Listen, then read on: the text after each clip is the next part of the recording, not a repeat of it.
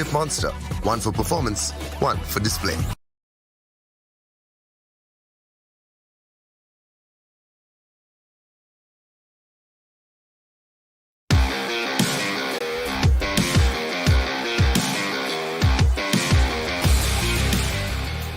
Let's see कि क्या यहाँ पर एक इंस्टेंट पुश आएगा या फिर नहीं, बट मीनवाइल अगर हम बात करें यहाँ पर टीम अननोन ई स्पोर्ट्स की, तो वो थोड़ा मुश्किल में जरूर से डालते हुए नजर आ रहे हैं। टीम केबीपी जॉर्ज को एक प्लेयर को उन्होंने स्पॉट करके नॉक किया और यहाँ पर भी वही चीज हमें देखने को मिलती हुई कि एक खिलाड़ी इनका थोड़ा पीछे की तरफ जरूर से मौजूद है। ग्रेनेड यहाँ पर जरूर से स्पैम किए जा रहे हैं। टीम अननोन ई स्पोर्ट्स के बापू जो है वो यहाँ पर नॉकआउट हो चुके हैं। रिवाइवल यहाँ पर देना बहुत ही ज्यादा क्रूशियल जरूर से रहने वाला है। वहीं अगर हम बात करें टीम केबीपी जॉर्ज की, तो अब उनको काफी वक्त मिल चुका है कि वो अपने आप को अच्छे से रीपोजिशन कर सके और अब खतरा जो है वो मंडराता हुआ टीम अननोन ई स्पोर्ट्स के ऊपर। पीछे से आप विक्चू को देखें कि बैक टू बैक वो जो डीपी के स्प्रे कनेक्ट किए जा रहे हैं, वहां पे उन्होंने ही शायद बापू को नॉक करा था या फिर दूसरी प्लेयर थे जिनको उन्होंने नॉक करा। इस वक्त उनके पास मौका है कि यहाँ पे थर्ड पार्टी जरूर करी जा सकती है, बट शैडो को आप देखें ऊपर जाने को पूरी तरीके से तैयार है और सामने वाला जो प्लेयर था उन्होंने अपनी पोजीशन यहाँ पे रिवील कर दी। इतने ज्यादा ओपन में तो आप नहीं आ सकते, गलती उन्होंने करी, पनिश करा गया। इसी के साथ एक प्लेयर खत्म। मुझे लगता है एक आखिरी प्लेयर रैक्स बचेंगे अपनी टीम से, वो भी खत्म। और इसी के साथ टीम अननोन ईएसपी 4 फिनिशेस के साथ पाब्लो वो पूरी तरीके से खत्म हो गए। यू डॉग ब्रूटल के पास एक बढ़िया एडवांटेज था, अब वो डिसएडवांटेज में कन्वर्ट हो चुका है। बीस्ट बहुत ज्यादा मुश्किल में, चांसेस कम कि यहां से वो सुरक्षित सही सलामत अपने बाकी दो प्लेयर के साथ पहुंच पाए। बिल्कुल पीछे से उनके खिलाड़ी जो है वो कवर फायर देने के लिए मौजूद जरूर थे। थोड़ा बाहर की तरफ एक अच्छा कवर फायर आएगा भी, एक प्लेयर को नॉक किया, लेकिन अब वहां पर जो खिलाड़ी वो पुश करेगा। एक और खिलाड़ी को यहाँ पर नॉक किया। ग्रेविटी को टीम यूडॉग यहाँ पर थोड़ा कमबैक करते हुए जरूर से नजर आ रहा है, लेकिन यहाँ पर 20 की बात करें तो वो भी डाउन हो जाएंगे। अब यहाँ पे टीम यूडॉग की बात करें तो 2 खिलाड़ी बचते हैं जो कि थोड़ा दूर हैं, एंड टीम गॉडसा के प्लेयर जो नॉकआउट है शायद उनको यहाँ पर रिवाइवल मिल जाए, लेकिन उसी के साथ एक बढ़िया इंस्टेंट पुश हमें देखने को मिल जाएगा। ग्रेनेड को कर रहे, अगर एक कनेक्शन बनाता है फिर बहुत मुश्किल जरूर से रहने वाली है, लेकिन नहीं, अभी के लिए यहाँ पे ग्रेनेड जो है वो कनेक्शन बनाएगा एंड एलिमिनेशन हमें देखने को मिलता हुआ टीम गॉडसा ई स्पोर्ट्स का। टीम यूडॉग बहुत ज्यादा लेम हो जाएगा, बट चलिए थोड़ी देर में उसके बारे में हम लोग बात करेंगे। बट टीम्स की बात करें, अपनी टीम से अकेले प्लेयर यहाँ पे हैं। अंकुश को उन्होंने इस वक्त थोड़ी देर के लिए रोका जरूर है, अंकुश लगाई गई है उनके ऊपर। इस वक्त उनके जो प्लेयर हैं फाल्कन जा रहे हैं बचाने के लिए, कोशिश की जाएगी, बट आरजीबी के बाकी जो प्लेयर थे वो भी यहाँ पे आते हुए। कर्स गॉड की बात करें, उनकी एचपी बहुत ज्यादा इस वक्त कम हो चुकी है। मुझे लगता नहीं है कि अंकुश को वहां पे रिवाइव किया जा सकता है, एक के बदले 2 ना दें तो ज्यादा बेहतर होगा। एंड स्ले की स्कोर जिनका पिछला मैच बहुत ज्यादा बढ़िया था, इस वाले मैच में शुरुआती दौर में 2 प्लेयर को खोते हुए आपको वो दिखाई देंगे। बट आरजीबी अभी भी उनको यहाँ से निकलना पड़ेगा, बट अभी भी आप देखें स्पीड उनके पास, हीलिंग्स नहीं है, उसके बावजूद वो आगे जा रहे हैं रश करने के लिए। कसगोट सामने की साइड पे मौजूद रहेंगे। पास की बात करें यहाँ पे थोड़ा सा जिगल पीक करते हुए आपको नजर आएंगे, और इसी चीज के मैं बात कर रहा था, इतना ज्यादा ओवर एग्रेसिव आप नहीं जा सकते। बैक टू बैक 2 नॉक्स उन्होंने निकाले, चिप्स यहाँ पे मौजूद रहेंगे। व्हाट, तीनों प्लेयर को उन्होंने डाउन किया, और ये एक बहुत ज्यादा ओवर कमिट वाली सिचुएशन हमें आरजीबी के द्वारा देखने को मिलता हुआ। वो प्लेयर प्ले जोन के बाहर डाउन हुआ है कि शॉट्स नहीं पड़े, वो प्लेयर प्ले जोन के बाहर डाउन होता हुआ। आरजीबी इस तरीके की गलती आप नहीं कर सकते। उसके प्लेयर्स यहाँ पे प्ले जोन के बाहर डाउन हो रहे हैं, बट फिलहाल के लिए आरजीबी की बात करते हैं, क्लोज रेंज में 6-6 खोलने की जरूरत थी नहीं। मुझे लगता है उनको पता था कि उनके वेपन पे वहां पे 6-6 लगा हुआ। बट चलिए इसी के साथ बात करी जाए 7-8-6 की 786 की, तो उन्होंने एक बढ़िया स्प्रे दिया जरूर है डीपी से, बट पाब्लो वहां पे हील कर रहे हैं। शायद उन्हें पता नहीं कि क्या दूसरा प्लेयर वहां पे मौजूद है, शायद उनको पता नहीं था। पाब्लो हील करने में उन्होंने कामयाबी हासिल करी जरूर है, और आरजीबी उनके लिए मुश्किलें थोड़ी सी और ज्यादा हुई जरूर है। आप देखिए कि उनके जो स्पीड थे वो भी डाउन हो चुके हैं। 786 अकेले प्लेयर इस वक्त सर्वाइव करते हुए आपको नजर आएंगे। पाब्लो उन्होंने अपने आप को हील भी करा, और जो दूसरा प्लेयर उनको नॉक पड़ा हुआ था उसको भी यहाँ पे उठाने में कामयाबी हासिल कर लेंगे आरजीबी। मुश्किल है उनके लिए ज्यादा, क्योंकि ये 13वें स्थान पे अगर एलिमिनेट होते हैं, मात्र केवल जो फिनिशेस उनके पास है वही पॉइंट में तब्दीलियां होते हुए नजर आएंगे। बाकी कोई भी प्लेसमेंट पॉइंट उनके नाम जाने नहीं वाला। टीम यूडॉग ब्रूटल पिछले मैच में भी हमने देखा बहुत बढ़िया परफॉर्मेंस था, इस मैच में भी टीम आरजीबी को एलिमिनेट करने में कामयाब हो गए। iQOO उन्हीं की स्क्वाड है जो सर्कल के अंदर देखने को मिलेगी, और बढ़िया 2v2 स्प्लिट उनका हमें देखने को मिलता हुआ। देखते हैं कि विनर चिकन डिनर निकाल सकते हैं या फिर नहीं, क्योंकि अभी तक उन्होंने फिनिशेस नहीं निकाले। बट मुझे नहीं लगता आरसीडी वो चीज उनको करने देगी, जिस तरीके से खेल रहे हैं वो। मोक्ष जो नॉक थे उनको रिवाइव कर दिया गया, 5 फिनिशेस अभी उन्होंने निकाल रखे। आप देखें मात्र 22 मिनट का गेम चला है इसकी, और 6 टीमें 19 प्लेयर मात्र यहाँ पे सरवाइव कर रहे हैं। हेलगॉड नीचे मौजूद जरूर है, स्लैपी उनको भी यहाँ पे मोक्ष के द्वारा डाउन किया गया। आईओटी जिनके पास पूरा मौका था इस मैच में विनर चिकन डिनर निकालने का, आप देखें पूरी तरीके से बैकफुट पे जा चुके हैं। मात्र 2 प्लेयर उनके इस वक्त सरवाइव करेंगे और आरसीडी की स्क्वाड ये मौका छोड़ना नहीं चाहती। उन्हें भी पता है कि मात्र केवल एक ही प्लेयर है जो सर्कल के अंदर है। रियूक जिस तरीके से गाड़ी दौड़ाते हुए आए हैं, हेलगॉड वहां पे रीलोड कर रहे थे, 1-1 का सिचुएशन एंड रियूक को वहां पे डाउन किया गया। मुझे लगता है कि ग्रोजा का उनको शॉट पड़ा जरूर है, बट एक और प्लेयर जो रियूक के काफी ज्यादा क्लोज आए, क्या वो गलती कर रहे हैं? नहीं, चलिए वेनम पीछे हैं जो अपनी टीम को कवर फायर प्रोवाइड कर रहे थे, बट अब आखिरी प्लेयर होंगे जो अपनी टीम से इस वक्त सर्वाइव करते हैं और इसी के साथ वेनम भी खत्म।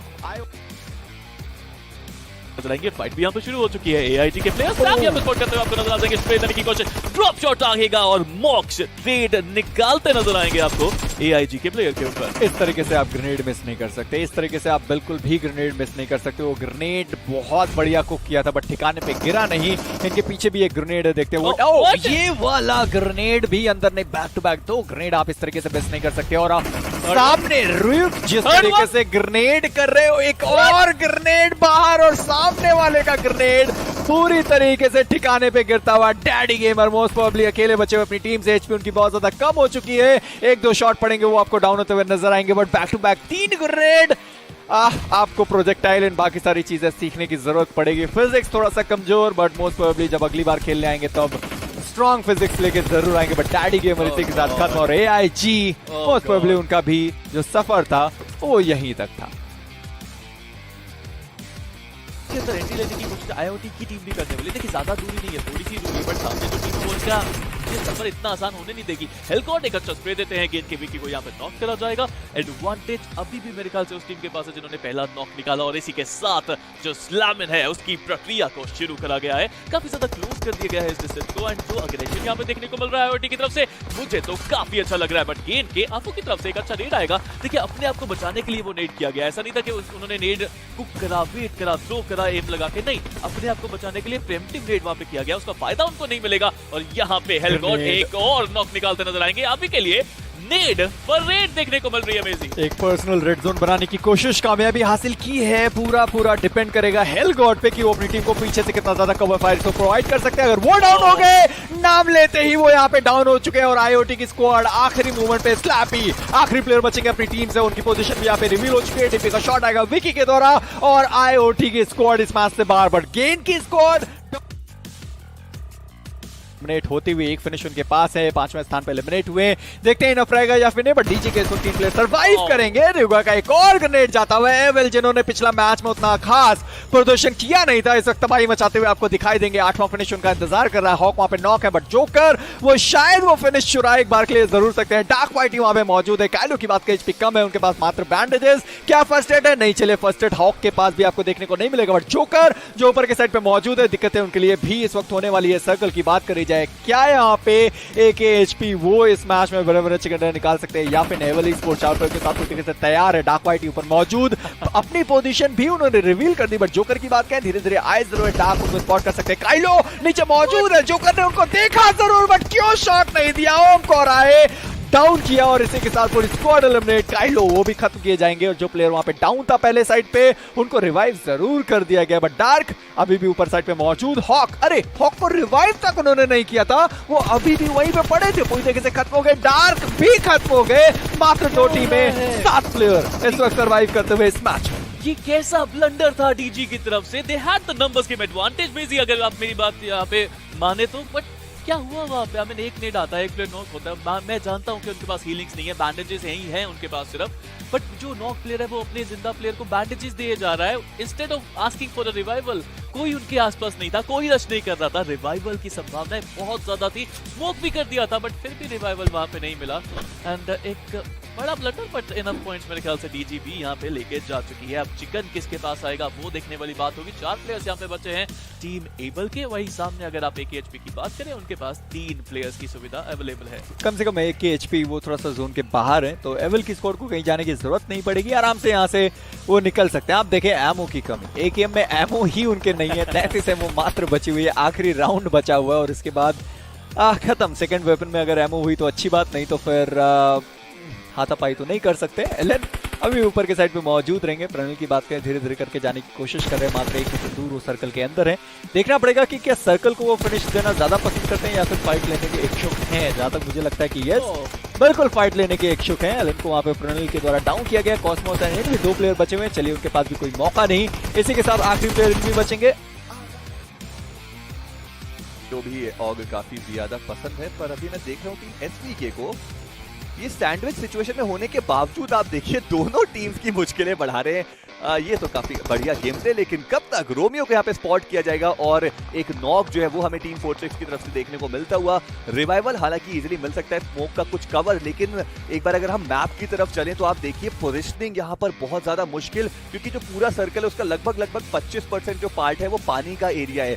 तो अब ये जो टीम मौजूद है इस पर्टिकुलर रीजन में, इनको अगर जोन के अंदर जाना हुआ और जोन अगर एक शिफ्ट लेता है यसनाया पोलियाना की तरफ, तो बहुत ज्यादा बड़ा एक चुनौती जो है वो उनके सामने जरूर से हमें देखने को मिलेगी। टीम O7 एंड टीम रा अभी के लिए एक दूसरे के आमने सामने सरप्राइज एंट्री देंगे। एक सरप्राइज एंट्री से पूरा का पूरा टीम एसपी का जो स्क्वाड है वो फिनिश ऑफ हो जाएगा, लेकिन कर दी देर, स्पॉट करके फिनिश ऑफ कर दिया गया उनको। यहाँ पे इतना अच्छा मौका था ना उन 2 फिनिशेस को निकालने का, उनको बस हल्का सा एफर्ट देना था, हल्का सा लेफ्ट में जाके 2 प्लेयर्स को एक स्प्रे में वो टेक डाउन कर सकते थे। बट यू नो थोड़ा सा डेयरिंग बनना चाहिए अब यहाँ पे प्लेयर्स को। बट वहीं एसबीके की बात की जाए, 2 प्लेयर्स अभी भी बने हैं, 14 फिनिशेस इस मैच में वो निकाल चुके हैं and they are absolutely ripping things apart today. CP के लॉफी बॉय अभी भी यहाँ पे सर्वाइव करते नजर आ जाएंगे। उनको स्पॉट करने की कोशिश यहाँ पे टीडब्ल्यू के आईजीएल, इजिप्शियन गॉड के आईजीएल की तरफ से और फाइनली स्पॉट किया। मैं बहुत समय बाद किसी को देख रहा हूँ वीएसएस चलाते हुए, भले फिनिश उनको नहीं मिली, फिनिश यहाँ पे स्कारल से अभी निकालने की कोशिश करी जा रही थी, बट अभी भी सर्वाइव करते हुए लॉफी बॉय आपको देखने को मिल जाएंगे and he is going to get finished as well. SBK के पास अभी भी यहाँ पे रोमियो बचे हुए हैं, क्या कुछ मैजिक देखने को मिलेगा? जी नहीं।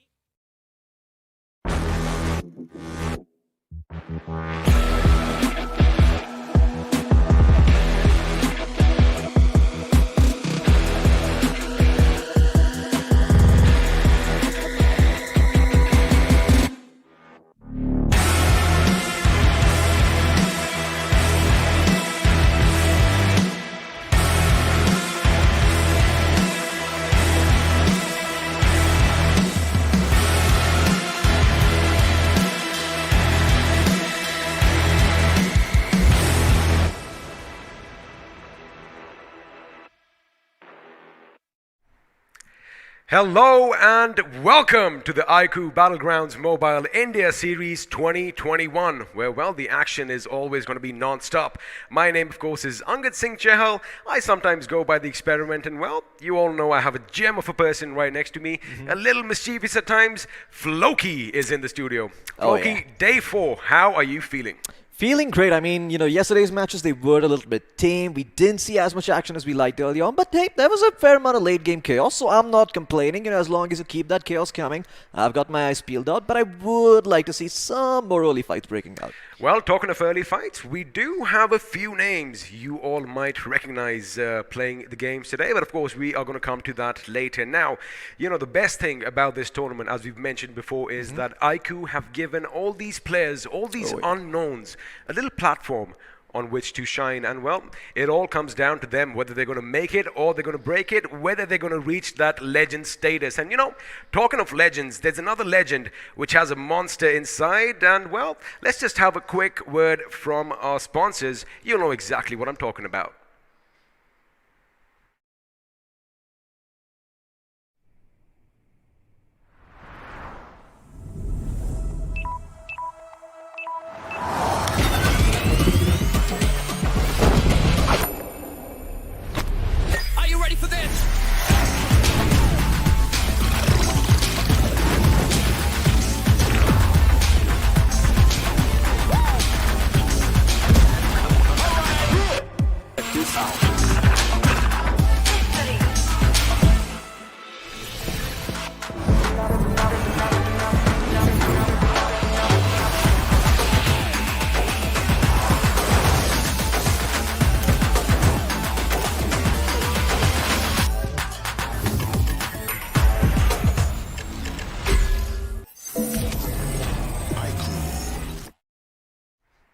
Well, you've seen it all, and we're going to talk about it a bit more. This device, this monster, has so many features, and talking of features, talking of the specs, let's just have them up on our screens right now. Of course, we have that Qualcomm Snapdragon 888, which means, well, processing is going to be done in the blink of an eye. Absolutely. I mean, you want to be able to listen to music and play BGMI and do tons of other things at once. So the Qualcomm Snapdragon 888, perfect for that. And if you ever run low on battery, well, there's the 66-watt flash charge. Just 22 minutes is all it takes to get it up to full charge. It's back to full juice, and you can game on an in-display Monster Touch as well. And these are not the only features to brag about. If you're paying attention during the promo, it also has an ultra-stable mode. So for those of you who tend to get a little bit too excited after your matches, you can still click good pictures. And yeah, well, you want to make sure you have a device that doesn't fail you. iQOO Legend 7 is just that. Speaking of stability, I am definitely one of those guys with the whole shaky hands, but of course this phone just negates all of that. Now, we were talking about legendary startups today. That is what a lot of the teams are going to try and achieve. Now, the best thing is we have an action-packed schedule placed in for you today, but before we get to that, let's just have a look at what all these teams are actually fighting for, because Floki, there's a lot of moolah at stake.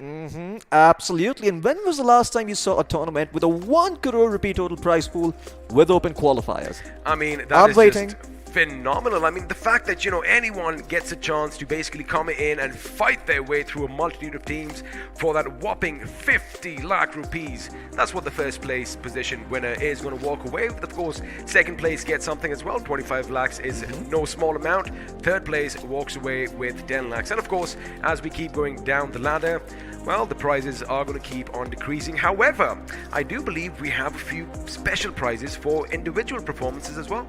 Yeah, absolutely. As you can see on your screens, right down there below the orange line, there is the MVP award for the player who is, well, by definition, the MVP, the most number of times, 1 lakh rupees for that man or woman. The Lone Ranger, 50,000 rupees for that. The Rampage Freak, most finishes by a squad. That's probably going to be split up between the players, 12.5k per person. The Redeemer at 50,000 as well. And there you go. Those are some of the individual prizes as well. So not just team performance to be considered, but also individual plays. Now, of course, the likelihood that you're going to be making a good individual play if you're down there a little bit low. But yeah, who knows that if you're in the middle of the pack, maybe you have some of these and maybe you get just a little bit of extra money back home. Well, we've had a look at all the prize pool that is going to be at stake. Let's have a look at how the points are going to be broken down. Of course, first place is going to walk away with 15 points. Second gets 12. Third gets 10, and we are going to be diminishing as we go down the ladder. Now, the important thing is 1 finish equals 1 point, which means, you've got to be aggressive. You've got to be swinging right off the bat if you want to make sure you want to accumulate all those points. However, have a look at 13 to 16. You do not want to end up in that position. Absolutely. You walk home with nada. Nothing at all in your pockets, unless, of course, you get a couple of finishes, which we did see a little bit of yesterday, not as much, but hopefully today we see teams making it more competitive. We see teams who, even though they may only have 1 finish with high damage numbers, seeing that they give a fight before they finally succumb to their wounds and bite the dust. But of course, if you want to reach the top, well, you got to make it to the top with the first place taking away 15 points, of course, and then 3 points going down at the second place to 12, and then subsequently you keep losing 2 points until you earn nothing. But enough about the points table. Let's actually have a look at the calendar itself, see what the day is looking like. I believe this is the last day before we take a small 1-day break, and then we will be back with some round 2 action. And the round 2 action is just going to get even more intense because we're going to be seeing only half these teams in that round. Although, it just takes 22 minutes for the iQOO 7 Legend to charge up, our players need at least a bit more time. I think 24 hours is going to be sufficient. Of course, we are today going to be playing the last day of round 1, following which on the 21st, round 2 shall begin on through the 24th, after which we have a couple of days off for Christmas, so make sure you have a jolly good time then. Round 3 is going to be commencing on the 27th of December through the 30th, after which we, of course, are going to be heading into the new year. Absolutely, and with the new year also comes the quarterfinals, starting off on the 2nd, a Sunday, a great way to start, well, your year with some good old BGMI action with 1 crore rupees at the helm, of course. Don't forget about that. But then after the quarterfinals, I believe we're going to be moving on to the semis as well, and that's where things start get really interesting and really close. Again, 4 days of, well, non-stop BGMI action with a 1-day break, of course, because like we talked about earlier, these players do need some time to recharge. But this is where things get interesting.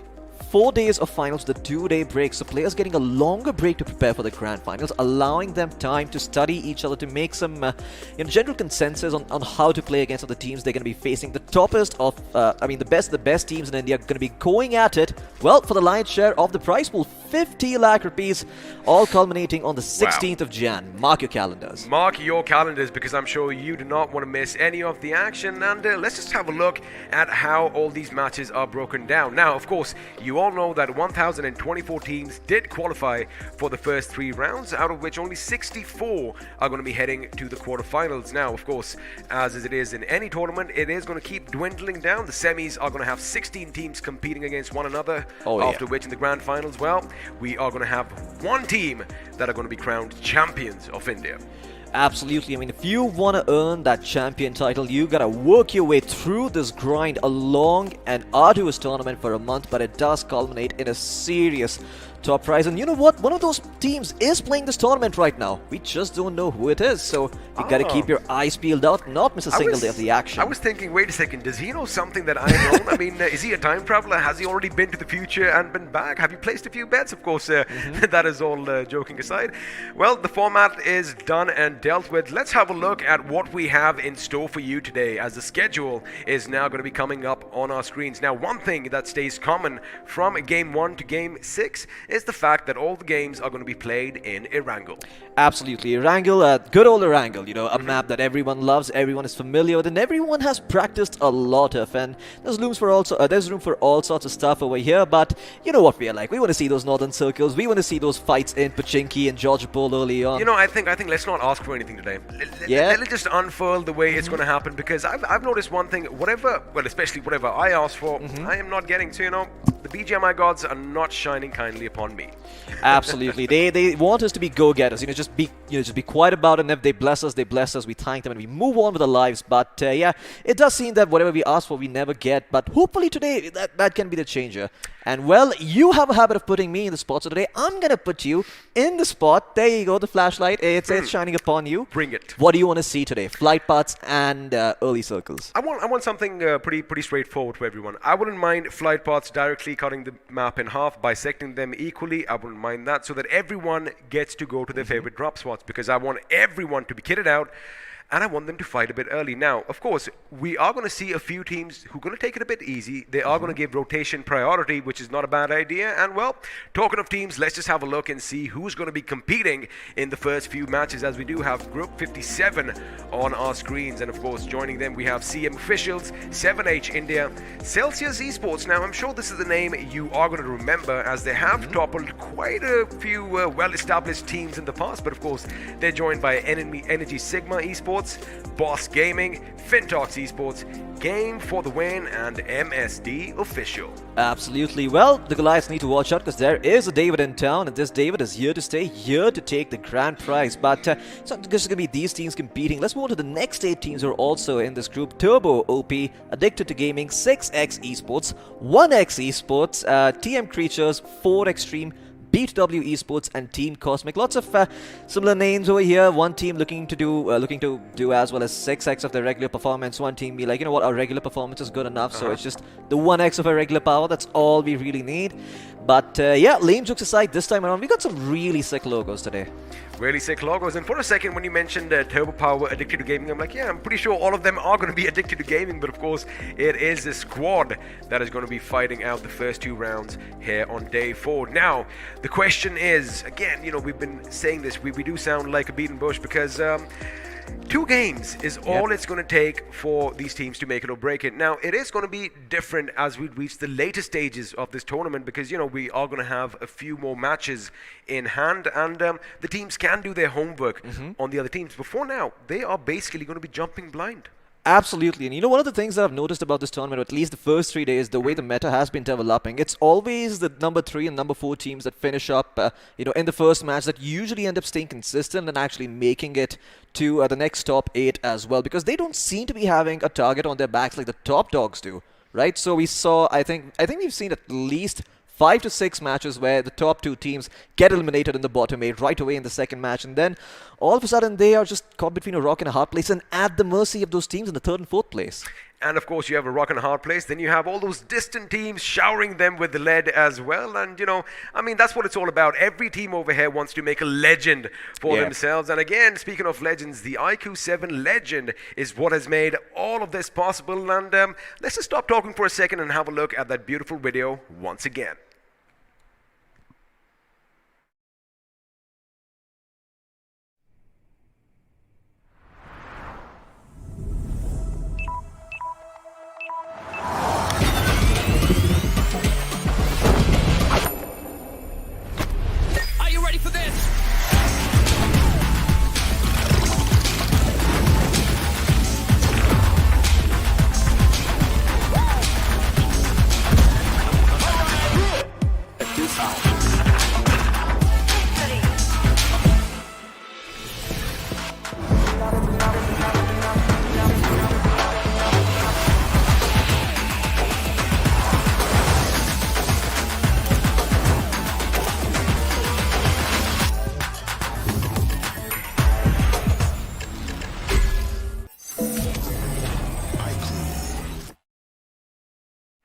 Floki, I mean, you did just mention a short while ago that you like listening to music while playing your game. Now, of course, this phone can let you do that with that Qualcomm Snapdragon 888 at your fingertips, but I don't know whether to say I want to play with you or against you, because it's a dangerous proposition. What about the footsteps, or are you that good? So let me tell you something about myself. Every game of BGMI I've played, I've straight up dropped into Pochinki. That should tell you all you need to know. Alrighty, so basically I think he's entering the lobbies quite often because, well, I mean, with the music on, the footsteps are going to be a little difficult to hear. But again, that is not going to be the case today. All our teams are pretty much ready. I do believe they are already frolicking about on the spawn island. No music in their ears. Of course, it's going to be the comms. That is what they're going to be hearing. Now, I wish we could be a fly on the wall in, in the corner of some of these squads, because I just want to know what happens when, all that pressure is mounting on them. And, well, speaking of Spawn Island, let's just have a look for ourselves what all these boys and girls are up to. Absolutely. I mean, soon enough we should be... There you go. We should be having a look at what they are up to over here. So a couple of people just meditating, relaxing, just taking in the sights by the water, preparing for the inevitable. But some of these other players just seem to be a bit more angsty and, well, let's just say a bit more hyperactive. They like to taunt their enemies in their face. Some of them like to dance. Some of them like to, I don't know, just throw a couple nades here and there. That's what I would be doing. Oh, yeah. All day, every day. And I've gotten up to that fin of that plane and I've fallen down so many times. But again, you get back up. Oh, yeah. And that's what it's all about. Absolutely. I mean, movement is also one of those underrated aspects about this game that, sure, new players, they don't really tend to focus on it too much because you're busy trying to get your aim right, but movement becomes more and more important as you move on, and especially in those late game situations where the zone starts closing in. Oh, you gotta be quick. Oh, yeah, absolutely. And if you don't quickly take, how should I say this, a quick assessment of your surroundings, you don't know where all the walls are, if you don't know where you're going to be pressing that jump key and at what time you're going to be pressing that jump key so you don't get stuck in the animation of going over the wall, well, you could be in a world of trouble, because at the highest level, that is the difference maker. It's all down to when you press that jump button, whether or not you get locked into that animation. Well, talking about getting locked in, I think all the weapons have been cleaned and oiled, and now it is going to be time for the match to begin. So we're going to bid you adieu from the studio as we are going to take to the skies over the green, luscious plains of Erangel, and let's have a look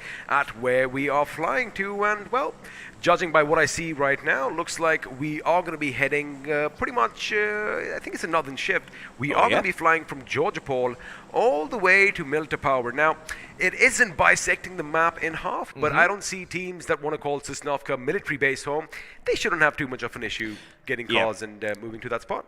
Absolutely. Now, if there are, how should I say this, a couple of nails that are sticking out that like to go towards Primorsk, well, they're going to have a slightly harder time, of course, that being a very, very long rotation. Could potentially just drop out early on, maybe towards Gatka, and then make the rotation towards Primorsk, get yourself some extra loot. And yeah, well, Sosnovka is also going to be open for the taking, but yeah, going to be lots of different places. In fact, just yesterday, I was wishing for shooting range to be there in the middle of it all. But today, it seems that my wishes are finally granted, so the BGMI gods, they do listen. They do listen. Again, it's all about, maybe you shouldn't be asking loud, just have a little thought in your head, and I think that is when they answer you the best. Of course, talking of the shooting range, I do see a couple of teams heading up north, and one of them are going to be the boys from 4 Extreme. So it does look like we might have some early skirmishes breaking out, and our wishes and prayers are finally being answered. But of course, all this is going to be second fiddle to where the new circle is going to form, because if it's down to the south, that is interesting. This could be dramatic, as a majority of the teams are still going to be content with the new circle, but the ones on the eastern aspect of Erangel are going to have to move. But looks like we might have action breaking out earlier than usual, as MSD have come under fire, and well, looks like Evil Eye is down on his knees. Absolutely, 1x Esports straight away off the bat, no mercy whatsoever, getting themselves a knock. But some of these players, they haven't even begun to find a weapon yet. They're still going around the map looking for something to search, and looks like elsewhere on the map, Dumbledore's also found a pick for himself. So yeah, 7H, well, they have got the party started, and knock converted into a finish, and it's going to be Naughty YT to do the deed. Well, this isn't Dumbledore's army, it is 7H India who are going to be opening things up, getting the first pick of the game. I guess they are going to be happy with that. One finish. Now the question is, they must be asking themselves, where are the rest? And of course, we did see, it was an Evil Eye, I beg your pardon. Wow. It was S5 who was brought down earlier, and well, looks like 1x Esports are going to make sure they put him 6 feet under. Absolutely, and now this is where the mettle of these teams is truly going to be tested, right? Addicted to Gaming, MSD official, just having 3 players on your squad means you don't have the same rotation opportunities that you would have if you had 4 people alive. You're also going to be sort of hard-pressed to take fights early on, unless you're the team that is third-parting, being on the edge of the circle a little bit, looking to come a little bit later. So you're going to have to play a lot more conservatively, and this is probably going to be the hardest thing for them to do yet, just being 1 man down. And I can just imagine if you're that person who's been eliminated right away, there's just have to be so much anxiety in you. I mean, well, anxiety aside, it's just going to be not a good feeling when you're the first one to be brought down. And basically, for the next 20-30 minutes, all you are doing is, you're a viewer, you're a backseat driver. You could help your team out. But again, it is going to be a bit of a blow right at the beginning. Now, what separates the champions from the rest is what they do now. Yes, you are down 1 man. However, we've seen the numerical advantage. It's been thrown out the window quite a few times. Yeah. Absolutely. I mean, it seems that the numerical advantage can end up not really mattering in certain situations, especially towards the late game, where it's all about positioning at the 6th or 7th circle. It's all about who has those compounds, who has those walls that provide them with some solid cover, and who is the team that doesn't have to worry about their backstab or worry about being sandwiched. If you can be one of those teams, then, well, the man disadvantage you're at can be nullified to an extent. The liberty of choosing fights at your discretion just sort of takes away from that a little bit. But in the meantime, we're going to turn our attention towards Team Turbo OP, who are having a very gala time towards the eastern part of the map, just looting whatever the hell they see inside, and then going in for the rotation.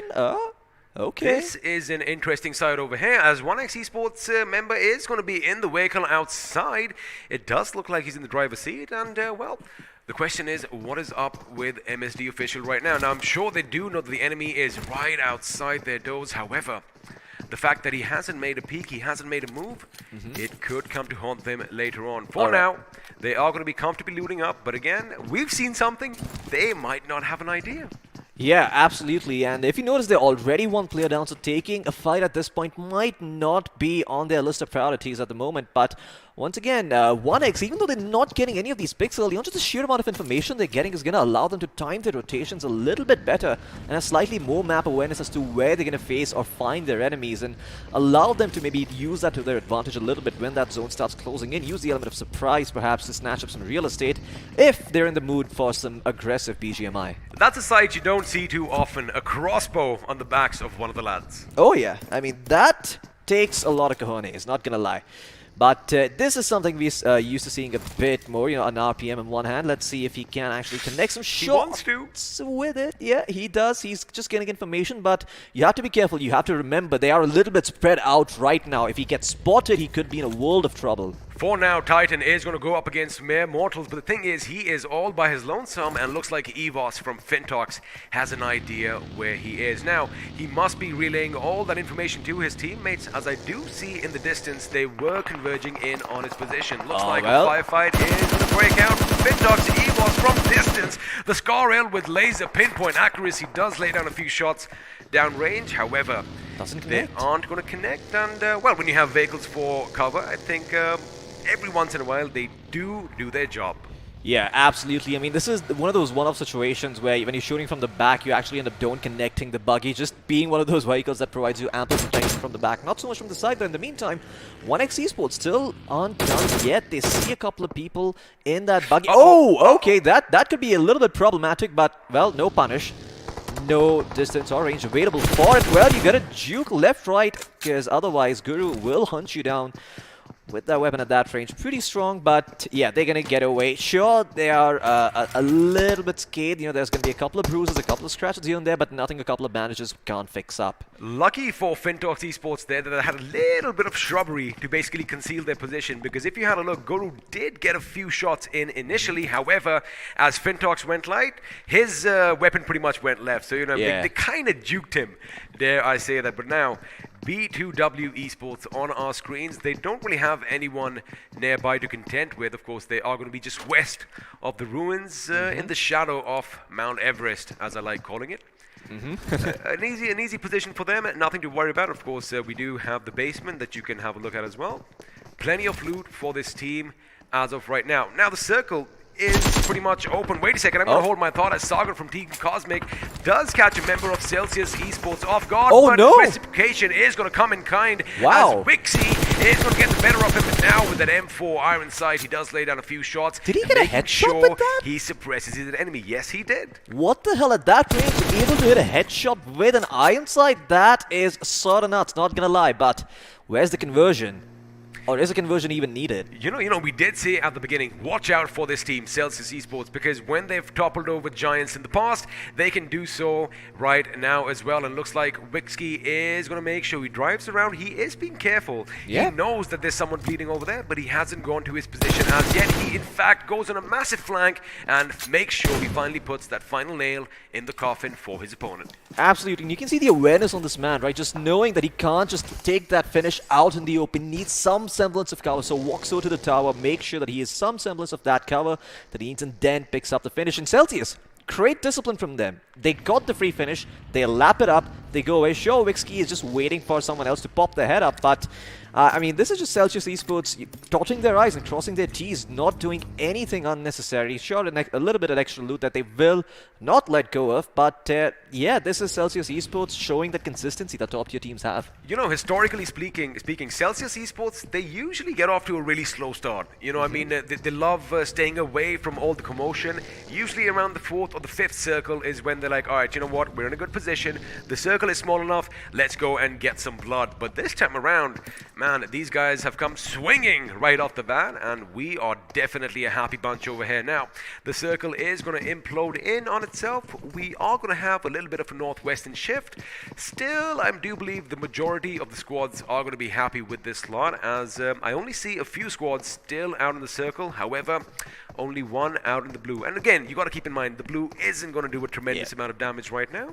So I guess we can let them be where they are. But again, we saw yesterday, some teams, they let it a bit too late. Absolutely. I mean, you know, once you start getting to the 3rd, maybe 4th circle, the blue can deal a lot of damage if you don't have the right amount of healing necessary to just tank that damage and go for the longer rotation instead. Right now, it is still feasible, and there are those longer rotations available. If you're someone who's stuck near towards farm, you don't want to go straight towards Pachinki, well, you can take a little bit of a drive around, make your way towards school instead.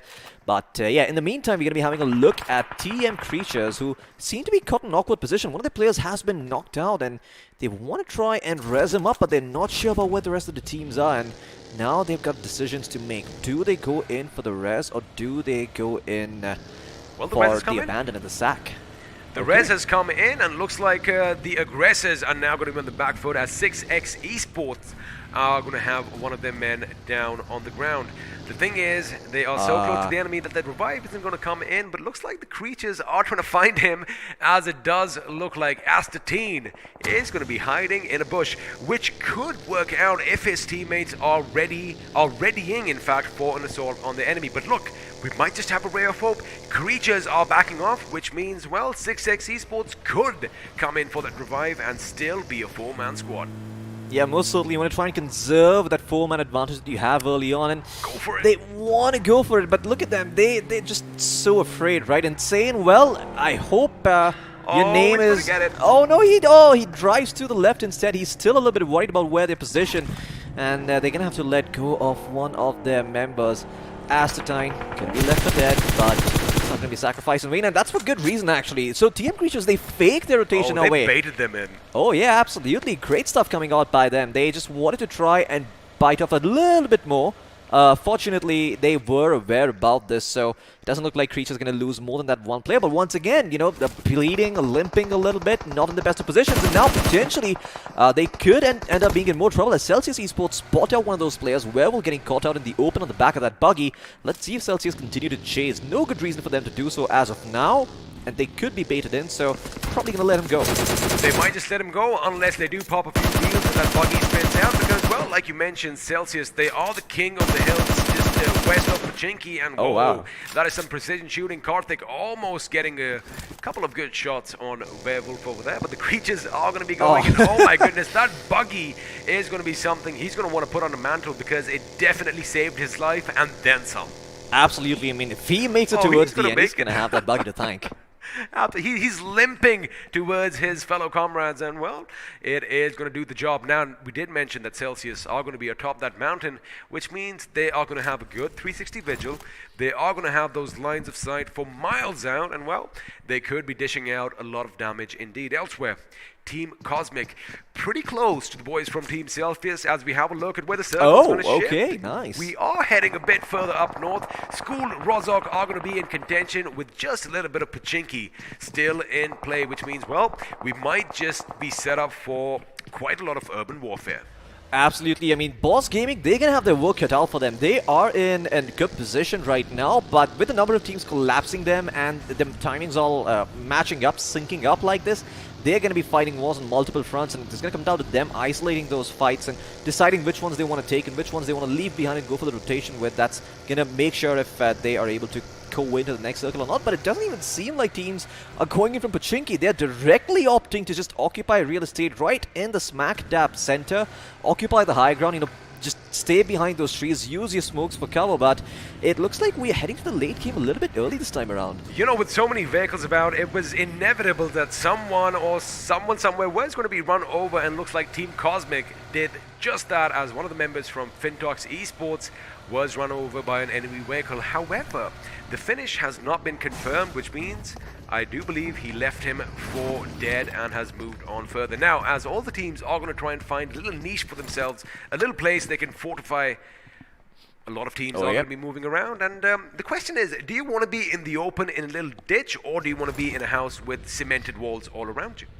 Great question. I mean, at this point, you probably can go away with being the team in the ditch and just get some extra information and get the hell out of here. But if you stay for just a bit too long, you're going to have a hard time holding on to these positions. We've seen what those nades can do when you're down there, and if you don't have those right vehicles to rotate out, even if you do, I mean, they just tend to be shot down, and this is exactly what happens. I mean, Hydrojod at that distance is looking to rattle off a couple of shots, does connect with a few of them. It's actually RDWNL who actually finds a knock onto one of those Fintox members.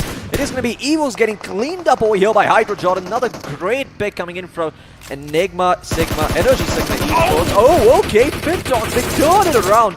And RDWNL going to be in a world of trouble. I mean, Energy Sigma, they will be able to get the trade finish as well, but yeah, Energy Sigma going to be in a world of trouble now as they have lost one of their players, and well, a 1-for-1 trade.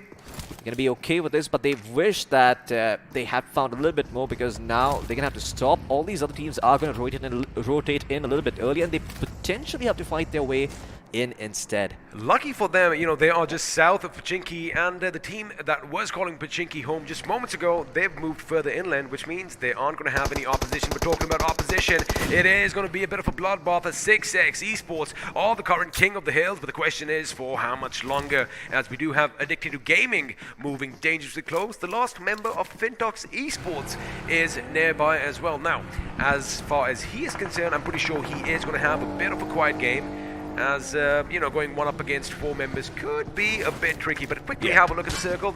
Only 3 teams in the circle as of right now, while everyone else is going to be migrating in sooner or later, which means we are going to have some drive-bys, and we are definitely going to have some vehicles go boom.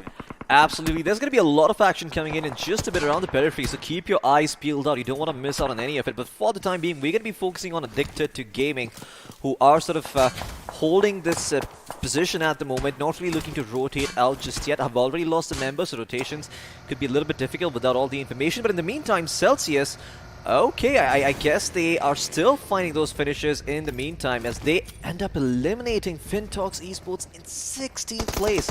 Not the way they imagined going out over here, but 6x Insane. Now they're looking to capitalize. They get one knock from both those members. Oh my god, they're going straight in. No fear whatsoever from both of those members, but they get punished. Celsius are like, not today, this is our house, and you just came to the wrong den.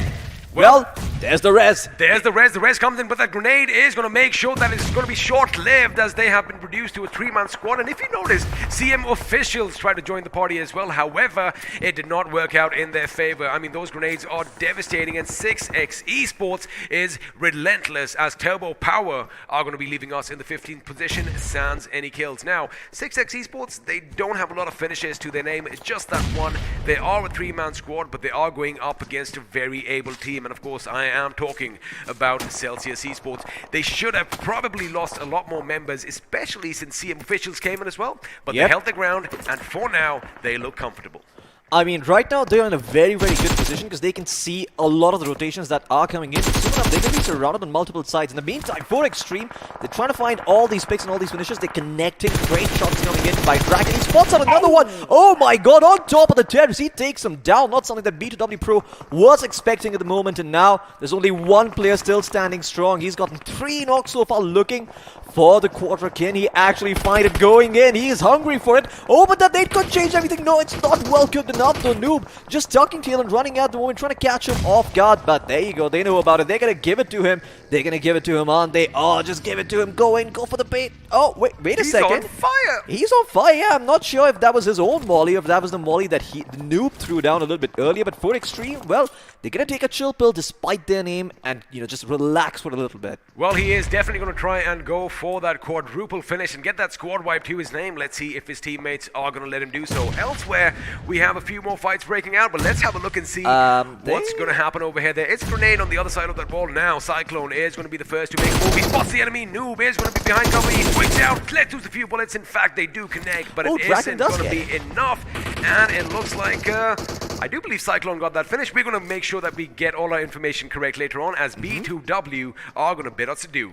Absolutely, and look at that. Right away, this is what I was talking about. This is what I wanted to see. 5 teams being already knocked out. It's just a couple of minutes in. Just 18 minutes. We haven't even hit the 20-minute mark. And now, there's going to be even more action breaking out because 7H India are in a world of trouble. I mean, 4Extreme, they've got a perfect angle on them. They can gatekeep them all they want, and they've just found some fresh loot off of the corpses of their enemies. Have a look at the minimap. Have a look at how 4X are spread out. 2 of their members are making sure they keep the northern team, that is 7H India, at bay, and while the other 2 are going to make sure anything coming from behind is going to be stopped dead in its tracks. Now, the circle is going to shift further up to the northwest. That means the school and the apartments are still going to be in play. And, well, talking about the school, I already see a few teams nearby. That could be a bit of a conflict later on, but for now, Draken does spot the member of Celsius, as Boss Gaming just pretty much willy-nilly just drives by, but that spray is beautiful. Wow. He gets one, he almost gets a second knock, and well, Karthik definitely has his work cut out for him now. Absolutely. I mean, Celsius, they were in a good spot just a few moments ago, but then a drive-by and then a third party later. They've 1 man down. With 3 players still standing, though, not a lot of teams that could survive with all their players in this situation. All their vehicles also sort of biting the dust, but the vehicles that their opponents left behind will come in handy. Just have a look at that destruction and carnage. 3 Yeah. burning buggies. You know that these guys were involved in quite a few firefights. Now we're going to focus back at the school as 1x Esports are taking the fight to MSD Official. Oh yeah, MSD Official. Remember, they had lost one of the members over here, so they're not fully strong just yet. Dropping a couple of smokes, just trying to hide where they're going to be moving in. But if they don't take the initiative themselves, if they don't start moving out right now, they could end up being surrounded by a bunch of teams, and that seems to be what's happening as a lot of these teams converging towards the general school area. Even Celsius Esports looking to take a part of the action elsewhere, and there you go, they've actually found a knock in the meantime, and 6x Esports will be eliminated by them as a result. So Celsius Esports doing a lot of work over here, but have to be a little bit careful because they might have walked into somebody else's territory. It's going to be TM Creatures who's trying to knock on one of their members. Can they get the finish though? They're trying to cover. Oh my god, those nades just not allowing him to get the finish. The nades shaking the ground, shaking the studio. Speak Up B is brought down now. Creatures, they've got their work cut out for them. They aren't going to be going for that precious because, well, they've got to be making sure that they stay alive. Karthik over here, survived by his teammate Max. 2-man squad, but boy, oh boy, that is a duo of destruction as Cyclone is going to be throwing a grenade. Unfortunately, he catches his own teammate. That could be devastating, but Karthik is going to burn as the Molotov does find its mark. However, the revive is coming in. One stray grenade could spell trouble. Oh yeah, Celsius, I mean, this is just them crossing their fingers, dotting their eyes, crossing their T's, hoping that there's no nade being lobbed in and their prayers will be answered. The BGMI gods feeling a little bit generous today. They've already had a rough start to deal with, losing one of their players despite being in a good position, as not very often does something like that happen, you getting a third party this early on. But for Extreme, they're not done yet, man. They want to make their lives even more hell. But before they actually reach Celsius, I believe there is going to be Boss Gaming standing in there. Where is there? Doesn't seem like there is. Karthik is actually in the house where the molly was tossed. See, the thing is, right now, they are in the apartments, and, well, they're all bad neighbors to one another, but now this is the deciding factor. Where is the circle going to go? It is going to be in no man's land. Everything's going to be out in the open, and I just see a little bit of fortification. I do know that the shack where Boss Esports are, but now for all the teams in the school, they still have that little wall that they could potentially hide behind. However, they've got to make sure they deal with one another, as MSD are going to be going up against another team in their vicinity now. For Extreme, they know where Celsius is. They have deployed some smokes. He is going to zig and zag his way in. He might spot the enemy, but oh my goodness, that was a beautiful setup. There was fire on the ground. He's going to drop and roll, which is exactly what he does, but that does mean it is going to take those precious seconds off, and, well, time is of the essence as Cyclone now has to decide whether he goes up and faces the wrath of Celsius all by his lonesome. Max, a one-man squad. Can he do it by himself? His teammate limping on the ground, looking to up him. I mean, he's just hoping that his teammate can hold on long enough to at least get the rest, but it's not going to happen. Max, okay. Looks like he is still trying to survive, and he needs to ducktail and run, but Celsius will be eliminated over here by 4 Extreme as they find themselves a lot of finishes. 9 finishes to their name right now, just bringing in the heat, backing all the action. It doesn't seem like they're going to be slowing down anytime soon. Now it's time for the rotation to come in, but back towards the middle, the shot that we were talking about, there's Boss X Gaming huddled up over there. They're just getting shot from every single direction. Look at that, there's going to be Team TM Creatures just crawling up, looking to get that piece of real estate for themselves, but there's also members of the game for the win. Oh yeah, just a complete cluster truck of sorts.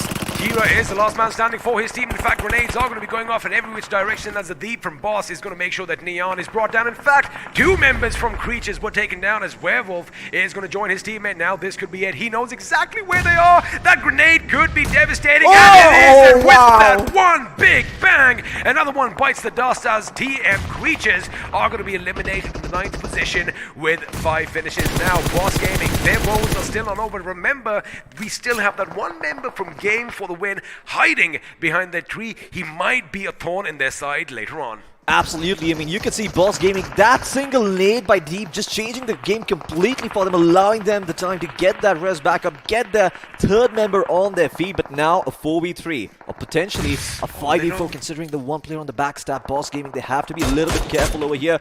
They're rattling off a couple of shots, they're attracting attention to themselves, and this could be problematic because there is 7H right in the vicinity. They hear the footsteps, Deep knows that someone's coming over here, and he just wants to be able to get the information for his team. Lucifer, you're playing a very dangerous game right now, my friend. A single nade being tossed in towards that shack could mean you need to get the hell out of there, out in the open where there's no cover. However, the thing is, for 7H to throw a grenade, they are going to have to come over that little line, which means they might expose themselves, and that is going to be a risky move indeed. Now, we did mention that the school teams, they are going to have that little bit of a corner for cover, which is exactly what they look. But have a look at Defaulter, right in the thick and thin of all the action. He does have that one smoke grenade next to him, but looks like the smoke is going to dissipate, and Cyclone, if he moves around a bit too much, he might just give his position away. For now, Draken does spot some enemies in the distance.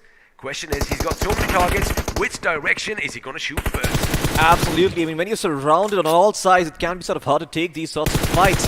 Oh my god, he's rattling a couple of shots off, and one of his teammates are down, but still not deterring him from taking these fights. 1x Esports, now they have a decision to make. With 2 players standing and 1 knockdown, they are going to go in for the res, and Boss still holding on to their position. They've discovered Kira, and Kira will not be taken down. It's actually 1x Titan coming in from the behind and taking down a deep over here. Sure, they get the world thorn in their side, but man, has it been costly. They lose one of their own players, leaving only Lucifer by himself, popping that medkit just to stay alive over here, and now he's going to be playing to survive with the blue closing in on him as well. Well, Lucifer is going to try and make sure he isn't taken to the depth of hell just yet. As of course, he is going to carry the torch forward elsewhere. Looks like 7H are going to open up. Naughty gets the better of Bracket, and wait a second, a little bit of help coming in from MSD. The last man, Defaulter, putting the final nail to the coffin, which means we're down to the final 4 teams. MSD again, still in the game, relentless with that AK. Rattles off shots to the right, goes to the left, and now fixes his attention on Root. However, 1x Root knows exactly where he is. He gets out, he jumps, he shoots, he does not miss. Oh my goodness, this man is made of steel as he's dodging bullet after bullet, but now he just has a sliver of HP. Question is,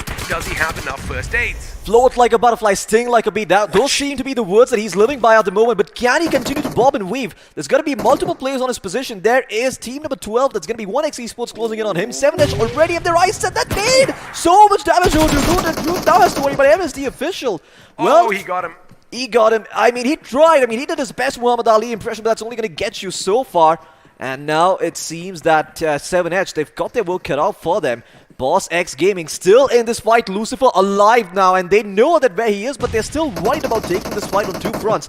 Just 1 player each. They have to be careful about splitting up their resources. They focus on one side, the backstab could come in from the other. It could come in, but looks like Root is going to be taken down, and now the devil himself is left against a hungry team. 7H Esports, 7H in there, all 4 members alive, and there you have it. 12 finishes already. They are going to try and make it 13, which is exactly what's going to happen unless we see something dramatic overhead. Nah, it's not going to be that dramatic. 7H, let me tell you one thing. They have the northern side of the final circle all to themselves. They held their ground, and while everyone was losing their heads around them, they kept their composure, and they racked up those finishes. And well, along with the finishes, they walk away with that chicken dinner as well. Absolutely Delicious. great stuff coming out from them. I have to say, just staying completely calm under pressure. They knew they were in a good spot, and they knew how to play that as well. Many a times when players have an advantage and they're spoiled for choices, they can have a hard time just, making those decisions. See, especially like you're talking about decision making, when you mentioned, Boss is in that shack. Had they come up to throw a grenade, they would have exposed themselves. Yeah. So they did think about the pros and the cons, and well,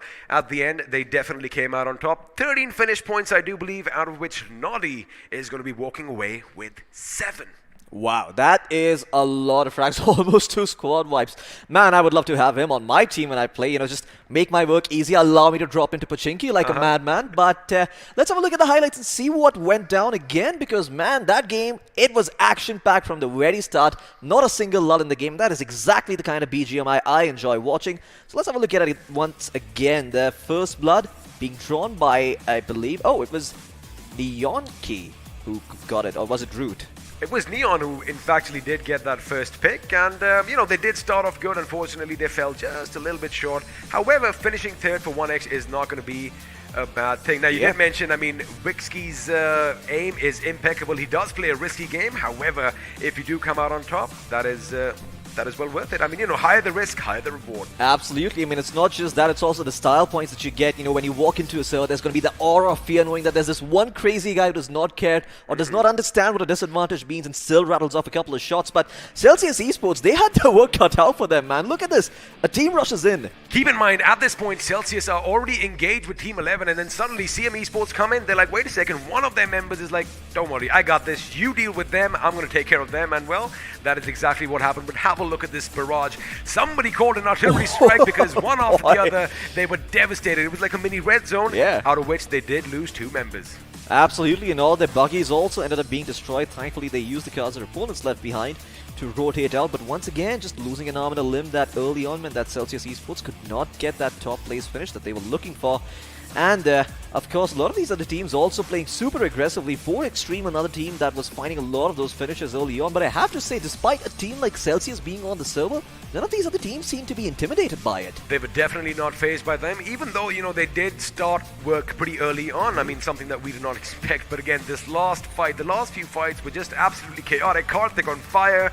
And I like the fact that, you know, they were going towards the enemy. As soon as the smoke cleared, we saw the ground was lava. Oh, yeah. I mean, that has to be one of the nastiest surprises you could have received there, because that molly actually changed everything. They anticipated that aggression coming in. He tried to go around, stepped into a molly, had to duck and roll, heal himself up, and just those couple of extra seconds that they got on the back of that allowed them to finish off those fights and then focus on him instead. But this is where things started getting really, really interesting. TM Creatures were also in a good position, but man, this single nade, wow.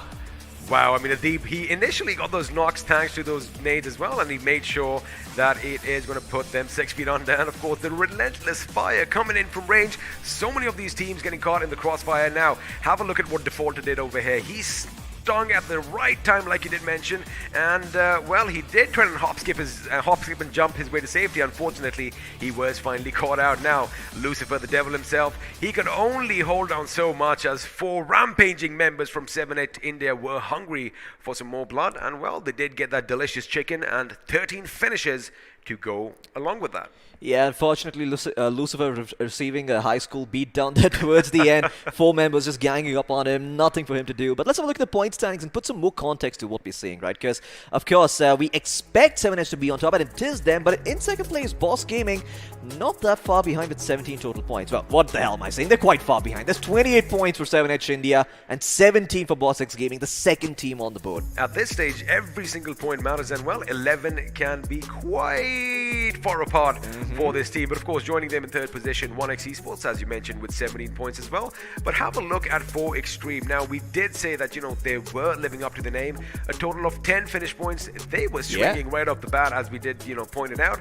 However, it is going to be 7H that are going to have those 3 finishes more than them, putting them higher up on the table. Now, if we have a look elsewhere, MSD Official, 5th position finish, not a lot of finish points, but the placement points are definitely going to help them as they get a total of 11. Oh yeah, I mean, 11 total points for them, followed by Celsius Esports, who we were expecting more out of, but, you know, in considering the situation they were in, they performed out of their minds still. 7 points to their name. Thankfully, there is a second game where they can make a name for themselves. And, well, if history is to repeat itself, we know what's about to happen to 7H India. So you better watch your backs, because there is a bullseye painted right there. And there are going to be a couple of teams, you know, starting your game, looking at what you do, and trying to make sure you're out of the game early on. You know, on the other end of the spectrum, Addicted to Gaming, 16th position, not the best finish. Maybe they might want to sober up for the next game and come out with a different game plan, because we did see them try and pick a few fights. Unfortunately, that confidence was not exuding. You could make out that they were trying to back off, and well, getting shot in the back is going to hurt just a little bit more. Yeah, and I mean, all of these teams in the bottom, it always sucks being there, but there's still a ray of hope. There's a faint glimmer of light. There's a silver lining in the cloud. But let's have a look at the iQOO MVP first, and then we'll move on to that.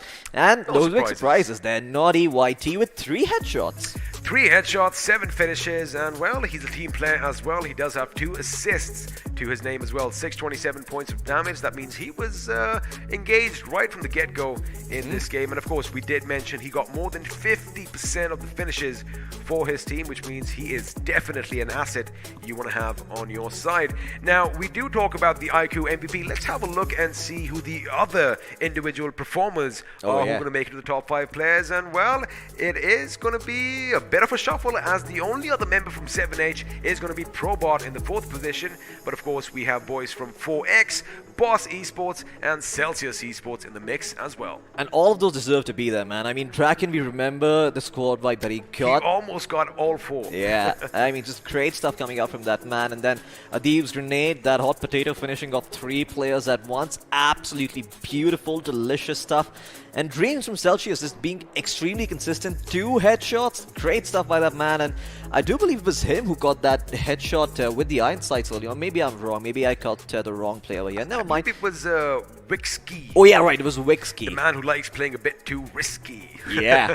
Well, I wonder what that rhymes with. I wonder what he does when he's done and when he's had a long, hard day of work. But let's have a look at the match summary and see some of the interesting stats. I am very interested to find out what the number of grenade finishes are.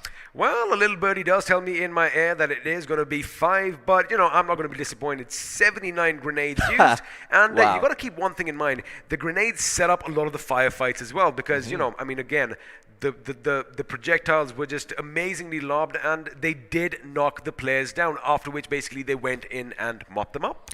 Absolutely. It seemed that all of those grenades being lobbed in, every single one of those grenades did a lot of damage. And overall, we're also seeing a lot more utility usage coming in today compared to yesterday, where the teams were a little bit squeamish. They were a bit like, nah, we don't really want to take fights right now. Nah, we don't want to take fights right now.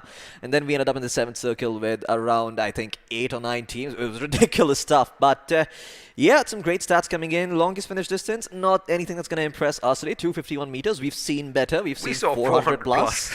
So yeah, no big surprises there. But a lot of rescues as well. A lot of knocks, a lot of finishes. So yeah, this is just the first match itself. I believe this is going to be shaping up to be an amazing action-packed day. If you look at the pattern, it kind of looks like since no airdrop has been looted, people are content with whatever weapons are available right at the beginning. Now, we've had a look at all these numbers and figures on our screens. Let's have a look at a few graphs, as we do have the finish to damage performance graph on our screens now. I like the fact that barring a couple of teams pretty much in the center, everyone did some decent amount of damage here and there. Absolutely. This is what I love to watch. Even though there are a couple of teams who have done, literally they don't have any finishes or damage to it, a majority of these teams have done damage. They have put up a fight. They have been the team to be like, all right, you know what? We're caught in a fight. We're not going to run away. We're not going to shy away. We're going to try and make the best out of the situation. Of course, doesn't end well for everyone, because then this wouldn't be a competition. But, there's clearly some winners over here. I believe it's 4 Extreme who has the highest damage done over here with 1,902. In a close second is 1x Esports with 1,750 almost in 3rd place, going to 7H, the winners of it all, 1,505. And I think this is one of those ratios that matters a lot more, is how closely your finish and damage matches. Well, you're absolutely right. Of course, I love the fact that everything is evenly spread out. But now let's have a look at who the top 4 squads from this game were. Of course, 7H India in the tippity top position with 13 finishes to their name, and that chicken dinner to go along as well. The hard-hitting teams, however, this time are going to be placed 3rd and 4th because, Boss Gaming, they might not have a lot of finishes, but those placement points definitely help. Absolutely, and this has been a consistent theme since yesterday. All the teams who are in that 3rd to 4th spot, sometimes even the 2nd spot with not as many finishes, do tend to be more consistent, do tend to get more points, and that is the better playstyle to follow in the long run. Sure, in the short run over here, you want to try and score as many points as you can, considering there's only 2 points, but if you're able to do this and just make it to the top 8, what else do you want? You don't want anything else. Well, I'm pretty sure if I start listing down what I want, it's going to be never ending, and this broadcast is never going to end, but we're going to hold on to that thought right now. I love the fact that, there was aggression right off the bat. That is something that we weren't really expecting because, we were expecting things to be a bit slower, especially with teams like Celsius Esports. Now, they might be sitting somewhere mid-table, but again, all these teams still have one more game in hand to try and make it to the next round. The pressure is definitely going to mount, but like you said, we might have a few targets painted on the backs. We might not. Maybe there might be a bit of intimidation. Maybe not. Absolutely. What I'm really curious to see is how the approach of 7H changes, because we really haven't seen teams change their approach when they're in that top spot, considering that these are just 2 matches. They should know there's probably going to be a big target on their backs. Perhaps they choose their secondary drop locations, not really focus on the first ones that they picked out this game. Although I do imagine that, if they do feel that they are going to be a little bit contested, they're not going to shy away from the fight because they're still on that runner's high, right? From that first game, knowing they've got themselves all these finishes, knowing that they've been very stable and very calm and, just been opportunistic. They haven't been someone who play aggressively for no reason or just are hungry for blood like Aztec Esports, like we saw on that first day. That was a team to watch, You never know. We might just have some back-to-back chicken dinners as well. It is going to be a long day, and this is just the first of 6 games that has been done and dusted with here on day 4 of round number 1. Of course, the action is going to come to an end after that, but it just starts all over again. Now, from the corner of my eye, I do see that all the players are getting ready to, begin game number 2. But before that, let's just quickly talk about another thing. Now, we saw some amazing accuracy this time. Yeah. We saw some amazing shots, and I like the fact that, me personally, I love my iron sights. Even at distance, initially I used to get a lot of flack as a player that, what's wrong with you?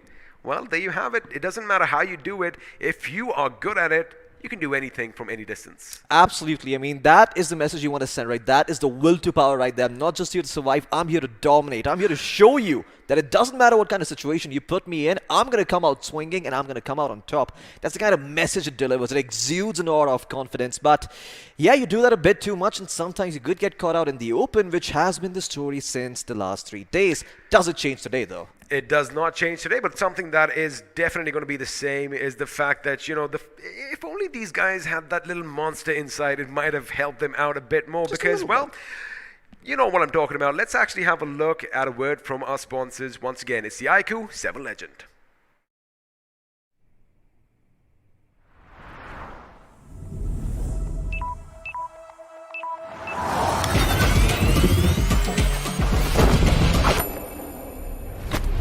Are you ready for this?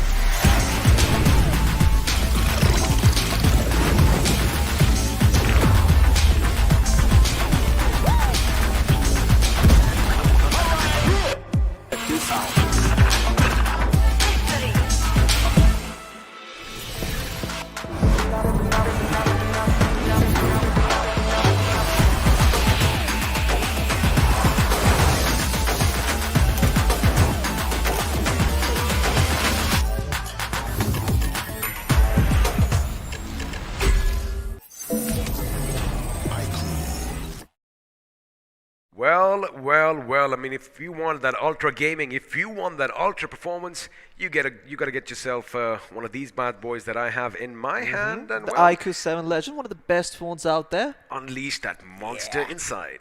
Absolutely. I mean, it's got everything you need, right? What could you ask for? A great camera, a great performance. So not only are you good for gaming, you're also good for hanging out with your friends, making those memories, going out on all those vacations. And yeah, well, when there's downtime, you're also going to be probably playing some BGMI. So it's got you covered for all of those I'm sorts pretty of sure events. that is going to be the priority. When you're on a vacation.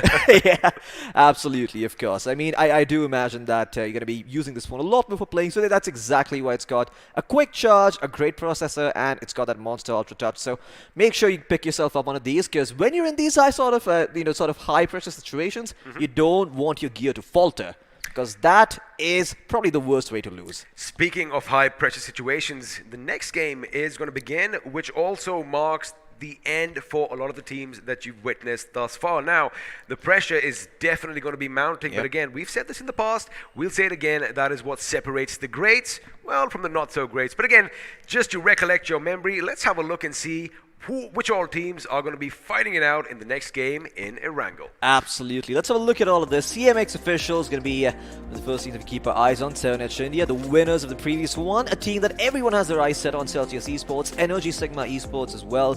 BossX Gaming, Fintox Esports, another name that might ring a couple of bells.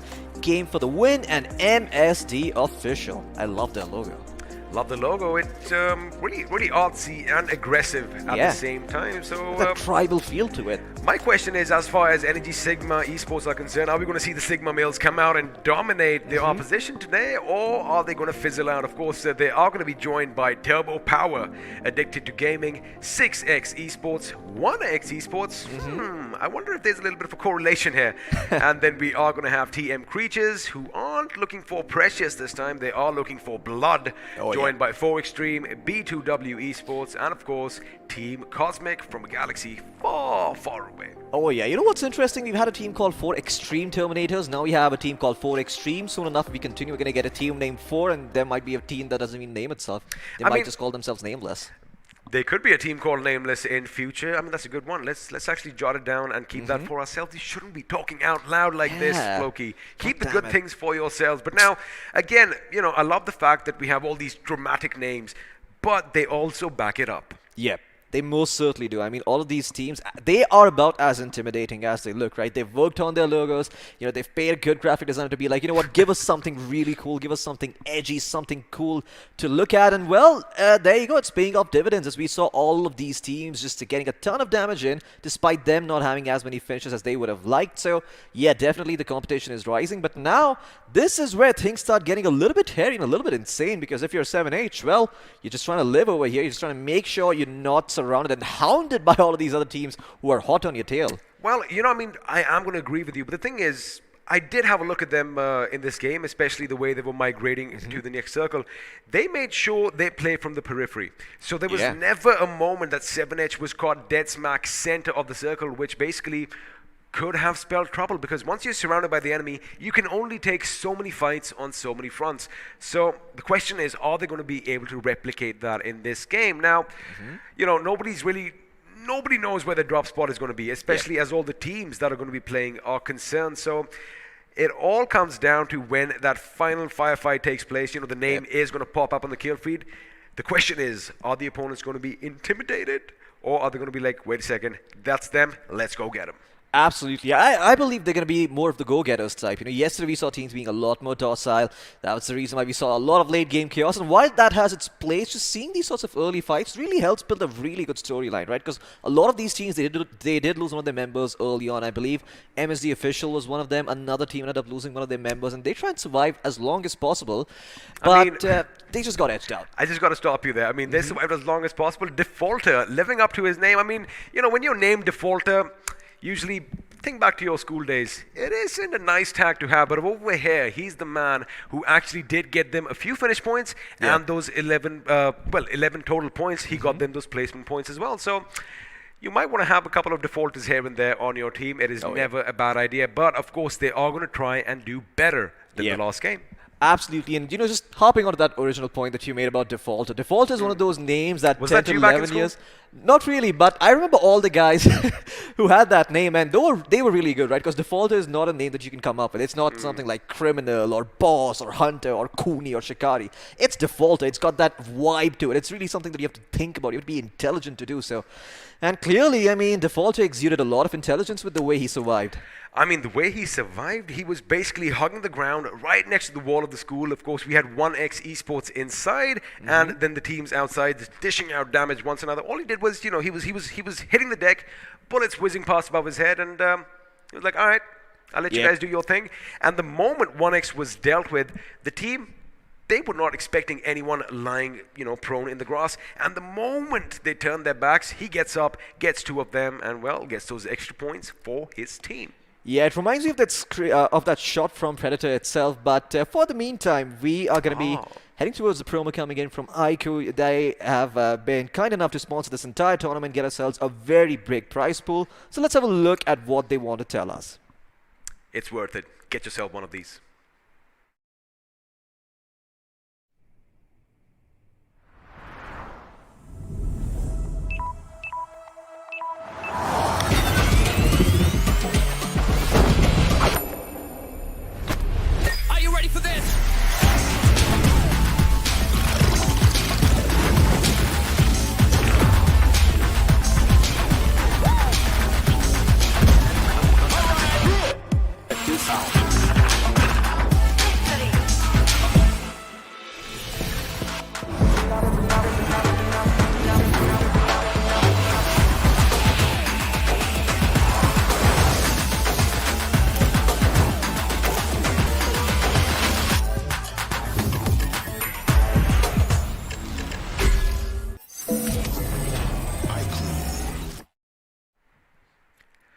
Well, there you have it, the official smartphone for Battlegrounds Mobile India Series 2021, the iQOO 7 Legend. Now, I'm sure all these statistics are going to be imprinted in your brain, so there's only one thing left to do.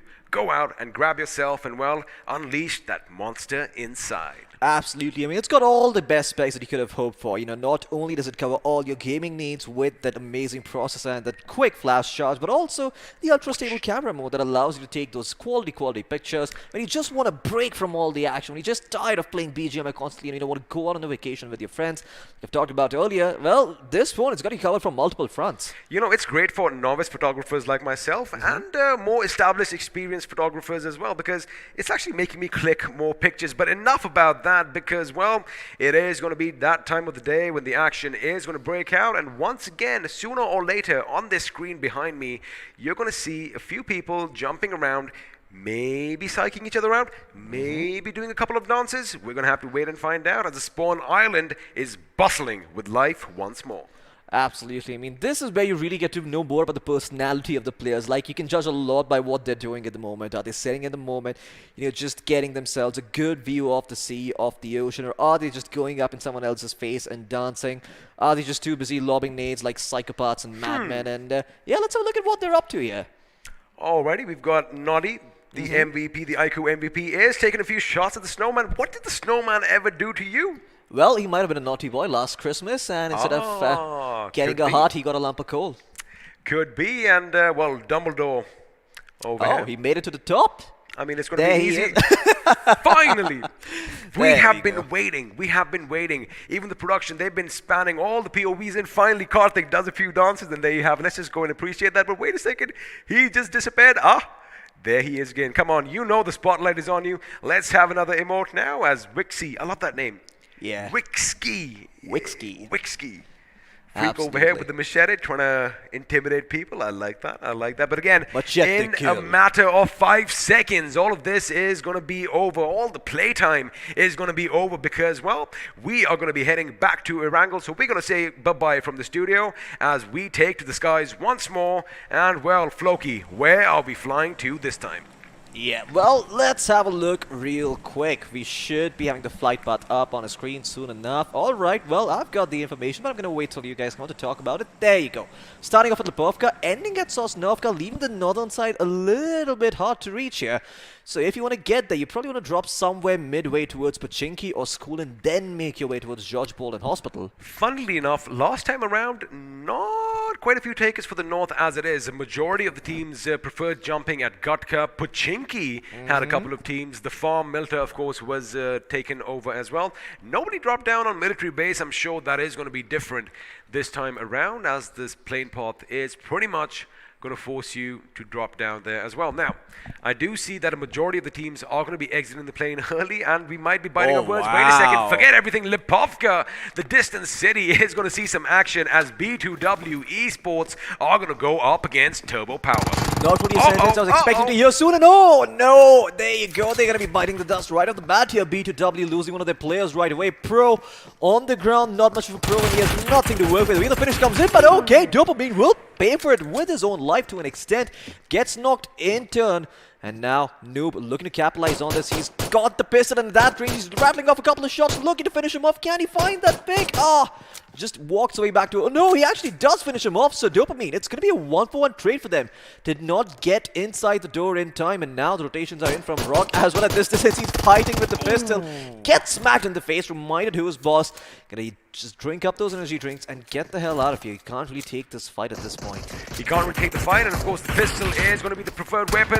Well, Rock does make it over that little fence away from harm, but now Noob's position has been given away. Arthur on the other side does have that mini 14 with the 3x scope, which means he can lay down some lead with precision, as now Turbo Power, the aggressors, are going to be cornered and pincered in. Question is, are B2W going to make a move on them now? Because if they let them loot up, that could be problematic for them later on, especially they are, you know, pretty much spread out thin. Yeah, absolutely. I mean, Turbo, they are in a little bit of trouble over here, and B2W, they're already looking to exact revenge at the moment. Augie also joining the party over here with his friends, and Rock just trying to be a sneaky little ninja, trying to get some information for his team and potentially just pick off a straggler that's looking to flank. Love his cosmetic style, completely, you know, bare-chested with that cool battle helmet that he's got on top there. Complete masculine energy. I mean, that is a Giga Chad. You know what else is cool? the circle that has formed. Now, of course, we are going to show that in a few seconds. Let's see if this is going to be a good grenade. It could be just a bit too long, as Turbo Power are going to be backing off slowly and steadily. However, what's happening here is B2W, yes, they are keeping point on them. They are keeping a check. However, Turbo, they're the ones doing all the looting up right now, which is going to be a bit problematic for B2W Esports later on. Let's have a look at Ghost. As he does lob that grenade, is it going to find it? Oh, It okay, does. that's- Unfortunately, it's on the other side of that cement. Yeah. I mean, he would have liked it to be, a little bit more closer to the window there. If it exploded there, could have dealt a lot more damage. But this is just smoke and mirrors, right? This is just allowing all the other members to just loot up, get themselves a little bit more utility, a little bit more ammunition, perhaps a couple of bandages and energy drinks here and there. But that's about it. In the meantime, we're going to turn our attention elsewhere towards Yasni and Pollyanna, where there also seem to be two teams looking for control of this territory. It seems to be team game for the win going up against CMX officials.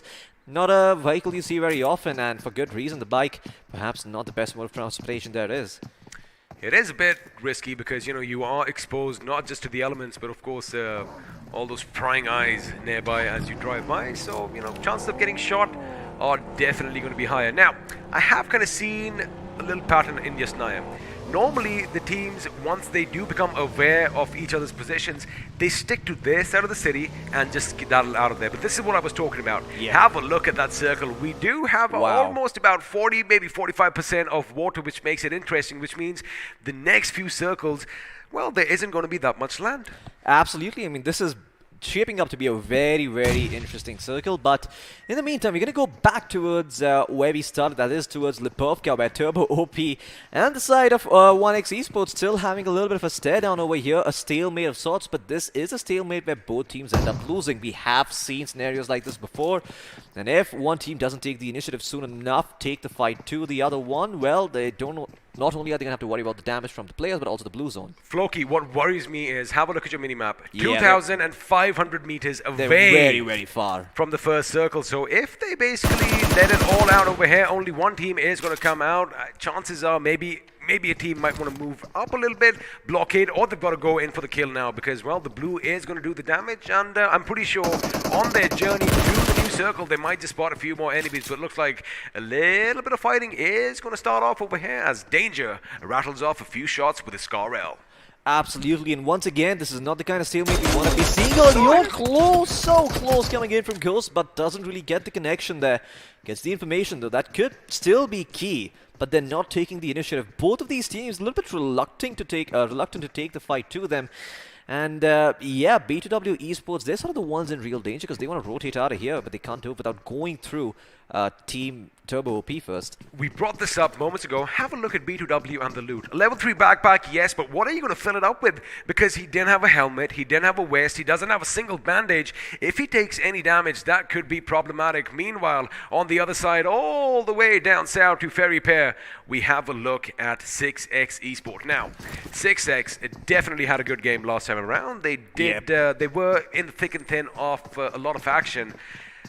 No opposition near them at this point. However, I do spot someone in the distance.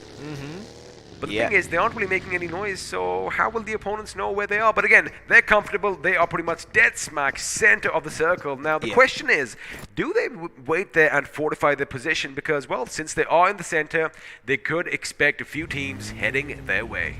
Absolutely, and you know what? The team that was passing by, it couldn't be any more poetic, is 1x Esports. Just giving them a little drive-by, but yeah, not really a drive-by. It's about as innocent of a meaning of a drive-by as it can get. It's literally them driving by and not really doing anything. Apart from that, but in the meantime, lots of teams still outside the circle looking to rotate in, and surprisingly, Pochinki is completely empty. Ruins is also unoccupied. There's a little bit of hospital in there as well that can still see a couple of teams coming in. Now, you could theoretically still loot George Bull and get in there because it's only the first blue zone, but there are a couple of teams thinking about the same plan. In fact, I do see 4x and another team going in there, but back towards Lipovka. The stalemate continues. No takers for the Sosnovka military base this time around, which is kind of disappointing, especially since more than half the island is in the circle. And for a second, it did seem like Team Cosmic were going to head there. I'm going to hold on to my thought because it does finally look like Addicted to Gaming are going to be unleashing a few bullets over here as the teams are going to be driving by, and you correctly mentioned it was 1x Esports, which means, well, 6x Esports are going to be nearby as well. Now, since those shots were rattled off, their position is given away. Yeah. Expect some hungry teams to drive by and, well, try and find the source of all that commotion. Absolutely, and that's exactly what's going to be happening soon enough. You can see 6x Esports, while they're still huddled up towards Ferry Pier, they're trying to get some more information because they are at the dead center of that circle. They never know when there's going to be another team crawling up from their flanks, and that's why they're kind of just a bit reluctant to move out just yet. 1x Esports, though, on the other hand, they are looking to get some prime real estate of their own. Unfortunately, some of the best compounds have been occupied over here by the side of 6x, so not going to be a lot of room for them to work with here. Oh my god, B2W, just call it quits already. It's been way too long over here. Look at Danger. He is dropped low courtesy of the Blues, and I don't imagine that the opponent's taking a couple of pot shots at him either. And okay, finally there's some action coming in. Coast is going to be the one to take matters into his own hands, get that knock going, and now looking towards the remaining players as well. They've got a long way back. I imagine this is going to be both of these teams potentially tying out to the blue. There you go. I mean, the circle has shrunk once again. The blue zone's going to start dealing more damage when it starts closing in, so they don't really have a lot of time to finish this off. You know, if either of these teams do make it to the next circle, there's going to be no one else to blame but themselves for their mishaps, as Danger is finally put down, as Augie is going to make a move as well. Now, Turbo Power worked quiet for so long. Now, Noob does get out of cover, takes a few shots. Unfortunately, he's going to be taken down. However, his teammate is going to be at hand, as Opthunk is going to go ballistic on the opposition. However, with that sliver of HP, it's going to be enough. He goes for the bandage. However, it's going to be Augie who jumps and shoots and makes sure he gets to his teammate in the nick of time. With that, ladies and gentlemen, the first team to be eliminated are going to be B2W Esports. And, well, I am not too happy with this. Elsewhere, it looks like Pika P just got run over by a vehicle. Oh yeah, I mean, that's one of the worst ways to die. Just getting run over and bulldozed by a buggy or a jeep or a car, whatever that was. But yeah, in the meantime, once again, look at the action coming out. Turbo OP, they want to get the hell out of the blue. The two of the players are knocked. Coast can't really res them because he will just get knocked himself. The funny thing is, they would have expected some loot and some meds from their opponents. Unfortunately, they don't know that B2W were in the same spot as them. Yeah, I mean, this is just about as worse as it gets. I mean, there was nothing to win over here for either of these teams, right? So lose-lose situations. Not too sure why not one of them just called it quits and rotated out of there. But I do imagine that Turbo OP were in a bit of a harder spot because they were the team that were in the direction of the circle compared to B2W. You know, I'm not going to jinx it, but I asked for something yesterday, and it looks like the final few circles might end up where, well, I want to see some action, but there you have it. Augie is going to scum to the blue, and, well, like we said, there's going to be no one to blame but themselves, because they could have made it out of harm's way a little bit earlier, but, well, they do have a few finish points. Even if they do manage to get one of their players into the circle, he might just try and survive for those placement points. But for now, it does look like the action is going to be in and around Quarry, as Team Cosmic do have the upper hand right now, with a few teams scattered nearby. Absolutely, Team Cosmic still in this game over here very much, but soon enough they're going to have to be worried about a fight on multiple fronts, as we see the circle starting to get a little bit more cluttered with all of the teams coming in now. No one outside the zone except for, I believe, Turbo OP, one of their players trying to make their way in. Ghost is still found alive. a vehicle. I don't think he's found a vehicle yet, so yeah, the rotation's going to take some time. But there is a silver line to this, right? Who the hell is going to expect him coming in towards late if he does survive? Well, if he does survive, that is going to be the question. And it looks like this time around, the airdrops that do fall from the heavens above are going to be looted, and the MG3 is going to be at hand now, of course, with a tremendous rate of fire. 660 in one mode and 900 in the other. You can rip through your enemy like a hot knife through butter. Now, let's have a look and see what was happening earlier. Now, this is that instant replay that I did want to bring up. Now, Noob goes in for the revive. Have a look at that. His teammate Arthur is going to go for that little patch up. Had he basically kept an eye on the enemy or an air on the enemy, it could have ended in a different way. But Augie goes for the revive. Now goes to the last man standing. My question is, have they all transferred their meds to him, or are they just going to leave it to fate? No, I do think he managed to pick it up towards the very end over there. But once again, now this is where things start getting a lot harder. The Blues going to deal a lot more damage to him. So good luck to the last surviving member from Turbo to try and make his way towards... It definitely isn't going to be tickling him anymore. It's taking chunks out from his HP. There you go. I mean, he's losing a weight as we speak. Chunks of his flesh, like you mentioned, being torn off slowly but surely by the blue. And there you go. Once again, the circle. This time not playing any cruel games, moving in towards where the actual land is. And Quarry, Gatka, and Fairy Pier towards the south. That seems to be the general geographic location of the circle. But there's going to be a lot of teams coming in from a single area. And look at that. That's going to be his end. Looks like finally Turbo Power are going to bid us adieu as the play zone is going to claim a few finishes for itself. With that, they are going to be bidding us It adieu. also wants a part in the BGIS. course He it wants a doesn't. part of the 1 crore rupee prize pool. Well, looks like we have a 17th team, ladies and gentlemen. It's the Blue Zone. But for now, Team Cosmic high atop their perch. They do see some movement in the distance as Celsius Esports are going to be in the warehouse down below. Now, the thing is, they do have plenty of cover as a lot of teams are going to be coming in, but sooner or later through windows, somebody gets spotted. And, well, Option does have a few options, and now he's going to go for the vehicles. That's exactly what I would have done. Absolutely great decision making over here. They see the vehicle, they're going to take it down, make sure they cannot get the hell out of here back towards safety. In the meantime, was that an accidental headshot that connected? From the other side. Oh, it's from the other side coming in. So now they're fighting a war on multiple fronts. There you go. There's Fintox Wiki just being an absolute thorn. So this is just all hell breaking loose for them. This is about as bad as it gets. And boy, oh boy, are they in a tough spot now. No vehicle. They can't move in from the other side either. They're just forced to fight in one direction at the moment. And Celsius Esports, once again, have to be a little bit careful. Wixky dropping rather low there, as I do see his helmet being completely destroyed.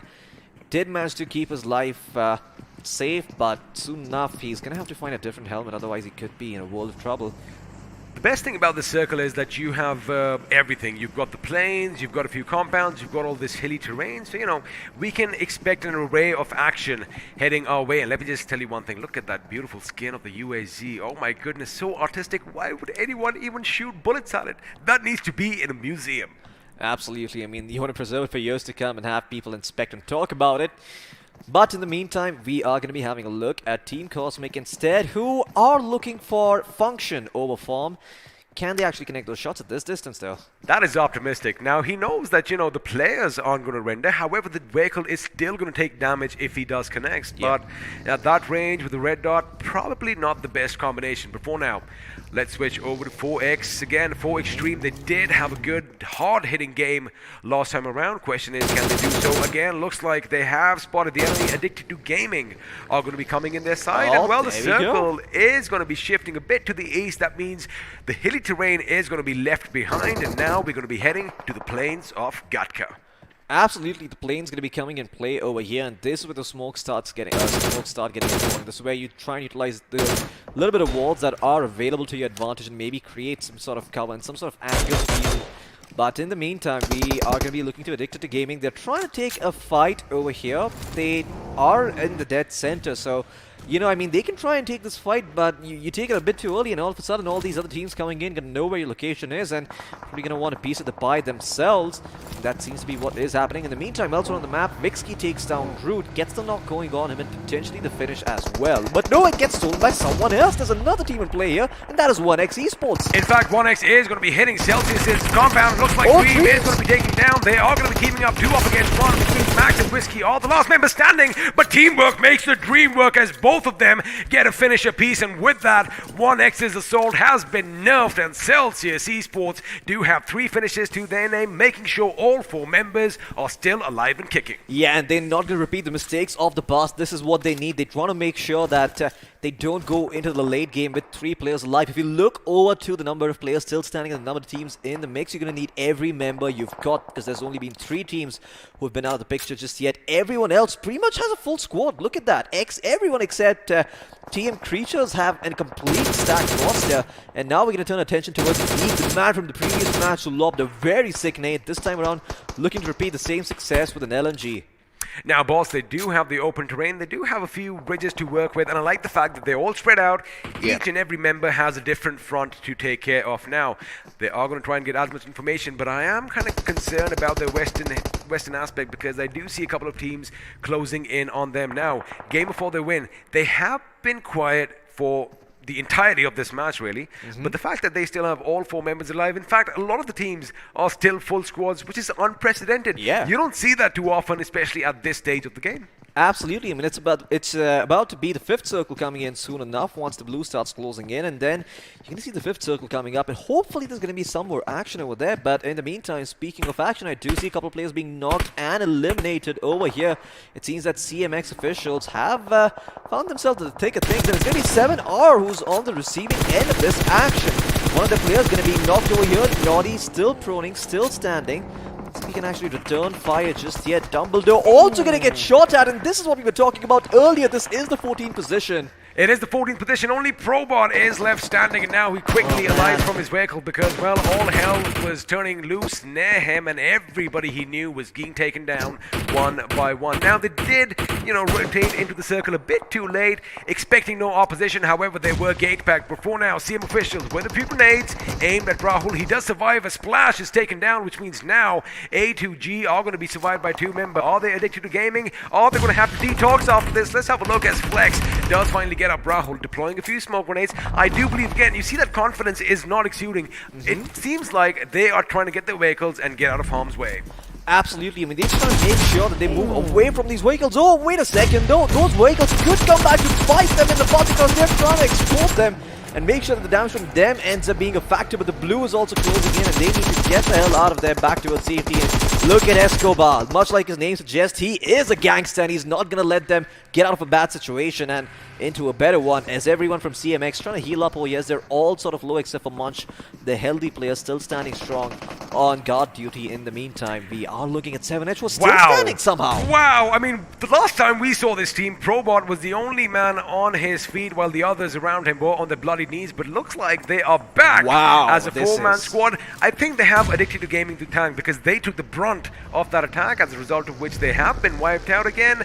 We did kind of say, that confidence was not on show for us today, and well, they have exited this game in the third position. Now a dangerous game as they are going to be driving by. They are rattling off shots as well. Pikachu really low on HP. Is he going to be dropped? Looks like Gucci has some ideas. However, he reacts just a bit too late, and 7H are going to make it through elsewhere. Looks like one team is going to drop against the enemy. Team 11 coming under fire. 1x Esports. No, it's 6x Esports. They have been wiped out, and Adib 3 finishes that MG3 doing all the talking. My goodness, how many times has this man been in this situation, just clutching it out for his team time and time again? Lucifer joined the party as well, but once again, there's time to get surrounded. This time around, there's nothing for them to fear. Grenade could be their end or be off, and look at Celsius Esports Scorpion. Shot! Smells blood in the water, gets himself 2 knocks, looking for the third one as well. The smoke providing some semblance of cover, but Karthik just toying with his foot, going left and right, just buying time for his teammates to come in. The Molly's gonna be prepped up, get in there, and boy, oh boy, are they all gonna drop. Boss Gaming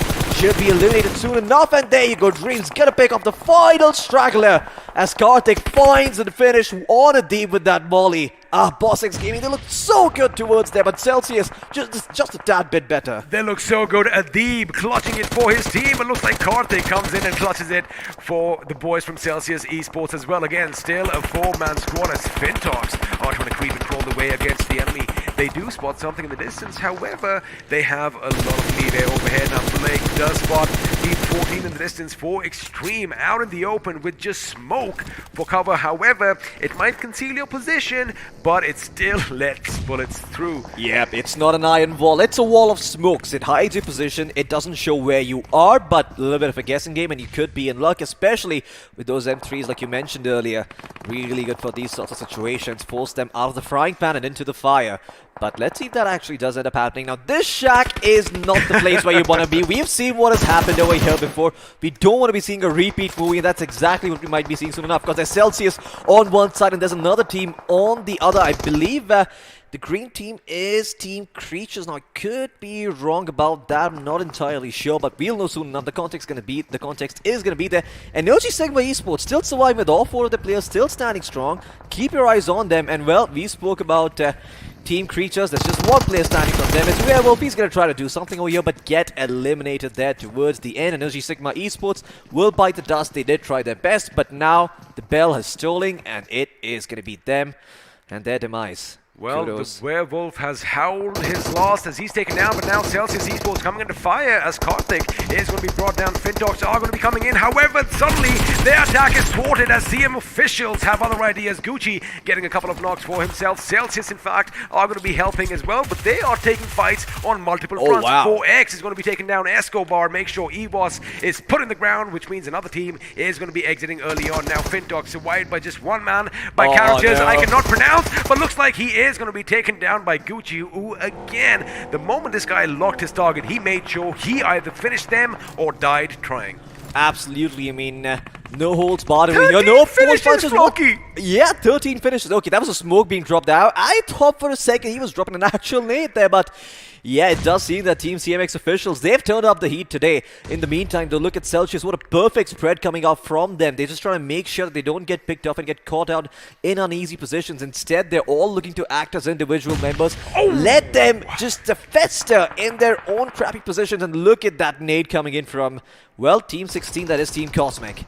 Well, it is going to be a bit problematic, although looks like Respite is going to be coming their way. Kira has his work cut out now. He is going to be the first in the line of defense, but keep in mind, they know their position behind the rock as Wixky is going to get a grenade knock off his own. Now, Option, he can't do anything as his teammate is going to be blown to smithereens outside as that vehicle blows up. Now, Option, the last man standing for his team. Question is, are the boys from Celsius Esports going to make a move? Because they know their numbers are being depleted, and from elsewhere, we almost wrote off game for the win. They are joining the party as well as Option is going to burn to a crisp, but no, he's going for that medkit, and sooner or later, just like the iQOO 7 Legends, he is back to 100. Oh my god, the Goddess of Fortune literally taking Option under his wing as the ball is dissipated in this position, and my god, he gets a knock for himself as well.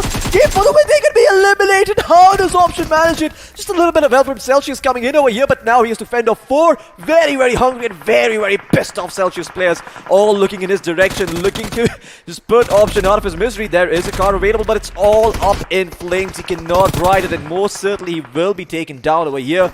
Celsius, they're going to get a bunch of loot to their name. The position's also secure. They don't have to worry about their flanks. Well, Team Cosmic have definitely run out of options as they are going to be exiting this game, which means now we are down to the final 3 teams. And there were 3. Just as we joined Top Fragger, a grenade does go off, shaking the screen just a little bit, but now looks like we might have a little bit of lull. Forget it. No lull over here as Dreams thought that his flank was secure, but Top Fragger has other ideas as he slinks back away from harm, making sure that they lose all their close. They do not want to give their position away. CM officials are not looking like in a good position. They are survived by just one man as Energy Sigma. Finally, the Sigma males are waking up, taking the fight to Celsius. Absolutely. Energy Sigma Esports were relatively quiet for the first game, but this time around they've made it to the top 3 over here. Can they dethrone the champions?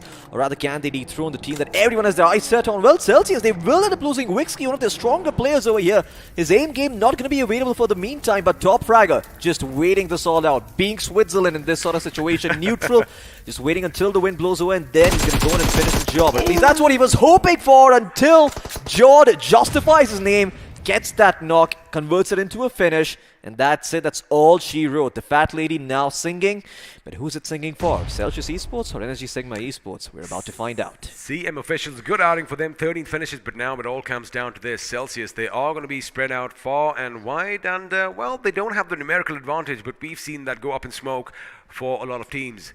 The Sigma males finally waking up as well, as they do have 6 finishes to their team. Now, it is going to be a waiting game. However, the question is, who's going to make that first move? Because once the first shot is fired, it is going to be a domino effect, and all the teammates like Meerkats are going to rise up from their prone positions, and well, I'm pretty sure a lot of bullets are going to fly, a lot of bodies are going to drop, but the question on everybody's lips right now is who is going to walk away the winner? Is it going to be Celsius Esports or is it going to be Energy Sigma Esports? Well, the Sigma males going up against the Celsius Esports boys. Let's see who's going to come out on top here.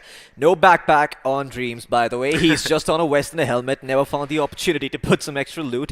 But yeah, his teammates have gotten covered in the meantime. But with the way the blue is closing in, this could be problematic for Egyptian. They are wrapping around Karthik, who could be in a world of trouble.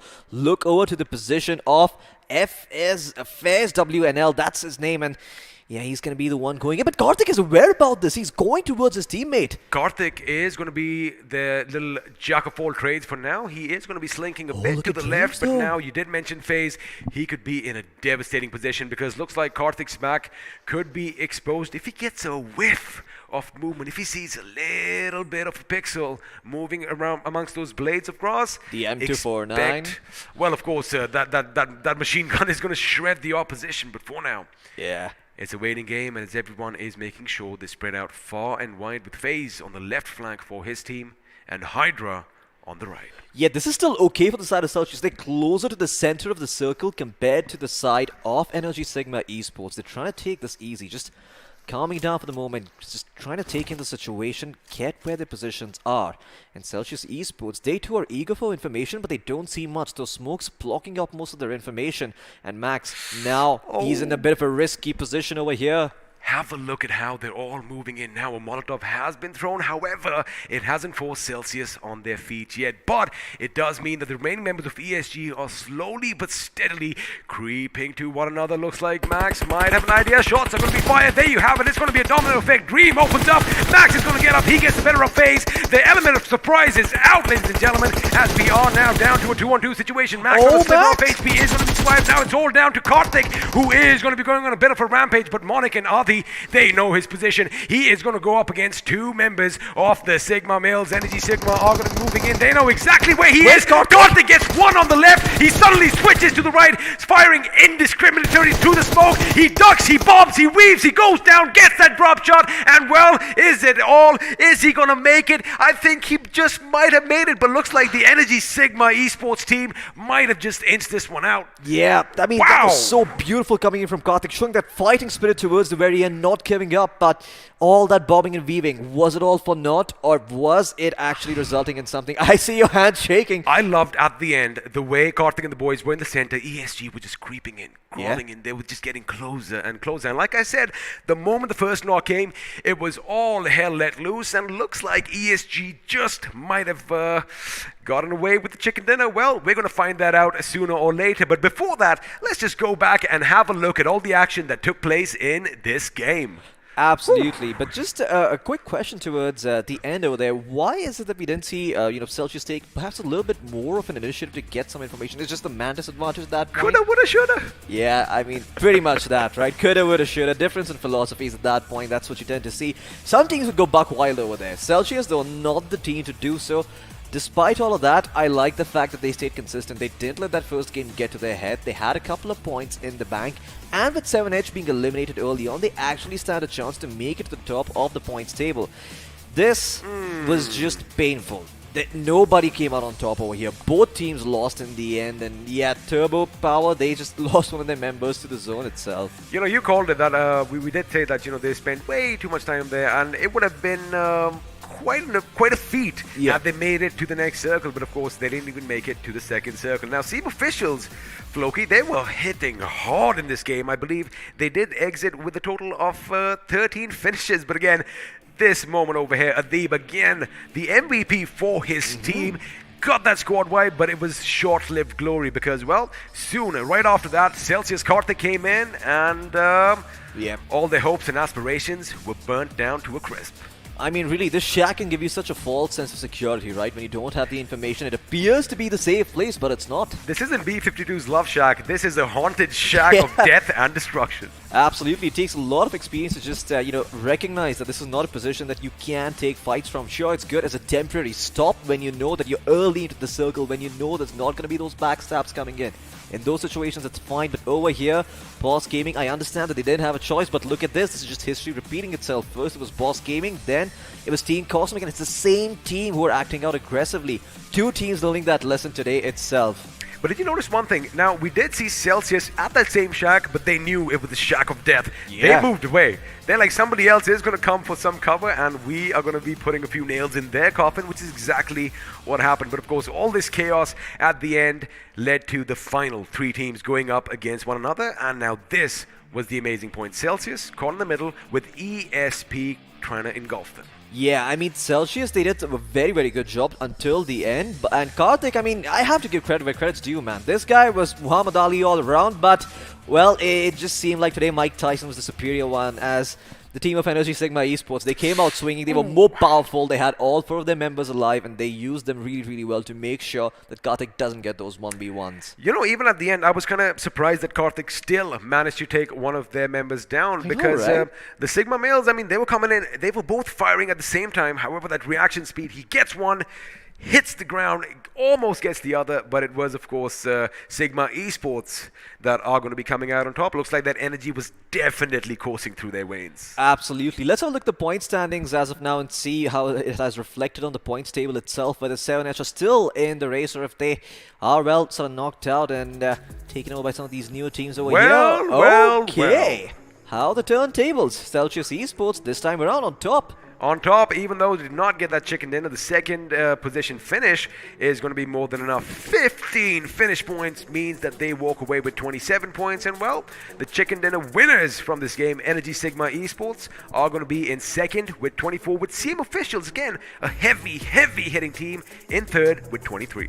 Absolutely, 23 points to their name, and Team Cosmic in the meantime with 10, Game for the win with 9, and in a couple of stragglers here and there. Boss6 Gaming once again, they've managed to break top 8, they stay there, but their performance hasn't been impressive per se. They've been there, sure, but they need to up their game, they want to continue competing at this level. 4Extreme, on the other hand, well, their position speaks for itself. They had a couple of finishes, but that early fight really ended up costing them, leaving them with only a couple of members standing and, of course, total of 5 points. But let's have a look at the next 8, right? The bottom 8 as well. The ones who we were thinking would do really well, but did not. One of those teams, we already know who they are. But let's have a look at what the other teams that didn't do as well as we were expecting. 6X Esports, Addicted to Gaming, 7H India.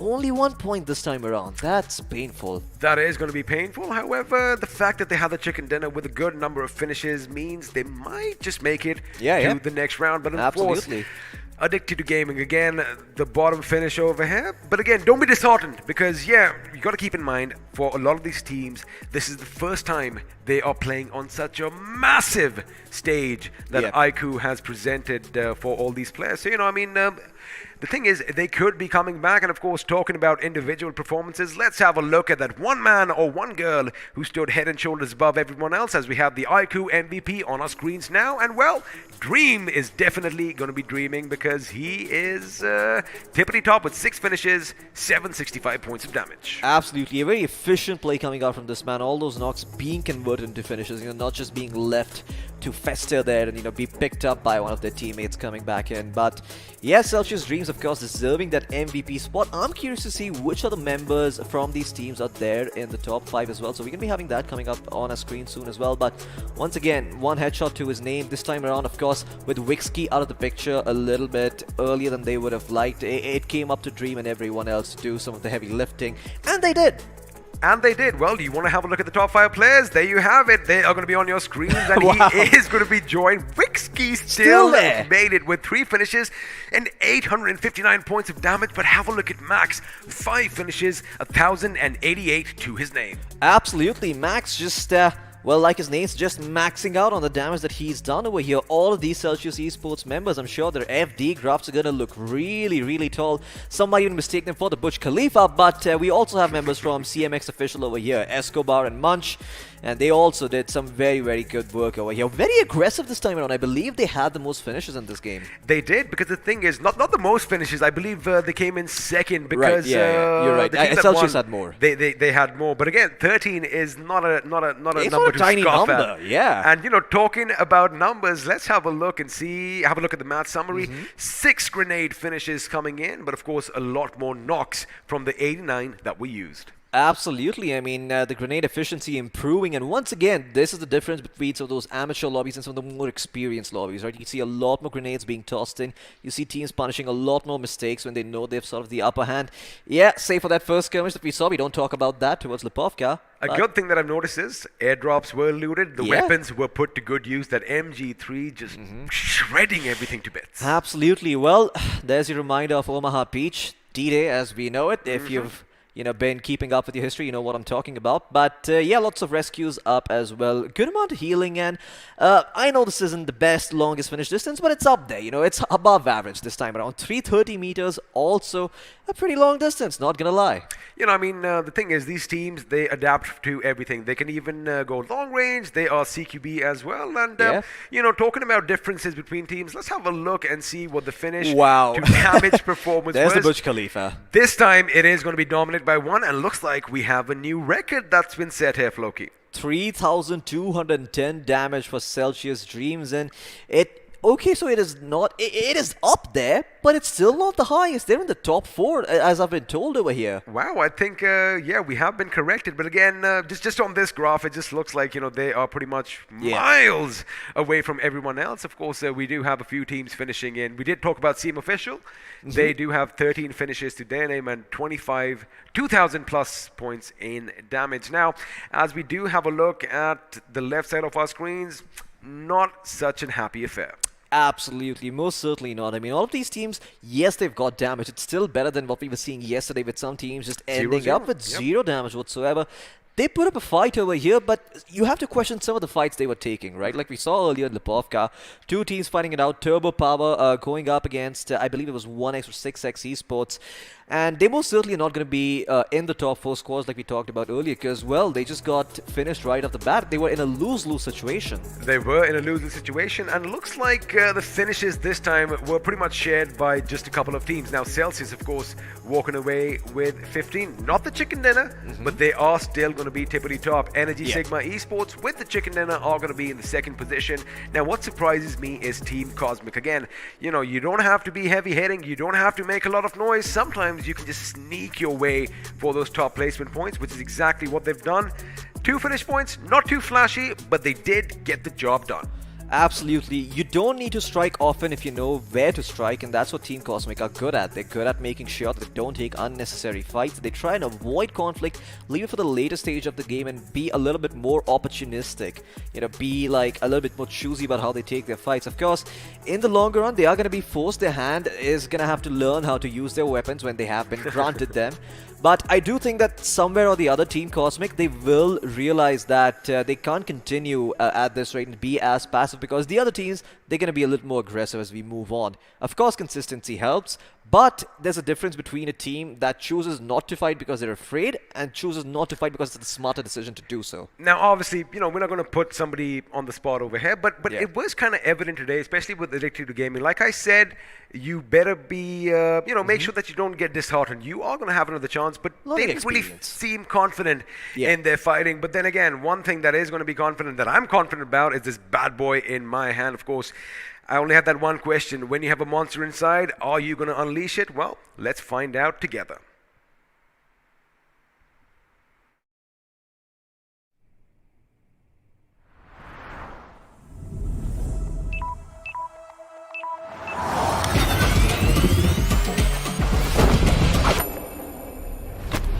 Are you ready for this?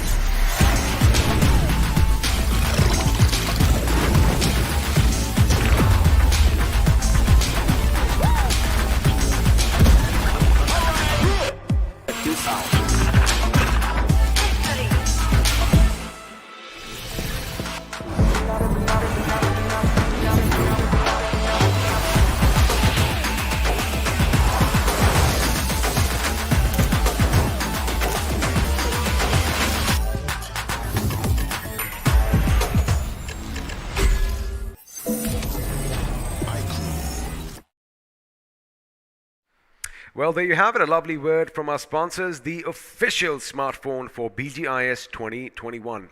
Now, Floki, 2 games, done and dusted. Yeah. Now, a few of these teams are definitely going to make it to the next round. A few of these teams we are going to say bye-bye. Unfortunate. But what's the mentality over here? How did they come back from this?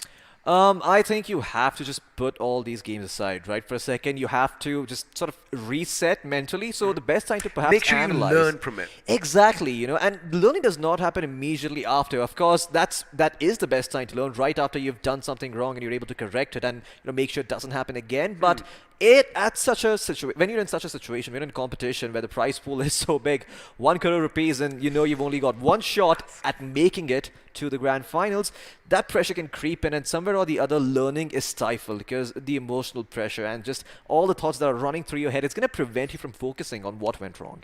Well, it is going to prevent a few teams from focusing, but then again, a few teams hunker down. They make sure they have the blinders on, and you know that is what, again, we've Focused. said it before, we'll say it again, separates the greats from the not so greats. But now the thing is, you know, 2 games are done and dusted. What we're going to do is take a quick little breather. Don't go anywhere because there's going to be plenty of action on the other side of this break.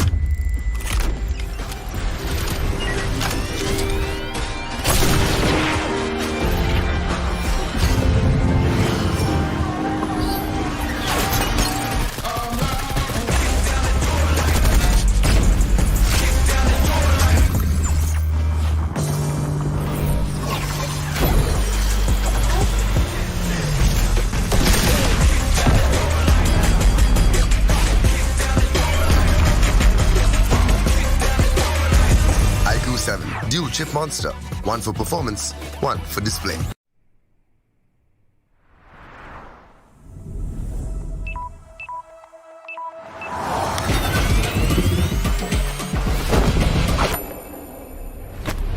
Are you ready for this?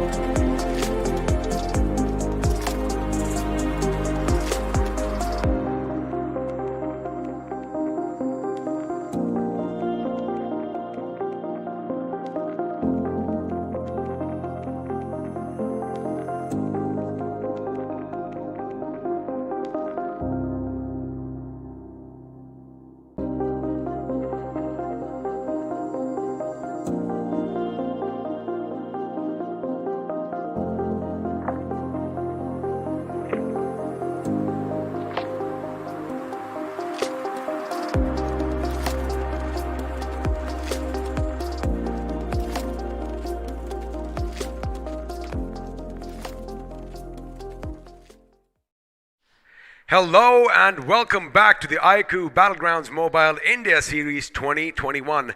Well, a few things have kind of changed over there. Mine, of course, is Angad Singh Chahal. I'm joined by someone different. We had to actually get rid of the mischievous Floki, and joining me is the tactical maestro, Bhavna Shadow Shokeen. Bhavna, we've had a few cracker matches take place over here, and you were sitting on the sidelines. Yeah. What did you think of all the action?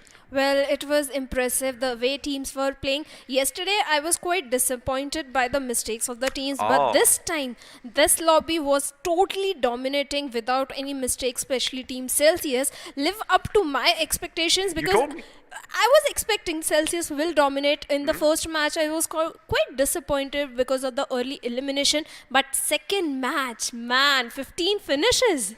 Well, Celsius did do good, but now what's going to happen is we are going to have a new bunch of teams coming in and, well, fighting it out on the battlegrounds. Let's have a look at who all is going to be fighting the next couple of games. We have Group 59, Redemption Crew, Spaceman Official, Topper, interesting name, Luminosity Esports, Shy Underdogs, I love that logo, For Satya, No Limits, and of course, Bot X4. Well, they are definitely not going to play like a bot. Hopefully. Well, sometimes those bots have impeccable aim.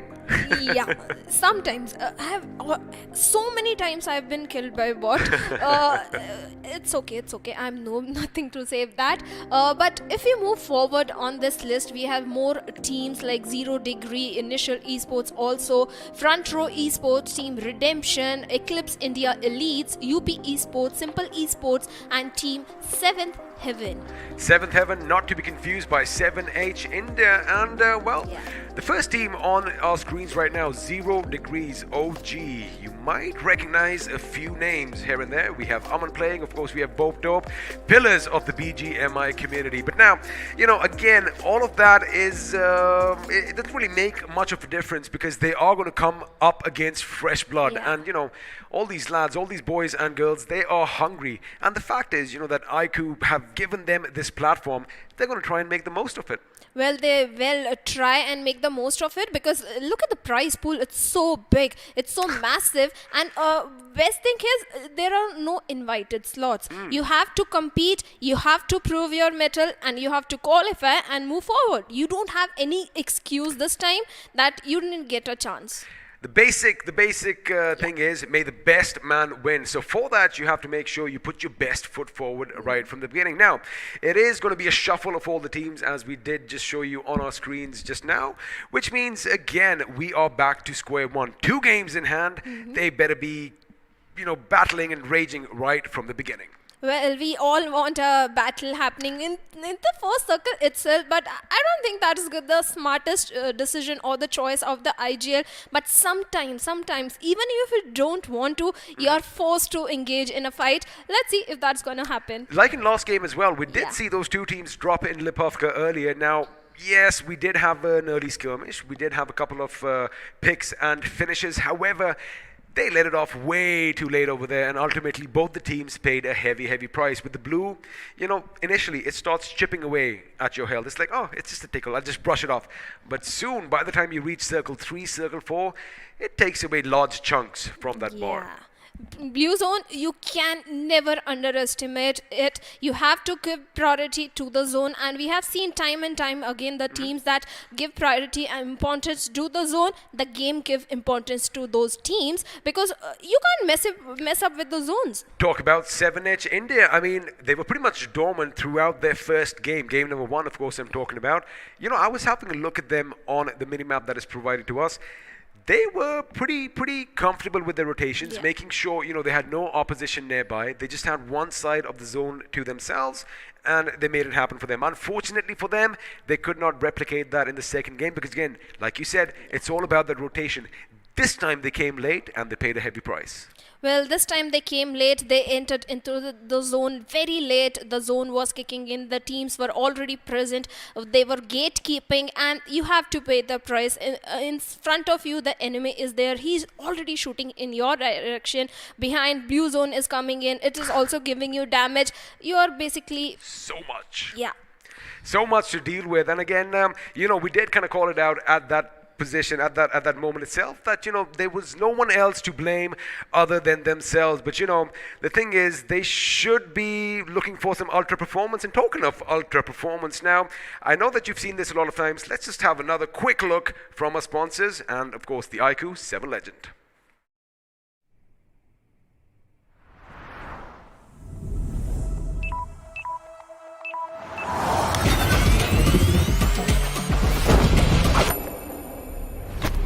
Are you ready for this?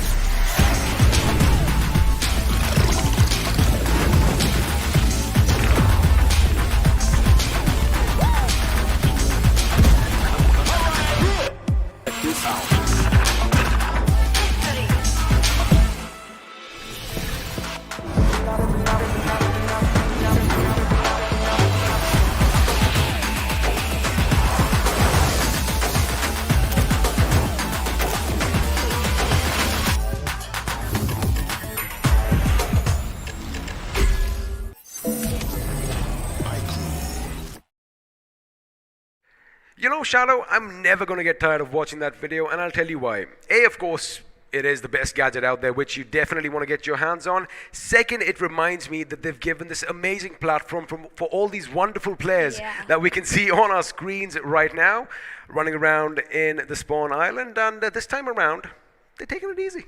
I like the hair.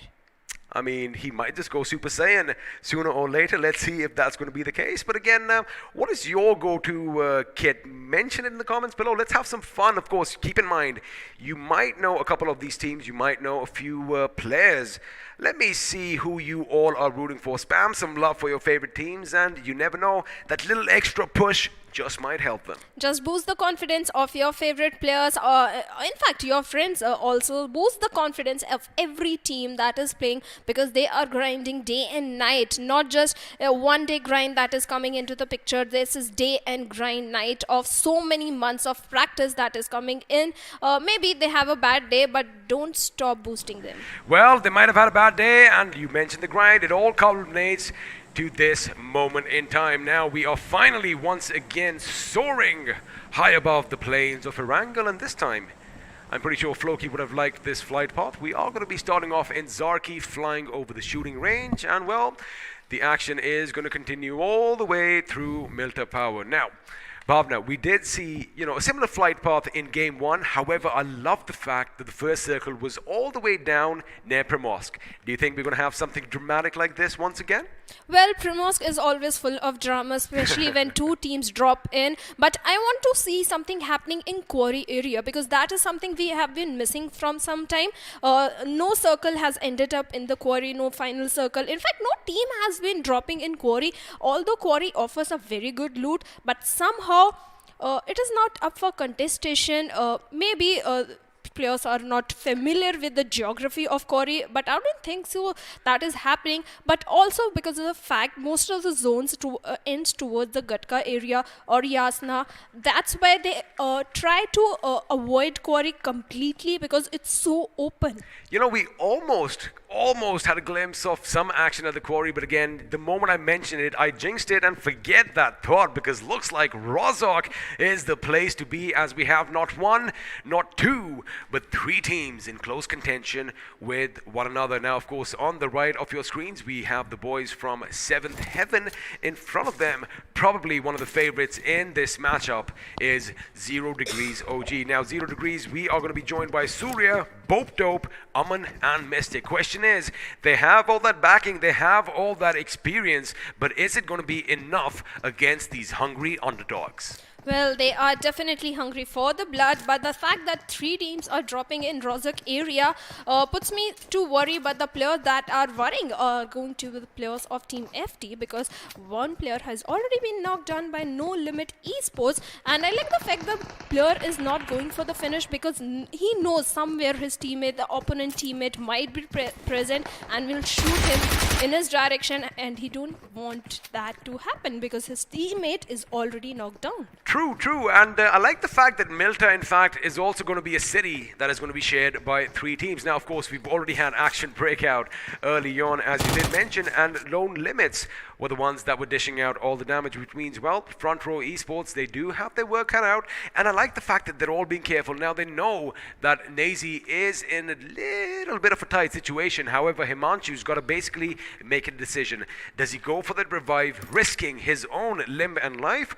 Or are they going to have to cut their losses and, well, live to fight another day? Because Arsenic is going to be poisoning as the name suggests. And first pick is going to be coming in their way, which means, well, kind of looks like action is going to break out earlier, especially when you have so many teams close to one another.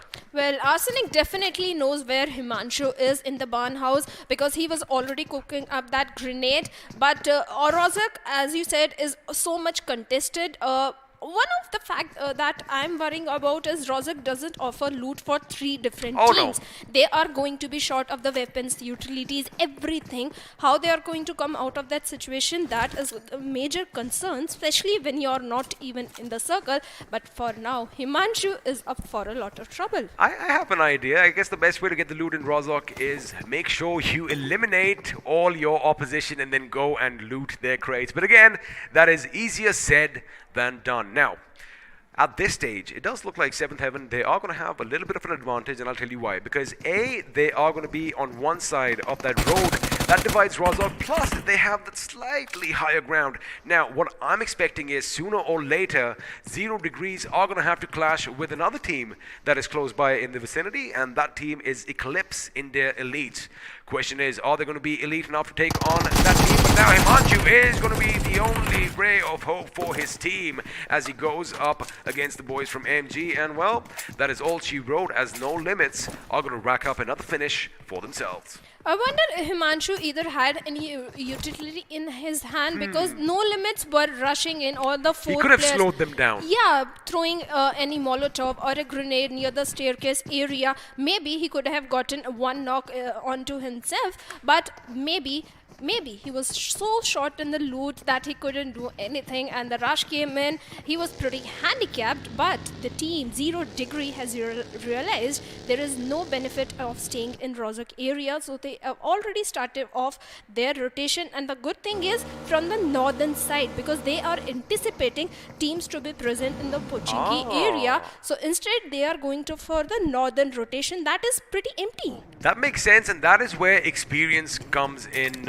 handy a little bit, because as you mentioned, had they directly gone down south, possibility was that they might have actually met another team in Rozak, as you mentioned. And now that you did mention Pochinki as well, I am going to have a look at the map, and it looks like Pochinki is going to be occupied by a few teams as well. And now the action is going to take place over here, as we do have Topper, who's patching himself up. He did take a few shots early on, but of course this is not going to be enough. Reminding you, all this action on your screens right now is going to be taking place in Primorsk. And Bhavna, speaking of the circle, pretty similar to what we saw in Game 1. Well, pretty similar, but I wanted it to end towards the quarry area. You and I both. Yeah, if not quarry, at least the water circle, final circle in the water area. But for now, Team Topper is pretty safe because the other team has decided to rotate away. But no, they have left one of the player already in Primorsk. That is a very dangerous move. They already had 2 vehicles. Maybe the player was so far away that they couldn't help him or back him up, but maybe his teammate might be coming in any time to provide the backup or the cover fire. You want to know something funny? Now, I did mention earlier on that, Shy Underdogs, I love their logo. But there's a man in Topper who goes by the name of UPSC. I did see that. I want some classes. I tried preparing for it. Did you now? Oh, yeah. Well, there you have it. You might want to reach out to UPSC later on and see if you can get a few secrets for yourself. Because again, at the end of the day, it's all about balancing things in life. You've got to make sure you get your education as well, and you can play a few games. And well, Floki did mention you do not want to be caught out in the open in that vehicle, the bike with the buggy, because chances are you could be taken down. And now, not 1, but 2 attempts are going to be made, and there you have it. It is going to be R3 off from Redemption Crew who is going to get those picks, and well, he does have a couple of finishes to his name. Well, he definitely have few finishes, but the team that is in a lot of trouble is going to be UP Esports, wasting away so much time in the blue zone area, and now Redemption Crew is making their move, trying to take advantage of the numbers advantage that they have XP.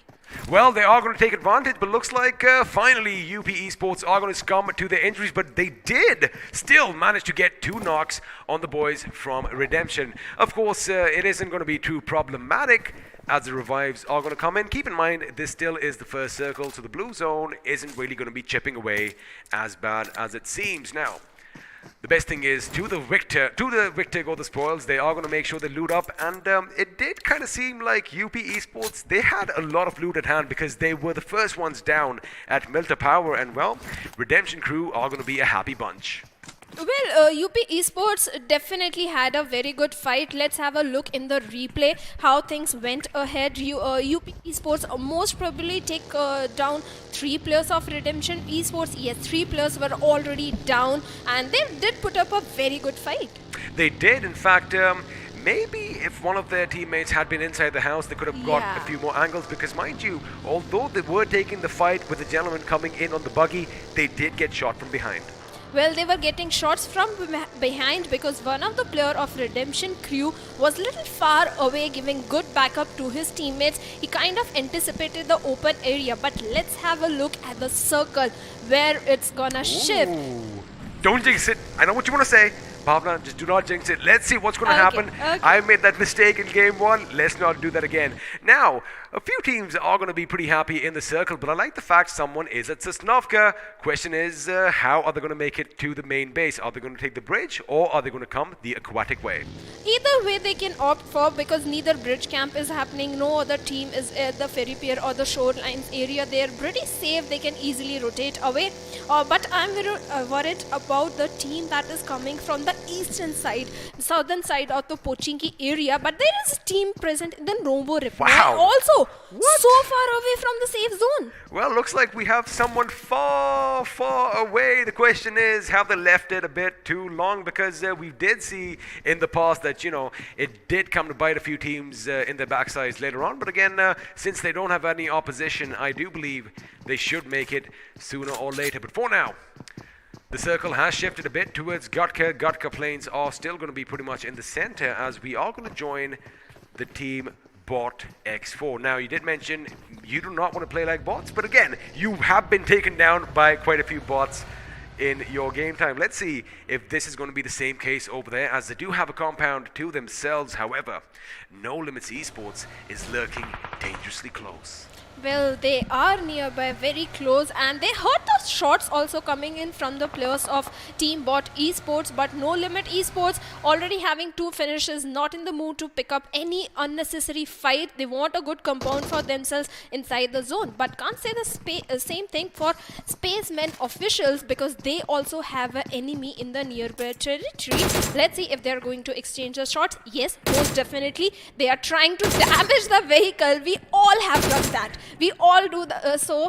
Destroy the vehicle, make the enemy pretty handicapped. They have to come on the foot, and that's when you strike and take them down. Oh, you always want to disable their vehicles, because it is going to force them to, you know, get out of that position on foot, which of course makes them just a bit more vulnerable. Now, we did see No Limits Esports driving past around the enemy. Looks like they did converge on that bridge, but lucky for the team coming in from Sosnovka military base, they aren't going to be touched right now, but looks like they are going to be heading for a collision course. Expect some shots to be fired just north of the ferry pier, ladies and gentlemen, as a few teams are coming dangerously close to one another.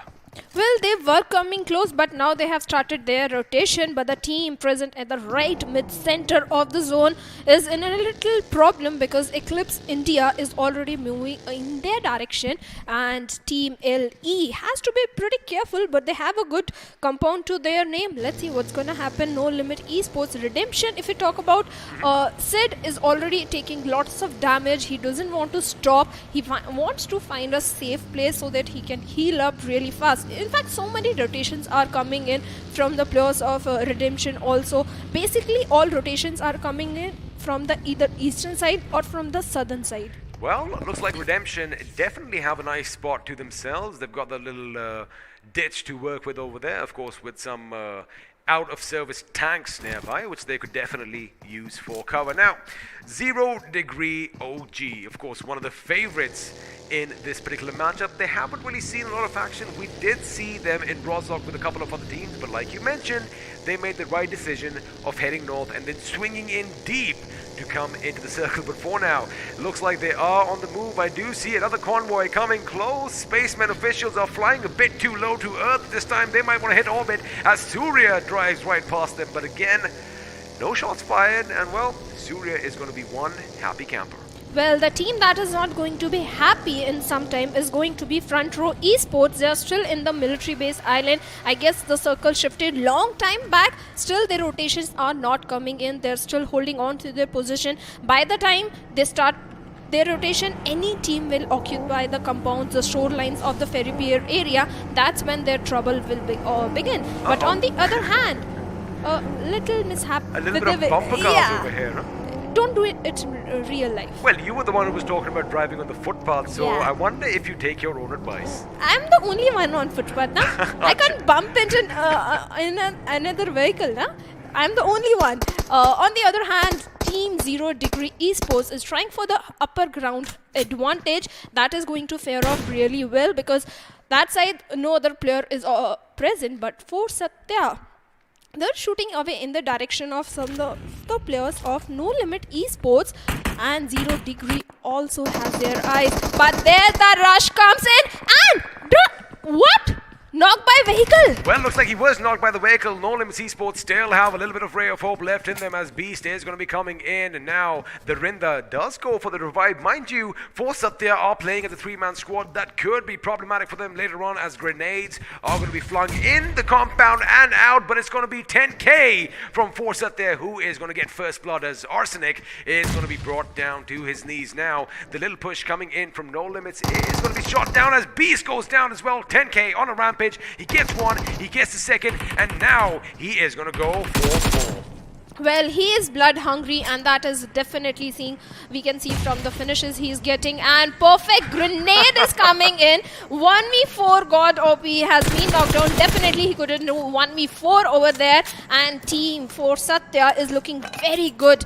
But 3 finishes. One player is still present, I guess. Well, and he's hiding. Talking of that one player, Rohan is going to be far away from the action. Unfortunately, from this distance, he couldn't really do much for his teammate. But looks like, wait a second, 10k's woes are not over yet. As we did see earlier, 0 Degree were going high up on the mountain above them. And now they are going to be shooting down elsewhere. Fury is going to be unleashing Fury on the opponents as well as Eclipse India Elites come under heavy, heavy fire. Well, Eclipse India Elites, this is not the place to drive or hold on to. In fact, I personally think it's a very bad positioning considering the positioning of the players of Topper. But let's see if they can go over the uphill and take the advantage. And but this is the quarry area, nearby quarry. So many teams are already present. They don't have much option. They have to find the place, but you don't have to drive in water. The thing is, what you gotta do is, if there's somebody shooting at you, give them multiple targets, and one of their members definitely is gonna get away in their buggy. Maybe the remaining members of Eclipse India Elites should have taken note, as now they are gonna be pincered in, they are gonna be cornered, and, well, looks like Fury definitely has his teammates coming in for assistance. But a good decision on their part. They realize, wait a second, look at the clock, 8 seconds to the blue zone, and the fact that they are at the very edge could be problematic later on. So a good decision by both teams over here, making sure they don't waste too much time outside the circle. Well, definitely. In fact, UPAC had an AKM and UMP 45. Instead, if he had M416, I'm pretty sure he would have gotten one knock over there because AKM recoil is there. UMP 45 is a good gun in the close range, but mid-fight, it tends to lack a little bit. But Team Topper is yet to find another good position, and this position is also good. They have a height advantage.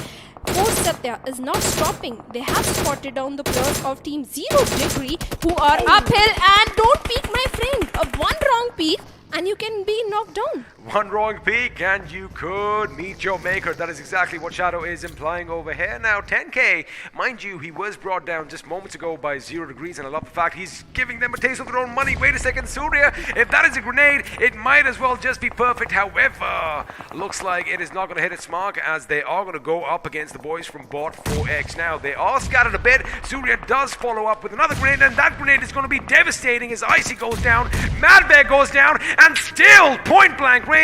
This man does not want to use his weapons. He wants to use the grenade, and now he does switch. Unfortunately, it comes a bit too late, and Surya is going to be taken down. However, Bob is coming in for assistance, and there you have it from distance. It is going to be the star himself, Aman, who makes sure bot X4 are put on the ground, and well, Surya is lost to the elements. However, 0 degrees do rack up a few finishes to their name. Well, definitely a good play coming in from Surya and his teammate. Perfect time backup coming in, but Team Bot, they were pretty much pinned down beside that vehicle. That's where multiple grenades, follow-up grenades were coming in. If they had been a little scattered, they would have different angles to play with. But Team Eclipse, G2 OP has already been eliminated, and Team Redemption Crew have the height advantage, but they also have to be a little careful of the close by enemy in the near vicinity. You got to keep one thing in mind, not to confuse Redemption Crew with Redemption. Of course, a couple of teams are out looking for redemption this time around. It looks like the other namesake are finally going to come under fire, as I do believe Unique has been brought down to his knees and subsequently finished, which means Redemption are down to a two-man squad elsewhere. Eclipse India Elites again in that similar position we left them in later, in just a few moments ago. They're not looking good because they really don't have a lot of options. Their vehicles have been disabled, and sooner or later that smoke is going to fizzle away and their position is going to be given away. Well, if we talk about the zone shift that has happened, most of the teams are already outside of the safe zone area. They have to move inside the open field. But Topper UPSC with that UMP45 is already shooting. But Team Eclipse seems to be in a lot of trouble. Well, Mr. IGL from Redemption Crew is going to travel a bit late to his teammates, but unfortunately, well, fortunately for him, no opposition is going to be there in the way. Now, you did mention Topper and the boys UPSC are going to be pretty much in the thick and thin of all the action. However, they do have that little dish to work with. However, Fury does spot the boys from Shy Underdogs as they are making their escape. Question is it going to be enough? Yes, it is, as they finally go over that little summit into safety. But the question is for how long, because as soon as they went over that rise, they were met by bullets courtesy of 0 degrees Aman. Well, right now 0 degree is in a very good position. They have the height advantage. They can easily spot down the players, and they are doing so by knocking down the players of Team Shy Underdogs. Well, talking about Aman, he is relentless with his shots. It's get not one, not two knocks, and now his teammates are going to be scrambling for a few more finishes. But looks like the boys from Olympus, Initial Zeus, are going to be joining the game as well, as 5 is going to chuck a few grenades towards the enemy, but it's going to be Bope Dope who gets the knock with the grenade. Now Aman opens up once again on the members of Simple Esports, as they are going to be taken down one after the other. 2 finishes to his names already as he reloads the weapons. No Limits Esports out in the 14th position with 3 finishes, and looks like Initial Zeus, they are going to be a thorn in their side as Topper are coming under heavy fire. All that smoke shadow is helping them out right now, but for how much longer? That's the question, because it's going to be removed. Smoke can't help you for very long. You have to get a good position. The way the players of Team Topper are in such close place, hanging by the hip, I think few grenades and they are going to be in a lot of trouble. But Team have a look at that hillside. Yeah, the hill that Team Topper is holding on to, that's very good position, but how they are going to use it, that's the main question. Initial Zeus is already hiding in a good cover, but he has his eyes onto the players of Team 4 Satya.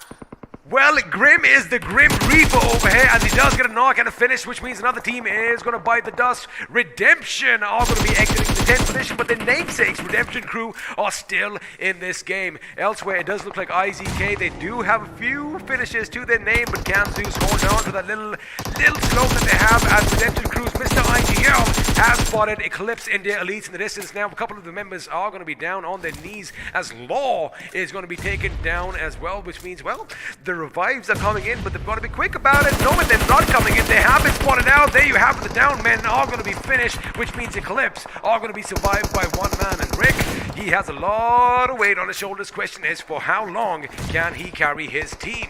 Yes, for how long? That's the main question. But Simple Esports has been eliminated by Team Topper. Team Topper, not much finishes, but very high damage they are dishing out. I'm very sure. But Fury was getting shots from somewhere else. He needs to find a cover immediately because the zone is also not favoring Team Topper. It's in the favor of Team 0 Degree, who is at the right position to get that chicken dinner. On the other hand, Space Vision XP are also getting few of the knocks for their teammates. Initial Zeus has to make the move, has to make inside the zone. Don't shoot in the direction to Team Topper. Instead, give importance to zone. Well, they're just going to be running through that smoke, and chances are the enemy is going to be pretty much in their faces. That is going to be an awkward moment indeed. Before now, ITL does spot the enemy. He did get a knock early on, and for now, he's going to make sure he puts him 6 feet under now. Initial Zeus, we did see Grim acting like the Grim Reaper, and well, he is definitely sadistic. He is definitely dark as he gets another finish to his name. 0 Degree, we said they were in a good position, but of course they have just 2 players alive and they have been exited in the 7th position with good finishes to their name. Now Jiren from Force Up there, he does have, wait a second, they have 10 finishes already. He's the last man standing going up against Luminosity. He gets yet another knock, which means he is now going to go up against Brothos. Brothos reloads that AKM. He knows the enemy is right behind that. He knows his teammates are there too, but he is still going to lob a grenade. He gets out, he shoots, he goes around the thing, but his own grenade does a tremendous amount of damage, but it is not going to be enough as he makes sure he puts 4 TS down in the ground.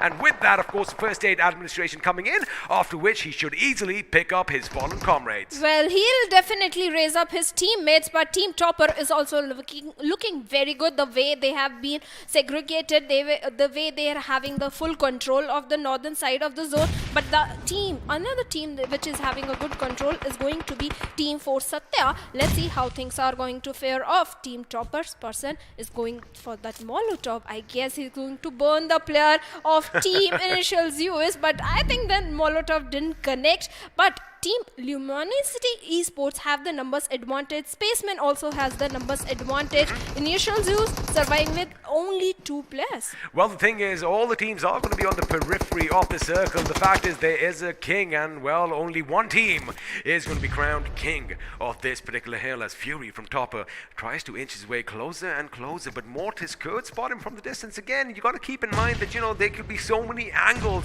that could open up, and well, you better not have your blinders on. Looks like UPSC is finally going to be brought down to his knees, courtesy a grenade. Question is, can they finish up as Big Nash from Luminosity chucks grenades off his own, this time intended for Topper. He gets one, he throws another. If it's going to connect, it could spell trouble for Team Topper as they only have Fury and another one left by the side, with 2 of the members knocked down on their bloody knees.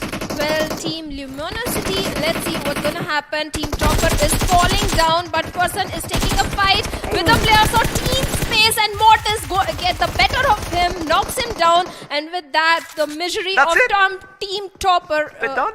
They're done. They have been eliminated at 3rd position. They have been eliminated. That means we're now down to the final 2 teams. Luminosity Esports, who have been quiet so far. Keep in mind, whoa, have a look at that flank coming in from Spaces. DXOP, he is on their rotation. He is on the right flank. Now, the only thing working against him is the fact that there you have it. He is going to be downhill, but he could still rain down some fire. He could still rain down some shrapnel and all them, and he is giving everything he has. The second one, of course, was a flashbang. Now, Harshopi for his team, he knows that someone is going to be on his side, so I guess he's going to be the guy entitled with that little task of making sure nothing comes in from the right flank, while everyone else is going to try and find the enemy. Again, Bhavna, it is going to be a bit of a waiting game as there is plenty of distance and plenty of real estate between both these teams. And the fact that the players of Team Spaceman officials don't even know the opponents where they are exactly, and Team Luminosity has the little slope that is going to either work in their advantage or disadvantage. That time is going to tell, because the final circle is almost in the open area. Little slope might help, but the way the player of Team Space was walking down his giving away his position. Well, he was lucky he was not spotted down. Lucky that he's not spotted. Also, it just could be, have a look at the way he's just zigging and zagging, right? He's trying to create a little bit of a distraction. He is trying to create some noise. He wants to catch Luminosity Esports off guard because, mind you, Bhavna, Spaceman Official, they do have one more man. And, well, they definitely want to use that to their advantage. But for now, Luminosity Esports, they do have an idea where the enemy is, and they are going to be creeping in ever so slowly, but it looks like Spacemen have other ideas as they are going to be making some noise with the buggy. Question is, can the opponents, can Luminosity pinpoint that location, probably lob a few grenades in that direction, and well, deplete the numbers, but looks like we are going to have some fighting break open as DXOP is dangerously close to Harsh, and within a few seconds, Harsh might just spot him, let loose a few bullets, and, well, the numerical advantage would be reversed. I'm wondering how many first aids does the player Mortis has onto himself, because he's quite away from his teammates. Maybe he can go You think for he's the like heal. an insurance policy? Yeah, he can go for the heal battle, but another player of Team Space has been picked up by Harshopi and eliminated quite easily. Now Team Space stands with 3 men strong. Let's see what's gonna happen. Mortis, don't make any noise. Don't get spotted down, because you have to walk inside the circle as well. Team Ellie has the advantage of the foliage and the positioning. Both Vignesh has not been spotted down, but Harsh OP, look at him, the way he's crawling his way towards the players of Team Spaceman. Team Spaceman, better be careful. Ladies and gentlemen, boys and girls, we are down to a 3v3 situation as all the numbers, well, the numerical advantage has been negated, but now the circle is going to creep in and force them closer to one another. Vision X is going to have to get away from his buggy sooner or later. But the thing is, Luminosity Esports, they do have that height advantage, and once again, they are going to be deploying a few more smoke grenades. It is going to come down to that moment where all hell is going to break loose. Looks like Jod got up on his feet, takes a quick little look like a meerkat, but then hits the deck once more. Ooh, what he can do is just keep crawling up a bit more. He is going to go on that right flank. Looks like Luminosity are going to be caught up, but it's going to be Spacemen who are going to take the first run. Mortis spots out as well. Ooh, a few more shots could spell trouble. Vignesh gets up, spots the enemy, lays down some lead. Unfortunately, he is shooting way too far off, and now it has all been twisted. The tables have turned as Vision is going to be last man standing, and Luminosity have this game in their hand. Unfortunately, they threw it away. Spaceman Official, they are flying high, getting the job done, walking away with that chicken dinner. Well, Mortis, I was thinking he was going to be for the heal battle, but no, his position proved to be in his advantage. The way he was just lying prone over there, shooting in the players of Team Ellie, knocking them down one after another, and perfect time, his teammates also chimed in and completely eliminated the opponents. I mean, it could have gone either way. You saw that little bit of confusion at the end from Luminosity Esports. I mean, he almost had Mortis in the grasp of his hand. Unfortunately, he saw smoke on the left and he shot over there. But of course, if you missed all the action or some of the action, don't worry, we got you covered, as we do have the highlights coming up in Bhavna. Right from the get-go, it has been an action-packed affair. We loved it, the way the teams were playing. In fact, for the fifth circle, till the fifth circle, I remember most of the teams were still inside the game. Most of the teams were taken wild rotation from the vehicle itself. We saw Redemption crew. Redemption was on a fire. Oh, yeah. They started so good. UP Esports, this was a mistake. He could have been inside the compound, like you mentioned. Then things would have been little different, or on the other side of the another building. But that also didn't happen. And this drive-by, that was quite wonderful. But later on, things started falling apart. They did start falling apart, but 10K was the man of the moment in this fight. He got 1, he got 2, he got 3 from the opposition, making sure Force Up there remain strong in their game. But of course, these grenades coming in from Surya were just obscene. They were just dirty because he was throwing them point blank range at the enemy. Unfortunately for him, he did succumb to his injuries, but his teammates did carry that mantle forward. And well, 0 Degrees might have been eliminated a bit early on. They did manage to rack up quite a few finishes. Well, they definitely had very good finishes for themselves. They had a good positioning also, but like you said, they were outnumbered. In fact, Shy Underdogs was also a good positioning, but later on, the grenades, you can't prevent yourself from those grenades coming in to the picture. Team Eclipse, they were not in the good position, I'll say. Yeah. But Team Chopper, they were making so much noise. they were dishing out so much damage. In fact, their positioning was also good, but later on, because when you create so much noise, you grab attention. Also, that is what happened with Topper Esports. Yes, ma'am. Couldn't have said it better myself. Again, we did see them in the thick and thin of the action right from the beginning. I wouldn't be surprised if they have a tremendous amount of damage, but unfortunately, 3 finishes for them.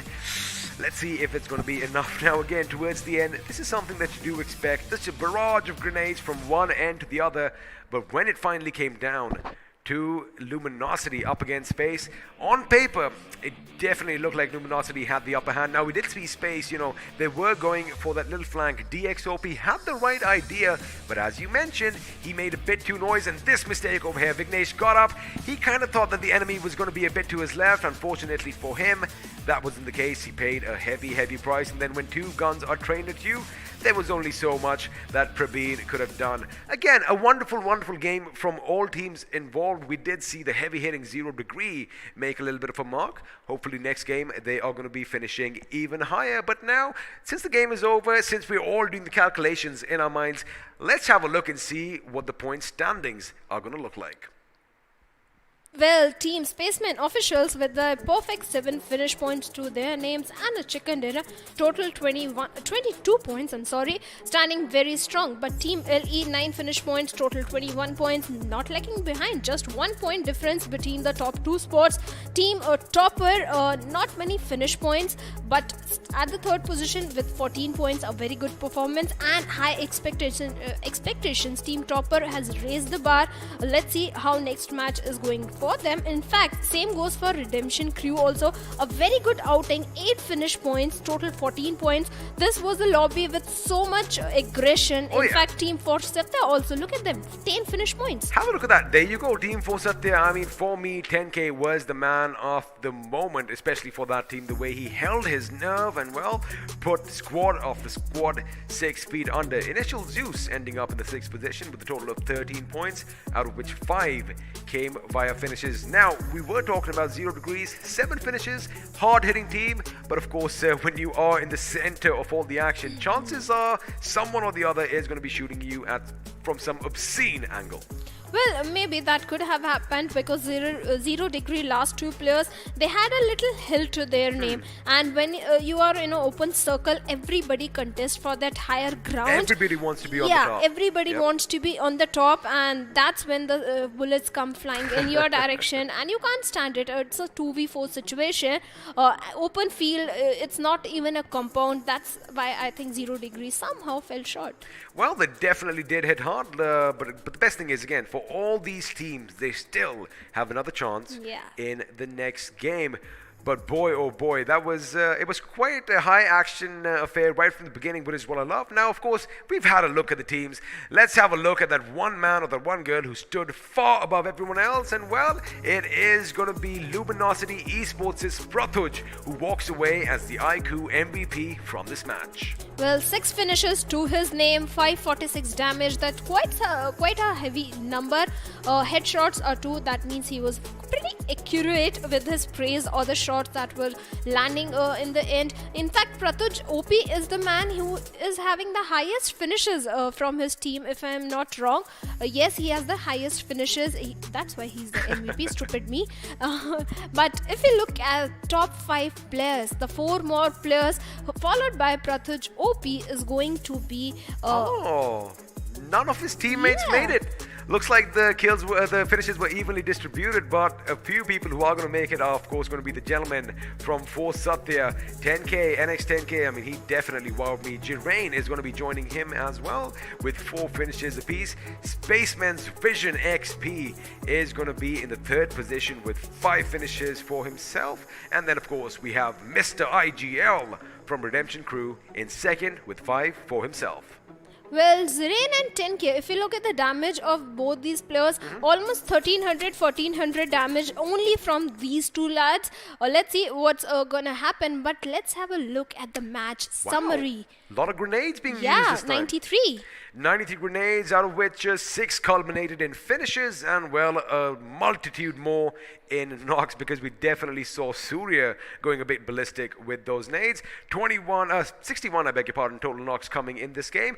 decent amount of teammates rescued. Of course, not a single airdrop looted because, well, they let the normal guns do all the talking. As far as long distance finishes go, 305 meters, not a bad outing for snipers. Well, definitely, but we didn't see any of the sniping. It's I'm sad. mostly the. You are always sad because of the AWM. Now, I'm fine with a Car 98 or a Mosin gun as well, let me be honest with you. But, you know, you see that every once in a while. Normally the DMRs are, of course, the meta of this game. And, well, talking about meta, let's have a look at the finish and damage performance graph. And a similar story to before, pretty evenly spread out here, Shadow. Well, I'm happy to see the way the graph are coming in instead of the day one when only One or two two yep. teams were dishing out all the damage. But this time it's so evenly spanned out. The highest damage is obviously 1900, close to 2000. I'm sorry, 10 finishes. In fact, the graph of 700 looks so small, but Right? that's so much damage. 700 damage as quite high damage.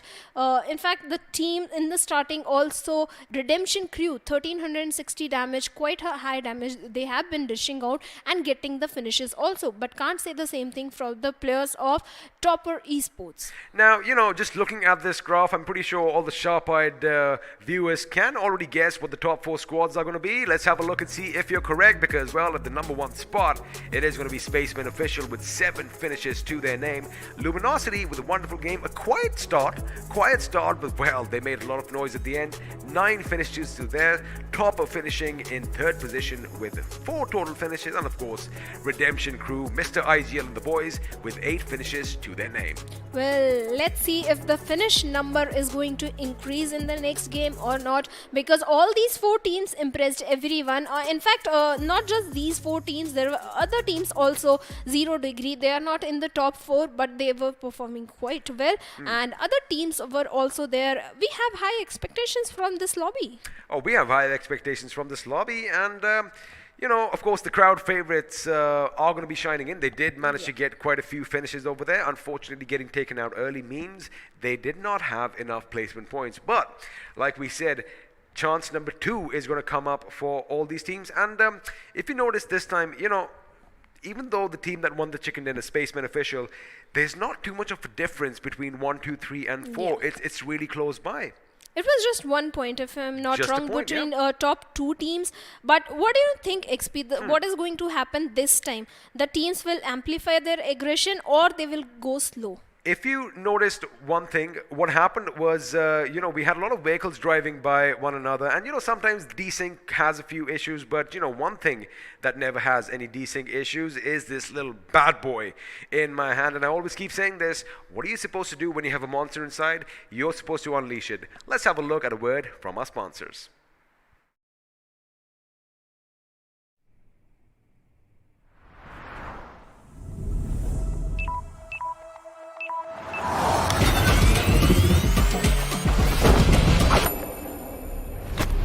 Are you ready for this?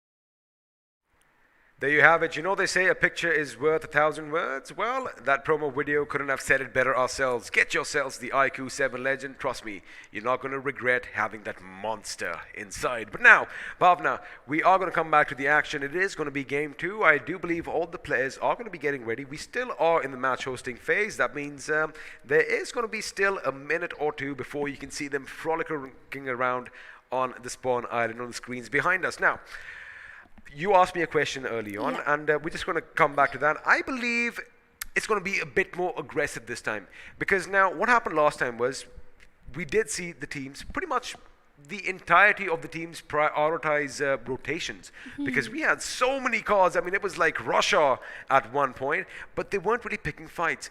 This time around, I'm going to expect, if two cars are whizzing past, there should be a little bit of firefight taking place between them.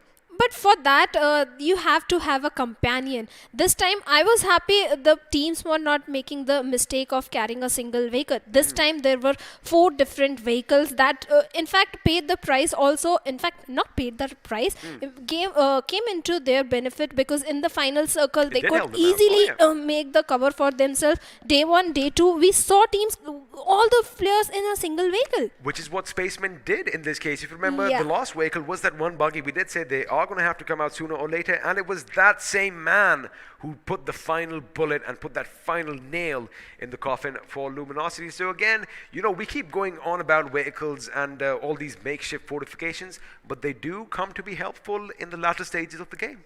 Well, obviously in Erangel and Miramar, these are the maps where vehicles always come handy. In fact, from recent times we are seeing in Senok also, some of the players make use of the vehicles. I don't know if it works in their favor always, because sometimes it also tends to give away your position, but this is Erangel.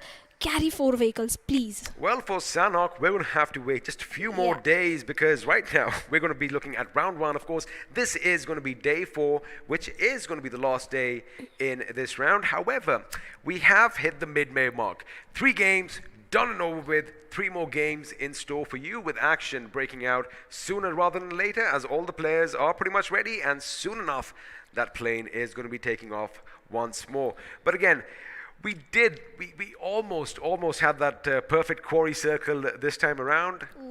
What's happening, BGMI gods? Why aren't thou shining upon us? This time, I'm hoping You're hoping for what? All right. quarry circle. Say.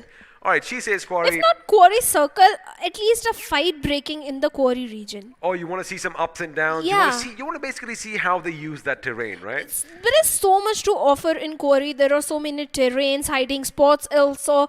You can expect any enemy, any bullet coming in from any direction. Let's see if it's going to happen. Well, just to remind you of what's going to be happening in the next game, let's quickly have a look at the teams once again that are going to be competing. Group 59 includes Redemption Crew, Spaceman Official, the winners in the last game, Topper, Luminosity Esports, Shy Underdogs. Again, I'm going to say this, I love that logo. For Satya Sanatani, No Limit Esports, and Bot X4. Well, Bot X4 were not playing like a bot, but unfortunately they had to face an early exit. But if we move forward, 0 Degree is there, Front Row Esports, Eclipse India Elites, who were missing quite a bit from the fights. They were in bad position. They were at the receiving end pretty much throughout the game. Exactly, they were at the receiving end. UP Esports is their initial use.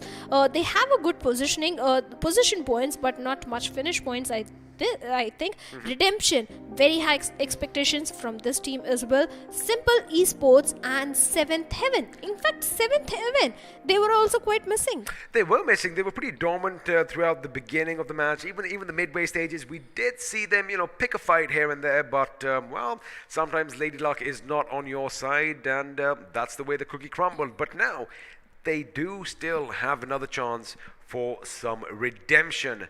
Question is, are they going to grab it? Because it is going to get a bit tougher, and a few more teams are going to be out looking for blood. But this is what I'm expecting. I'm expecting a bit more vehicular manslaughter.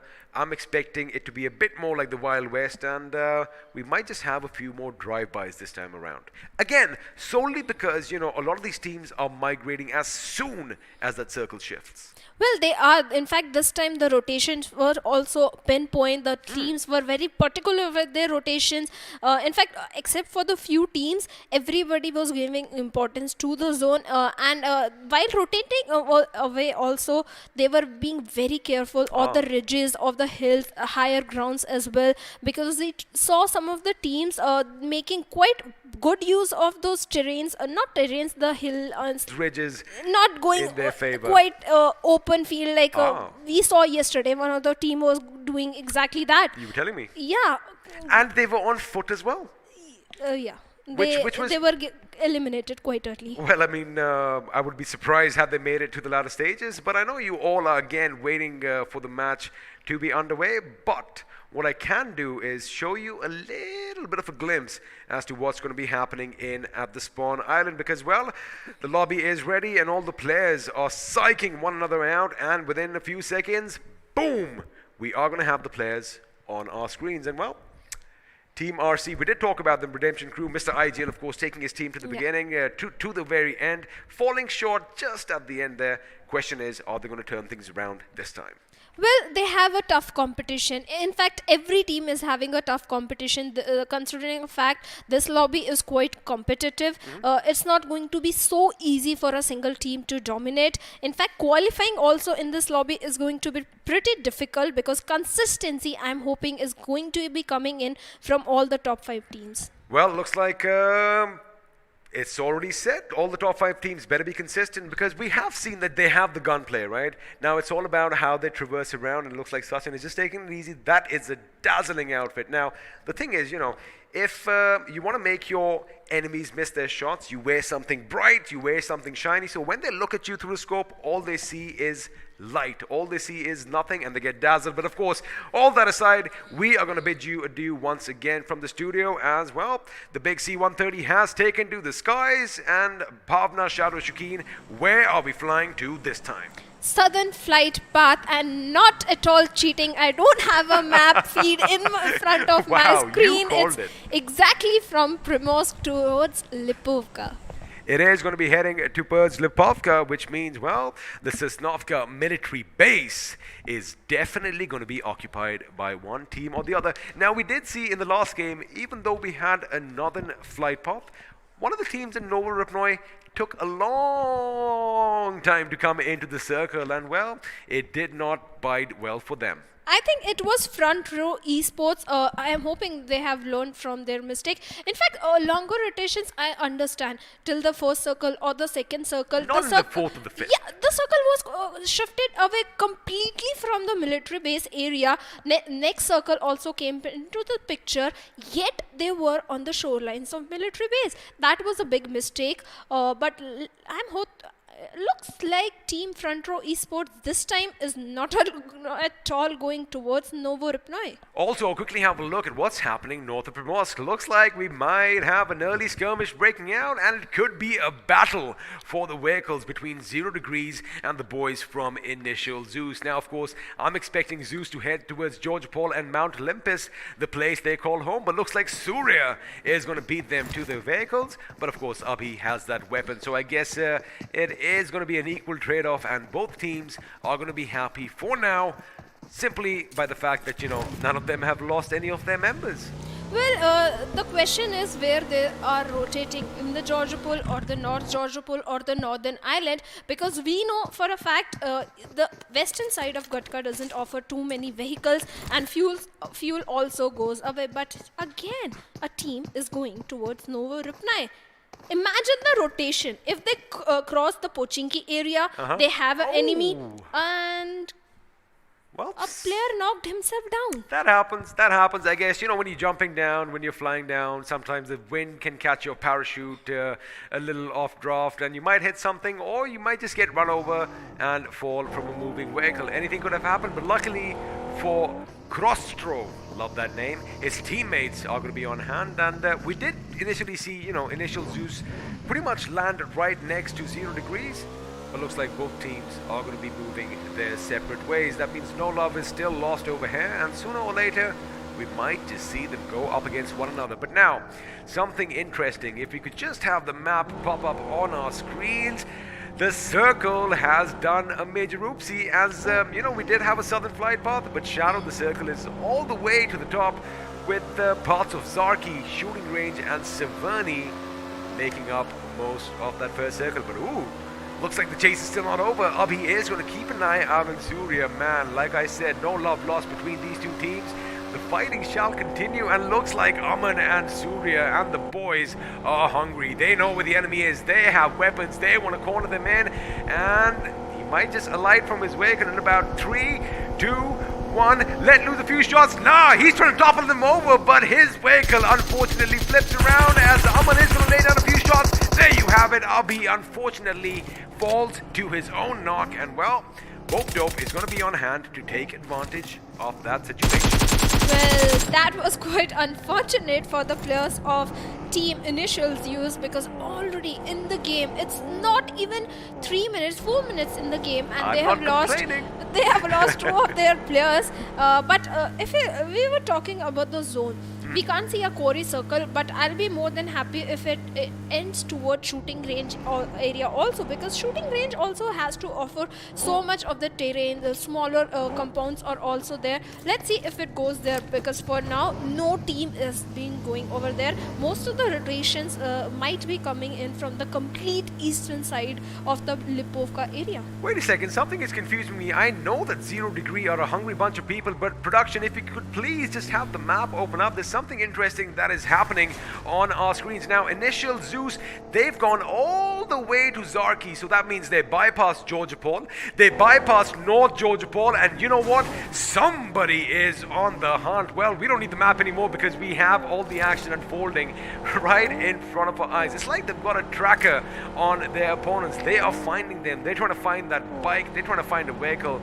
And well, let's see if the action continues up in Zarki. I mean, talk about being hungry. These guys are basically chasing them from one corner of the map to the other. Initial Zeus, oh boy, you have a massive target painted on your back, but for now, looks like they have a slight moment of respite, as it kind of seemed like 0 Degrees finally backed off just a little bit. Well, they backed off just a little bit, because Initial Zeus has already came in. They have the guns. On the other hand, 0 Degree doesn't have too many guns. We saw only one of their player is having an AKM, and he can't take. He doesn't even have too many bullets to fire on.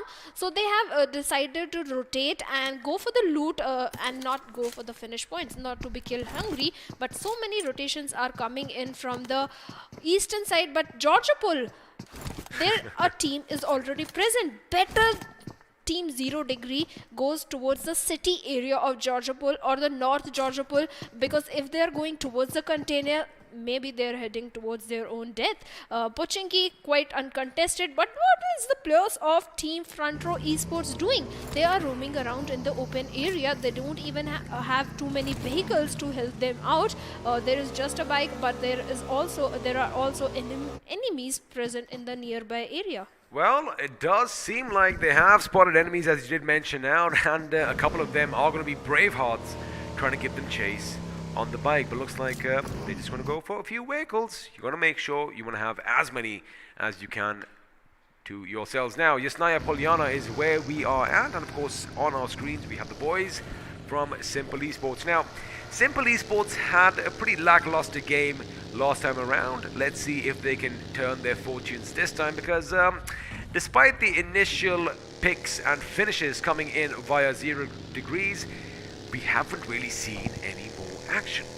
Well, we are yet to see the action, XP. It's just the first circle. The teams are busy in their rotations, because the first circle itself has surprised them, and teams has to move in, hold on to their position. That's why they are trying not to engage in early skirmish or the fights happening. In fact, Team Space is also moving all the way from the southern side, I guess. No, from towards the Yasnaya area, and all the teams are kind of predicting it will be a complete northern circle, shooting range kind of a circle, because we can see the teams already going towards that area. So the team dropping in towards Sivarni is going to be very happy.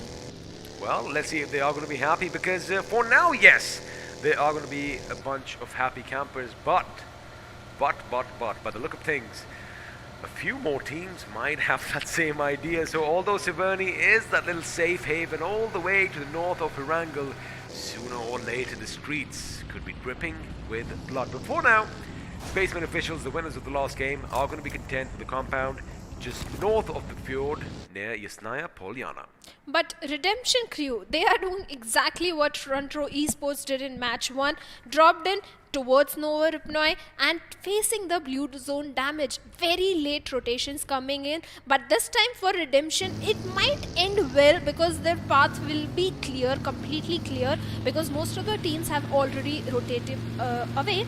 But the thing is, Redemption crew, don't waste too much time inside the blue zone area because then things might not go well. On the other hand, Pochinki is still held by a team which can gatekeep the team coming in from the southern side area in the blue zone. Let's see if that is going to happen or not. Ooh, But looks like we were about to have some action, but suddenly they had a sudden change of heart, a massive U-turn. I think they realized that, you know what, this gas station is occupado, and well, they were right because Simple Esports are calling it their home.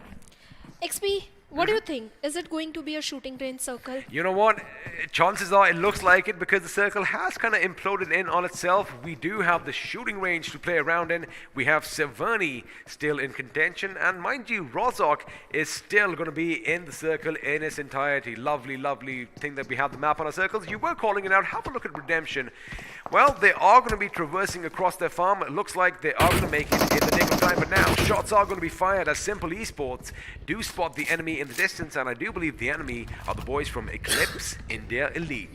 Well, they did spot out the players of Team Eclipse. Eclipse was quite uncareful. Is that a word? Is that a word, by the way? Well, No. it isn't. If it is not, that was the thing happening with the players of Team Eclipse. They were a little not careless. I didn't want to say careless because Ah, there are. I see. You Yeah, wanted to rhyme. I didn't want to hurt the players, but that's okay. This time they need to be a little careful, and looks like they are heading towards the shooting range area, which is still unoccupied. But the minute teams are going to enter is going to be full of action. But no, Eclipse is going for a safer compound, which is a good thing because they didn't have a very good ending in the match one. They need to play this match very safely, go for the position, go for the finish points. They will need both. Alrighty, well, there you have it. On the other side, we did say Severny was a safe haven, but not for too long, as now we are going to have a couple of teams vying for control of said city. Front Row Esports were the first to make it to the city, but I do believe we have another team nearby, and well, that team is for Satya.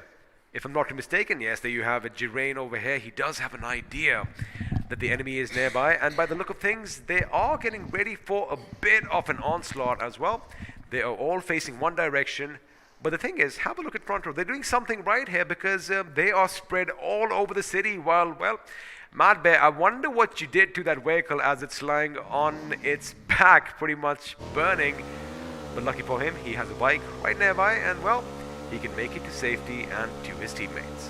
Well, he will make it to the safety, but the team that is not making to safety is going to be 70H because the players of 0 degree are shooting in their direction has already taken out one of the player. Let's see what's going to happen. And Surya is at the perfect position and looks like 70H. They're underneath? They are under the bridge. No, one of the player is still roaming on the bridge. No, he is in the water area. Both the players are being hunted like a fish, and 0 degree mistake. Perfect grenade coming in towards XM, just missed it. And Exception, how is he going to survive? Well, the only exception to the people in the water is the man himself, but now he has to patch himself up, which he does. But Bope Dope and Mystic, they know where he is, with Aman, who is going to be their overwatch as he comes from building to building. In fact, he spots the enemy, shoots, gets the knock. No, it's going to be Bope Dope who gets that little pick, but it's going to be Aman who puts him 6 feet under. Now 0 degree, 4 finishes to their name.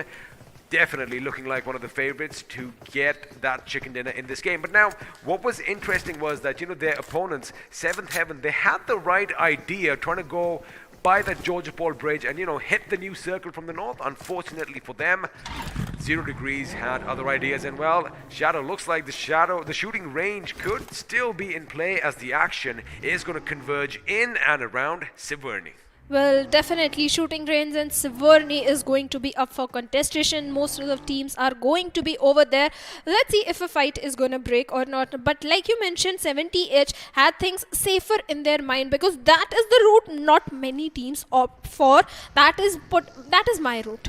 That is my route because I always go from that northern bridge and move towards northern Georgopol and then enter into the circle. But 70H, we were talking about you, Well, and you guys have been eliminated. We were talking about you, and it was pretty inevitable because 0 Degrees, they Yeah. did chip away at them, and, one man was standing, but the question was for how much longer. Well, there you have it. The first team to bite the dust are going to be the boys from 7th Heaven. Not the game that they would have wanted. In fact, they've been sent down to the depths of hell. Well, I see a car 98 XP. Let's see if the player Darinda is going to use it for its perfection, or he's going to miss the shots onto the players of Team Front Row Esports. Front Row Esports, not a very good outing in the match one as well. This match, they can't afford any mistake. But the team that is already in the good compound is going to be Shy Underdogs, who are quite careful, who have to be careful because there are two teams in the close vicinity. Team Ellie is so close. One wrong peek from the players of Team Shy Underdogs and their head will be puffed off. But Team Ellie is also being careful of the backside because they do know that teams' rotations are coming into the picture. There could be any backstab that could be happening any minute, so they're not making too much noise. Now, the only thing that the Shy Underdogs need to keep in mind is that they don't shy away from picking a fight because, well, Brains is going to use that big brain of his to try and spot the enemy in the distance. Now, Luminosity Esports, both these teams, they know exactly where each other is, and, well, Harsh OP does have that Car 98 in his hands, so we might just see some bolt action unfurling sooner or later as Harry OP does spot some more movement in the distance. This time it's going to be the boys from 0 Degrees who are going to be far away, but again, at this distances with all those scopes, a lot of damage can be done downrange. Now, as the circle is going to be imploding in on itself, Severny again is going to be the epicenter of all the actions, but I'm still surprised, Shadow, at how many teams are still alive and kicking. 56 players still alive in this game, but the question is, where are we heading to next? It doesn't matter where the circle shift because look at 0 Degree. I was about to appreciate their position.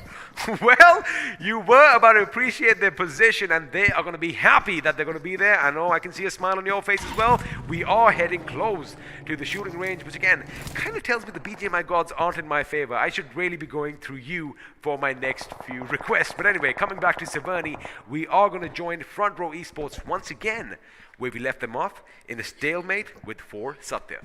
Well, we saw the map. 0 Degree Esports is having the complete control of the western side area. Even if they make their rotations towards from the northern side, they have a complete open path. But what worries me, the team that are rotating from the southern side, because there is so much cluster. In fact, 0 Degree is also in the position to get so many finishes from the teams coming in their direction. But what is happening? Team Port also joins the party in Severny. I mean, Mad Bear is definitely a mad bear. I mean, he could have easily just sat in one of the seats in the vehicle, but nah, he was like, you know what, I'm just going to be riding on the bonnet. But of course, since it is a 2-seater, I guess it makes a lot of sense. Now, Icy's got to make sure he patches himself up as Front Row Esports once again. They are in between a rock and a hard place because, Shadow, it kind of seems like they might have left it a bit too long, as elsewhere looks like one of the members is going to fall down to his own demise. Question is, can they revive their teammates? And, well, the short answer is maybe, because now Team 8 are making a move as Bot X4 are on the prowl, and they are definitely hungry for some blood. But XP, does it make sense? The circle had already shifted towards shooting range area and the players of bot entered in Severny and made the rotation. But what is happening? The players are falling down, XP. Well, they did get the first shot. Unfortunately, it's going to be Initial Zeus who was cemented in, then fortified in, and well, 2 guns opened up fire, and 2 of the members were taken down. Now, one last man is going to be on his feet. Aryan OP has his work cut out for him. He is going to try and throw a few Molotovs, making sure that he blocks that little tunnel entrance so that he can go in for the revive. Mad Bear should be giving him a lot of information right now, but the question is, as soon as the flames are going to extinguish, are they going to come out rushing? Because they should be anticipating a few revives taking place right now. Looks like they are, as 5 does come out. He spots the fallen comrade, takes him out of the equation, and now Grim on the right flank with that cluster. High rate of fire could spell trouble. Spots the enemy, point blank range. The cluster is not going to be enough as the AKM rattles off. However, it is going to be 5 providing cover from atop as Arian is brought down into one-on-one situation. Icy up against the man in green. Question is, who's going to come out on top? He goes down, hits the deck. It's going to be Zeus who come out in top in the skirmish. Bodex eliminated in the 14th position. Well, a good gameplay coming in from IC, but a very bad rotation overall coming from the players of Team Bot Esports. But Team Zeus better be careful because Front Row Esports has their eyes set on your players.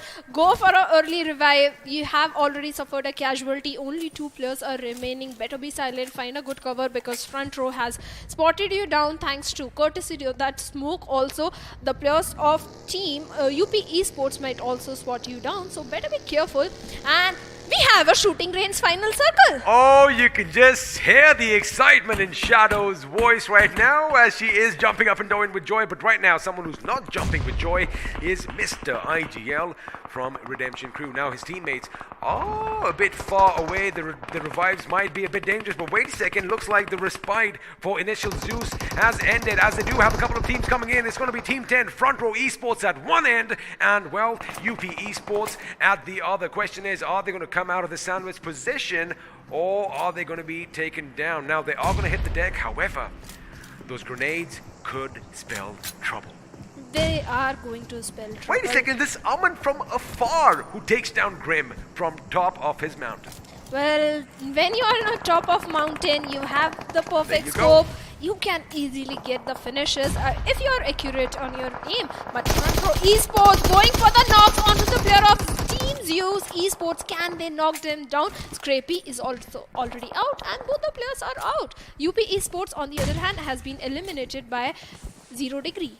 Well, they have been eliminated, and it looks like Initial Zeus are going to bite the dust as well, as we did see the man in green go up against the opposition in a similar situation this time around, not in their favor. Elsewhere, Eclipse India Elites are picking a fight with Luminosity Esports, and a tremendous amount of grenades are being flung. Somebody definitely called in a strike because there is going to be a mini red zone over here as they creep away. Vignesh is going to be caught by that last grenade courtesy of Sachin, and now they are going in. G2OP with that AKM is going to make sure he hits the deck, drops down, puts the enemy 6 feet under, as again it is going to be merciless driving around through the smoke. They are leaving an old chance, one last member alive and kicking for LE, and well, we've seen them do things in the past. It is going to be Kokojoki, but unfortunately for him, he gets spotted out, shot in the back, and well, that Molotov is not going to keep the enemy at bay as Luminosity Esports bid us adieu in the 9th position. Well, Team Eclipse this time coming in with good outing, but can't say the same thing for the players of Team LE. On the other hand, grenades are coming in. Redemption is at the receiving end. 0 degree Esports. Perfect positioning, perfect 2v2 split for these players. Surya is already almost inside the shooting range area, but his teammate has a job to do, that is raise both rope over there. But look at the players of Team Shy Underdogs. They are quite in open area, but Redemption, Vicky also goes down. Eclipse is on a rampage right now. The way they are spotting down the players, they have spotted down the players of Shy Underdogs. Well, they might be on a rampage, but it's going to be Simple Esports who are the Grenadiers in this game, getting knock after knock after knock with their grenades as one another is going to bite the dust. Finally, Rick is going to be brought down. That means, well, the elites are going to be in a little bit of a bother. Now, we did kind of mention Shy Underdogs. Looks like they aren't shying away from a fight just yet, but they don't really have a lot of options. Let's see if Ranveer throws that perfect grenade. It does look good. Is it going to be devastating for the elites? It is, in fact, a good nade as Rick is going to be blown to smithereens. Whoa. And yet some more grenades are going to come in as G2OP is brought down as well. And now we have the push. The shield is going to be the first one. Molotov coming in from Ranveer. Oh boy, this is not a position I want to be in. Elites are under heavy, heavy fire.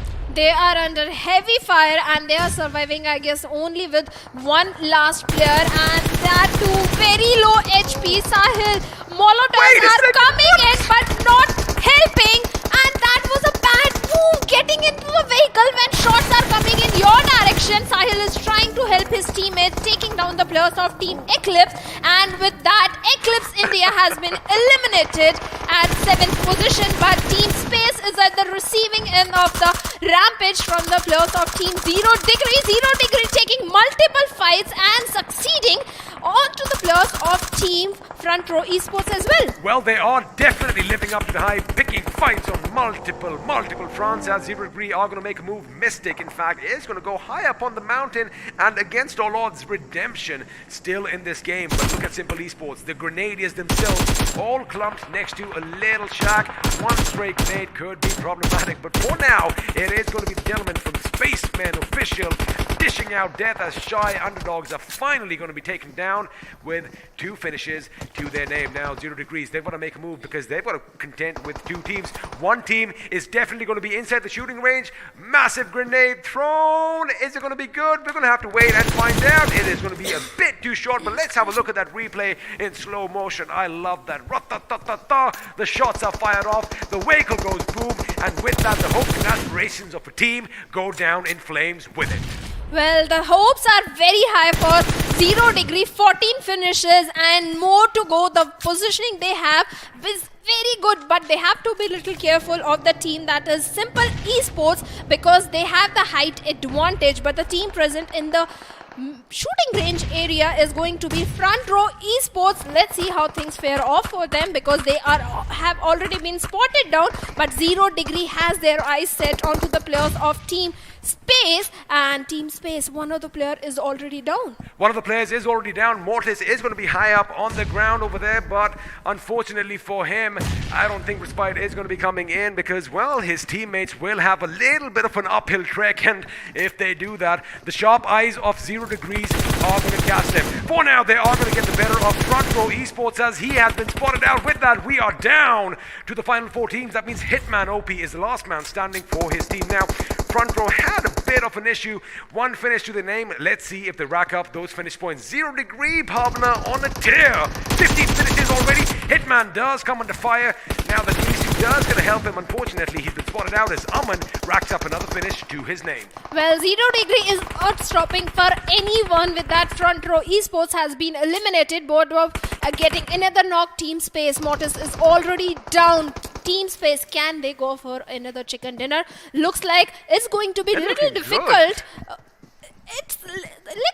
Looks like it's going to be a little difficult, but 0 Degree Aman is already cooking up that grenade that can be deadly for the players of Team Space. Can he get the accuracy? That is the main question, and no, he can't. Well, while 0 Aman is going to be engaged with another team, looks like SE was coming in, but Aman was quick on the trigger as he put Simple Esports' member down on the ground. Now, Simple Esports do have 3 boys. Junior is out, Mihir Ignite, and Megatron have all their work cut out. Oh, grenades are going to be flung in. It's going to be Mystic who has that Mystic ball, gets Megatron off his feet. The Decepticons are definitely going to be hurt over here. And now Aman, hungry for blood, all that experience coming in. He is going in for the kill. Unfortunately, he gets 1 knock. He is shot at, and finally, just before he can get behind cover, he is taken down, but his teammates are going to be on hand as Simple Esports, bit us to do, down to the final 2 teams. It is going to be the crowd favorite 0 Degrees going up against the winners of last game, Spaceman Esports. You cannot ask for a better finale than this. Well,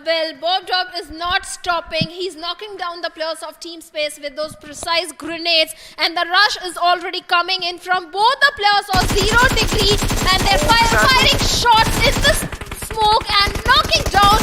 Oh my and God! Last one also goes down in that 0 Degree. Oh, talk about trapping your opponents in. Drop guard, making sure that you are in a 360 around them. I mean, they basically, forget cornering your prey.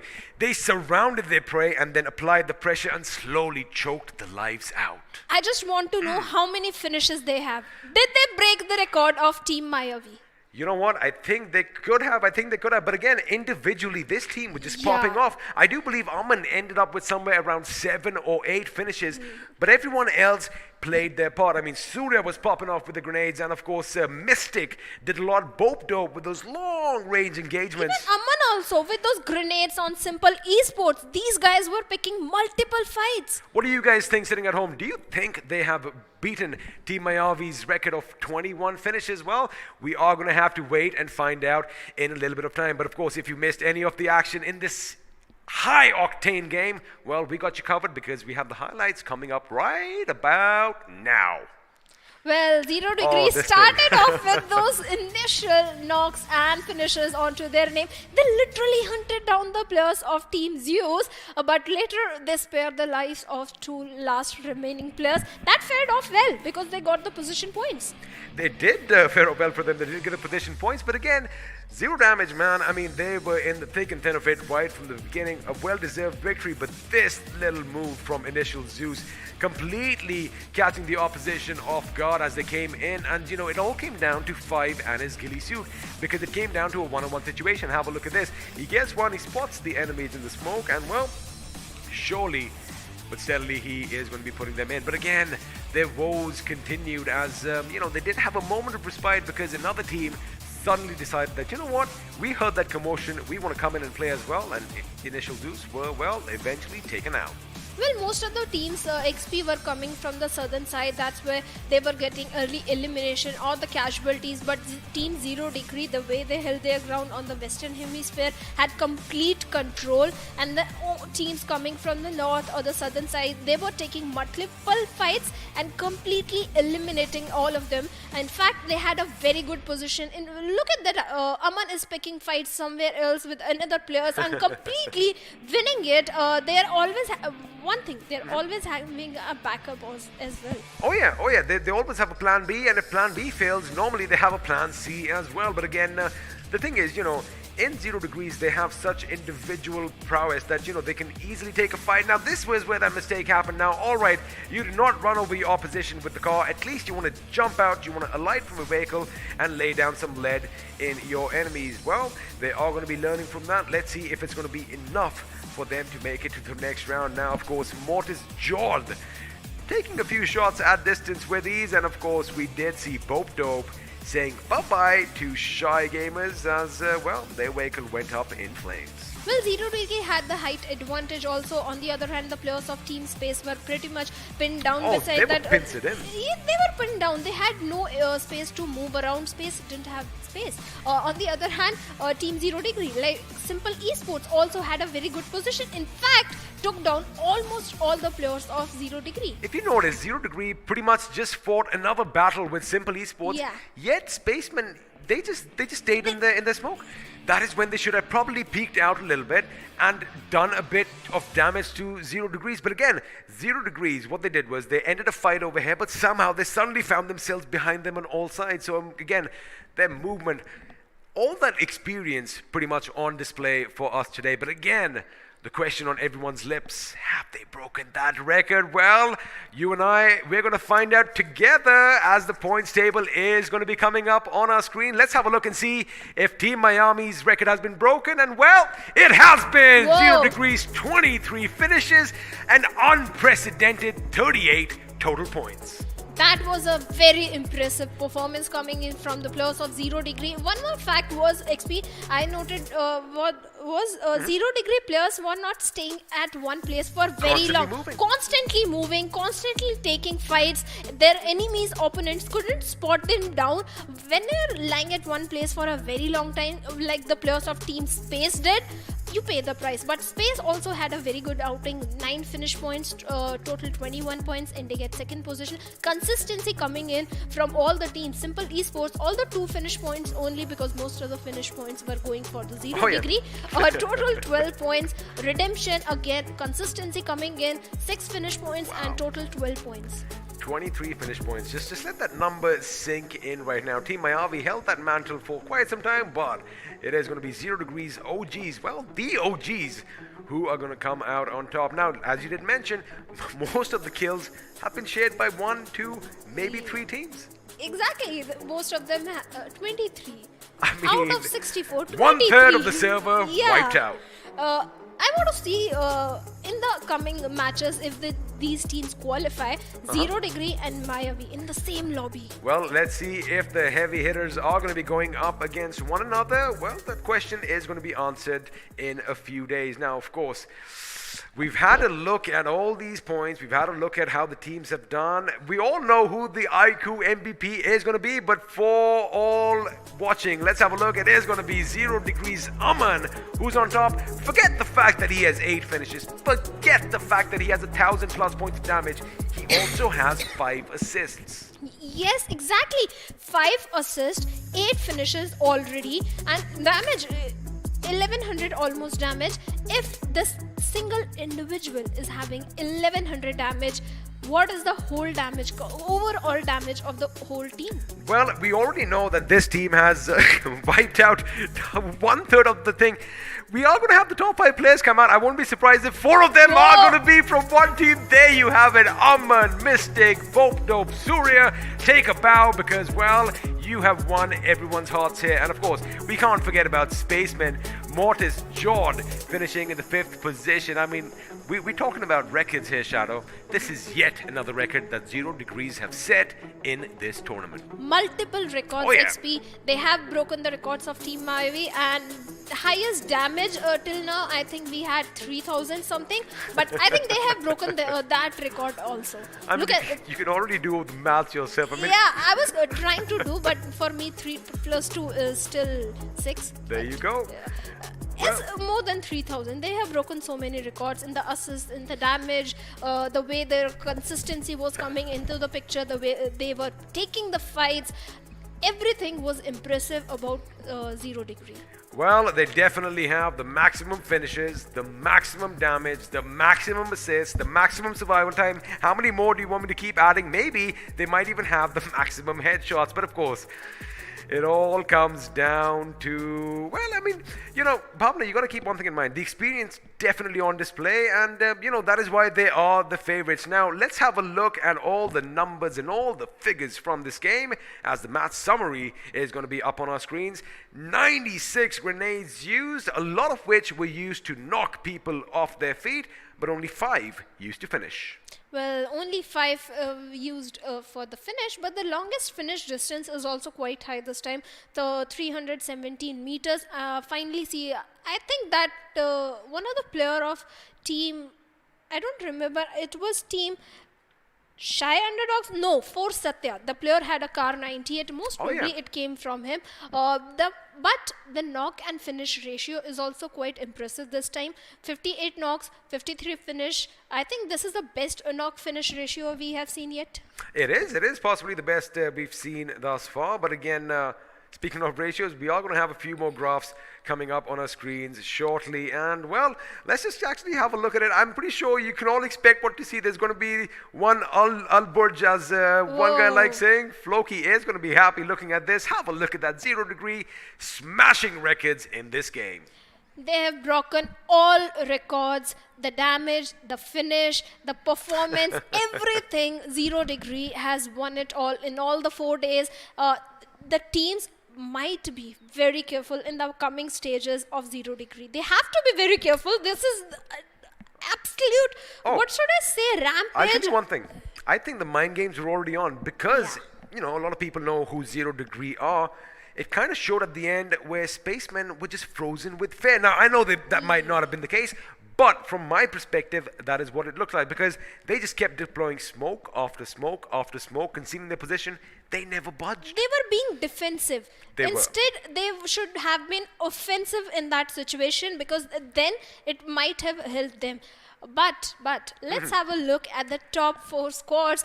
Most definitely 0 Degree with 23 finishes, Spaceman with 9 finishes, Simple Esports with 2 finishes, Redemption with 6 finishes. Well, you did say Redemption needed to redeem themselves, and they definitely have 4th finish, 6 finishes for them, and not a bad outing as well. Of course, you should count yourself lucky to even get a finish or 2 when 0 Degrees is in the same server as you. Now, I love the fact that this team came in with a lot of hype, and well, they have definitely lived up to that, which makes for everyone being happy. I'm a happy camper, you're happy, and again, I've got to say one thing, you have a little bit of a connection with the BGMI gods because you wanted the shooting range, you got the shooting range.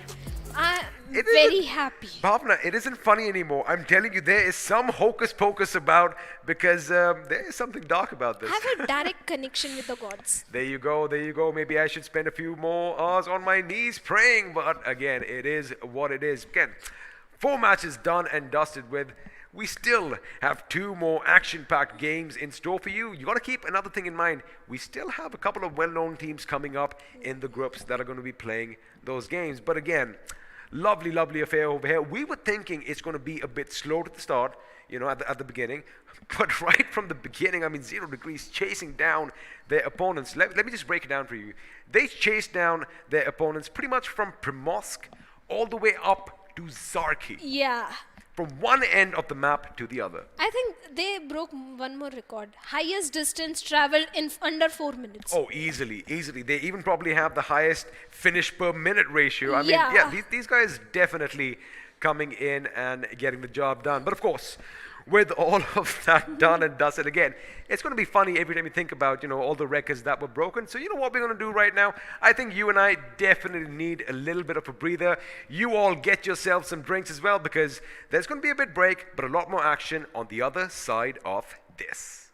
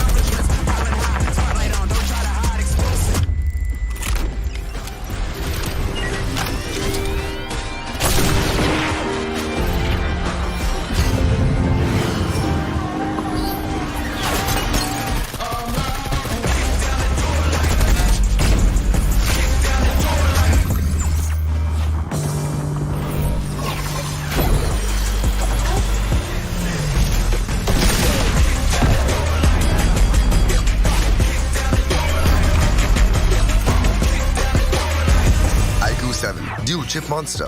1 for performance, 1 for display.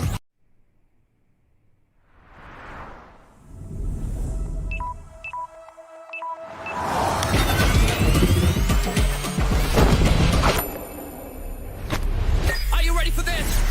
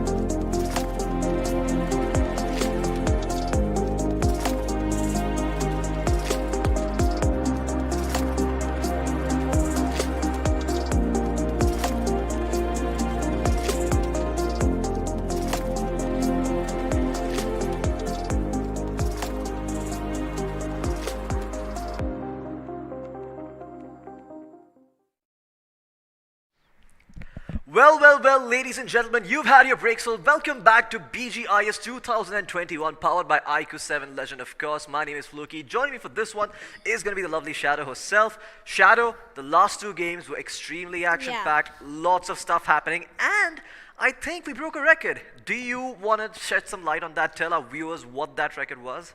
Not just one record. More than one record. Multiple records? Multiple records were broken.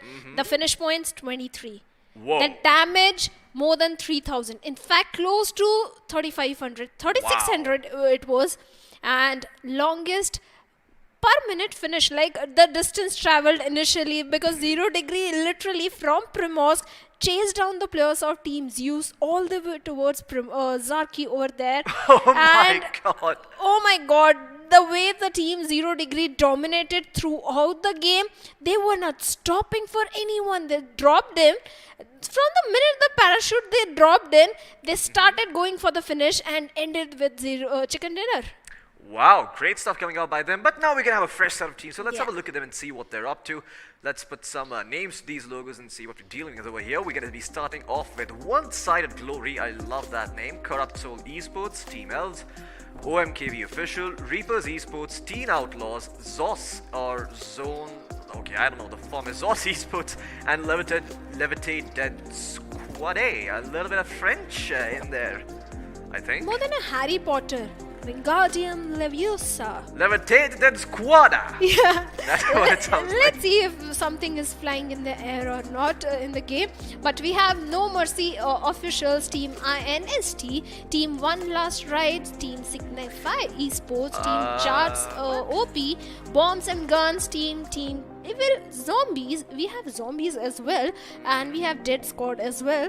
Let's see who will be rising in the air. And we have Team Spec. Yeah, we've seen some zombies, we've seen some reapers as well. Lots of different species participating in this game. As you see, clearly we do not discriminate. Zombies, vampires, reapers are all welcome to participate in the BGIS 2021 Open Qualifiers for this particular reason. It's a supernatural tournament. Absolutely. Yeah. All sorts of different things allowed. But you know what else is supernatural? I'm going to show you.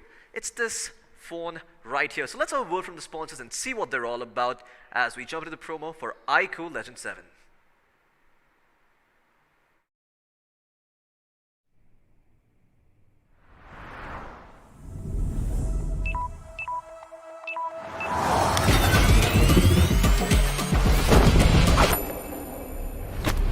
Are you ready for this?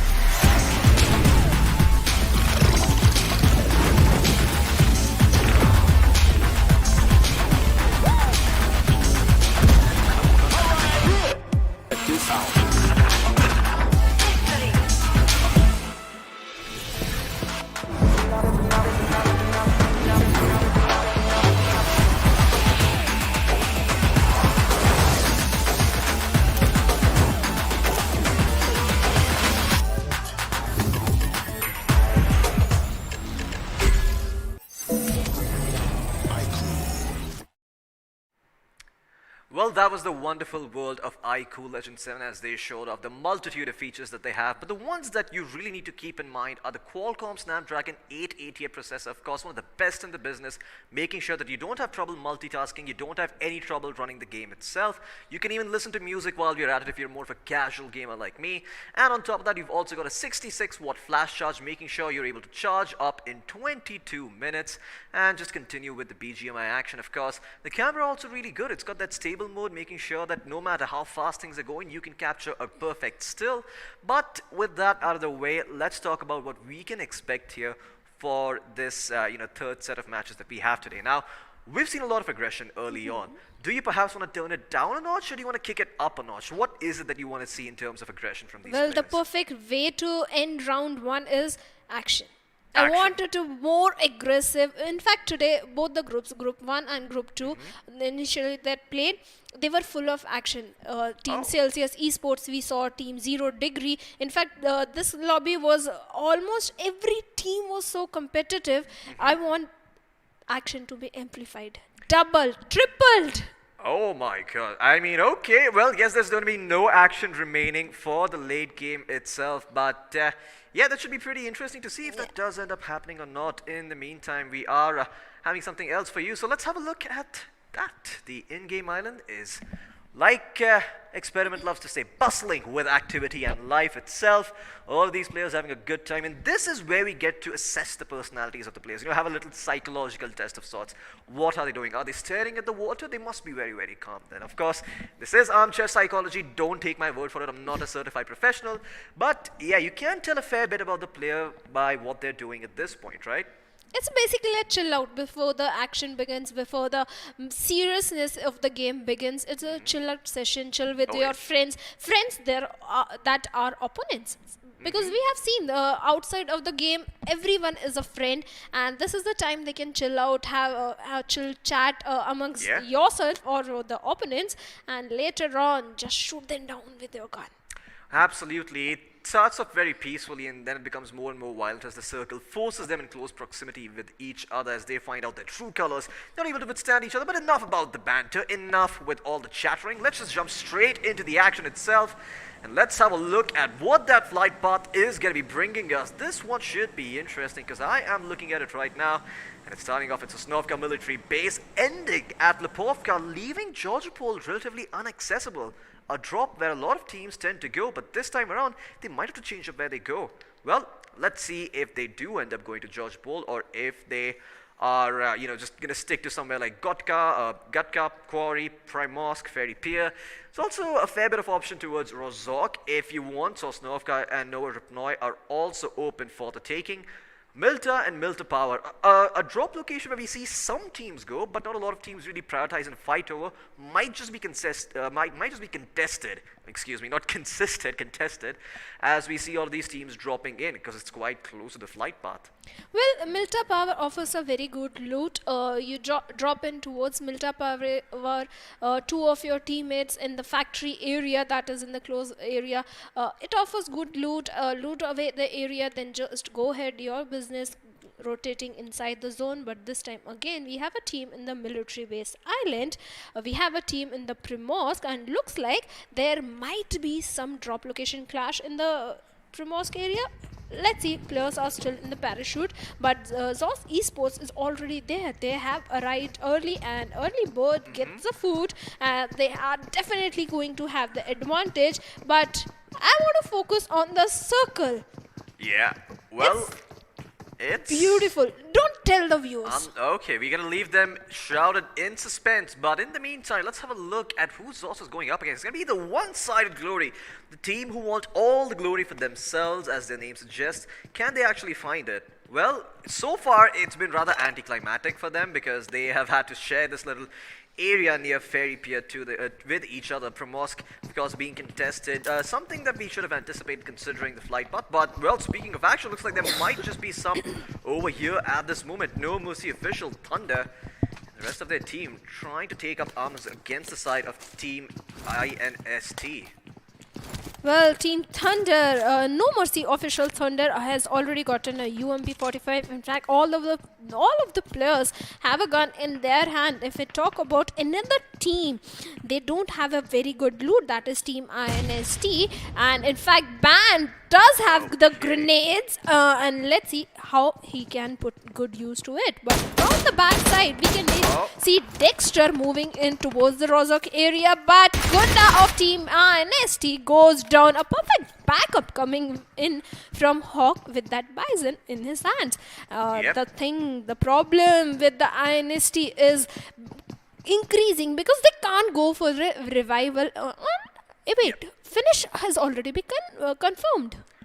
Okay, yeah, the finish has been confirmed, so there's no option for revival there like you talked about. And, well, speaking of finishes, someone else might be under trouble over here. One of the team else member all caught all alone by himself. Phoenix is now going to try and make a run for it, but he's already been hit, and they know, and they're scrambling to get him. A couple of grenades being popped as well. Elsewhere, Ben does end up finding Dr. Hawkins, but there's one grenade. But in the meantime, okay, looks like Phoenix is not going to go down without a fight. Knocks one down himself, still standing strong.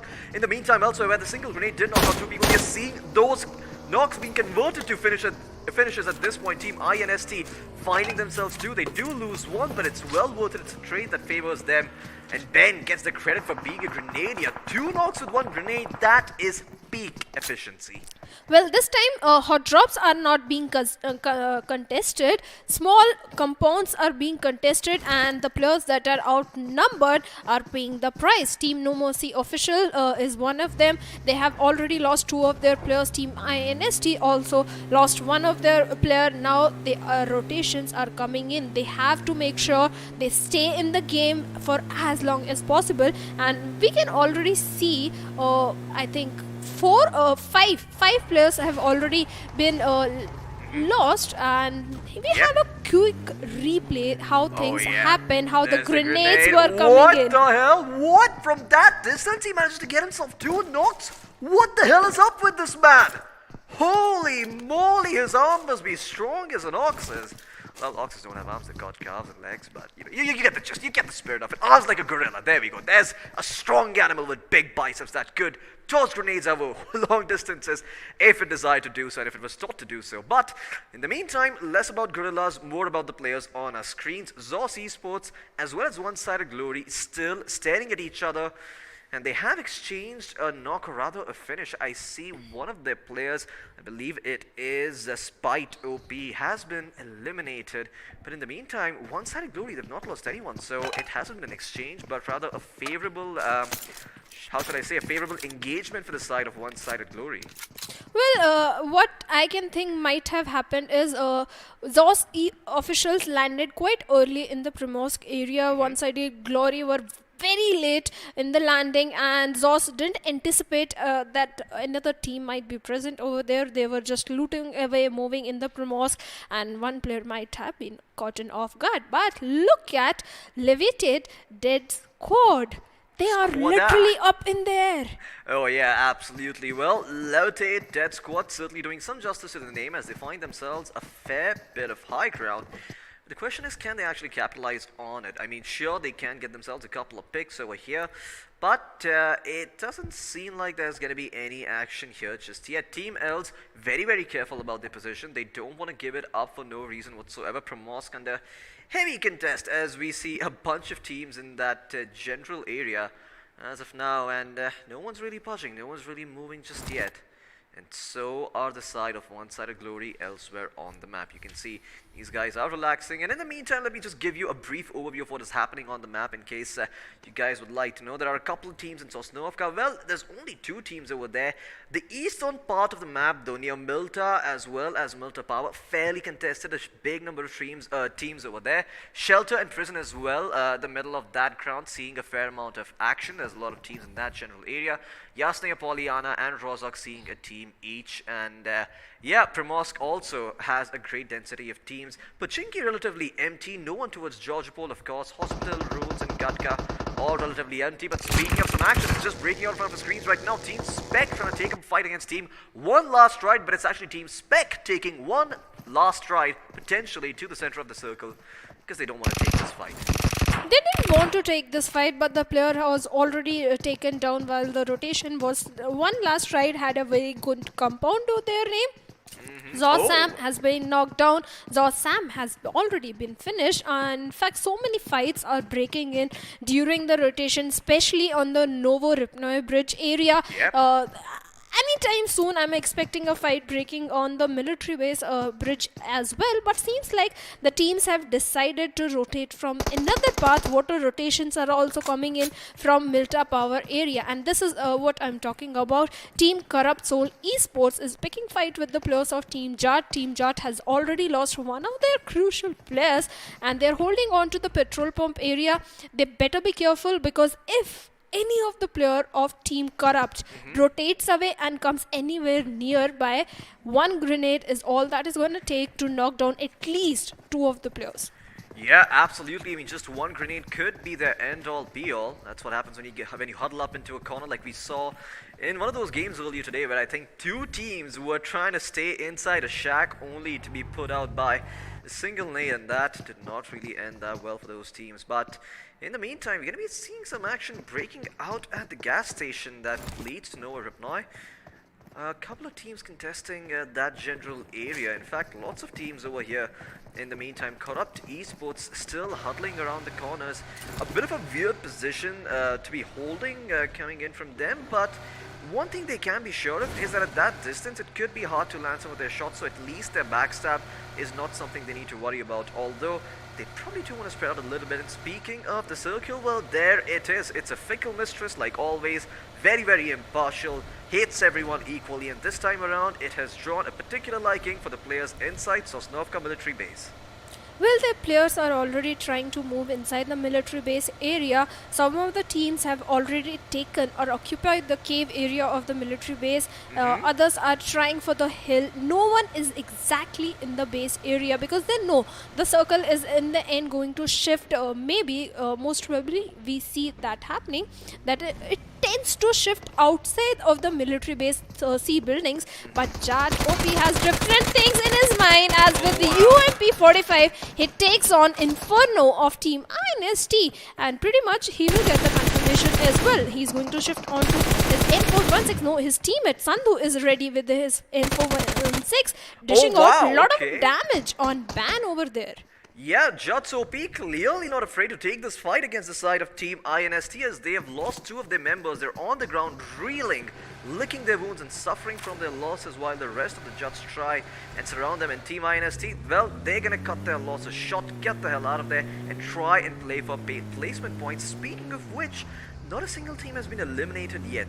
Sure, there have been players who have been knocked out and finished off, but all teams still in the mix, so no placement points being handed out just yet.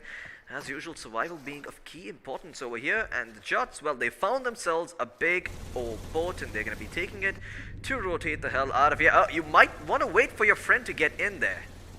Well, you might want to wait, but boat rotations are always very risky because we know the health of the moving vehicle of the boat is not too much. If the players are shooting in your direction, you might lose all of your squad, all of your players, so better be careful. Let's see what's going to happen. For now, the players are looking pretty comfortable, but 4MBS Bean has been knocked down. On the other hand, Elvis, ELV Riser has been taken down. Zos Esports has been eliminated at the 16th position, and present fight, it's a stalemate situation. Neither one of them is shooting in each other's direction, nor they are moving in the direction of the zone.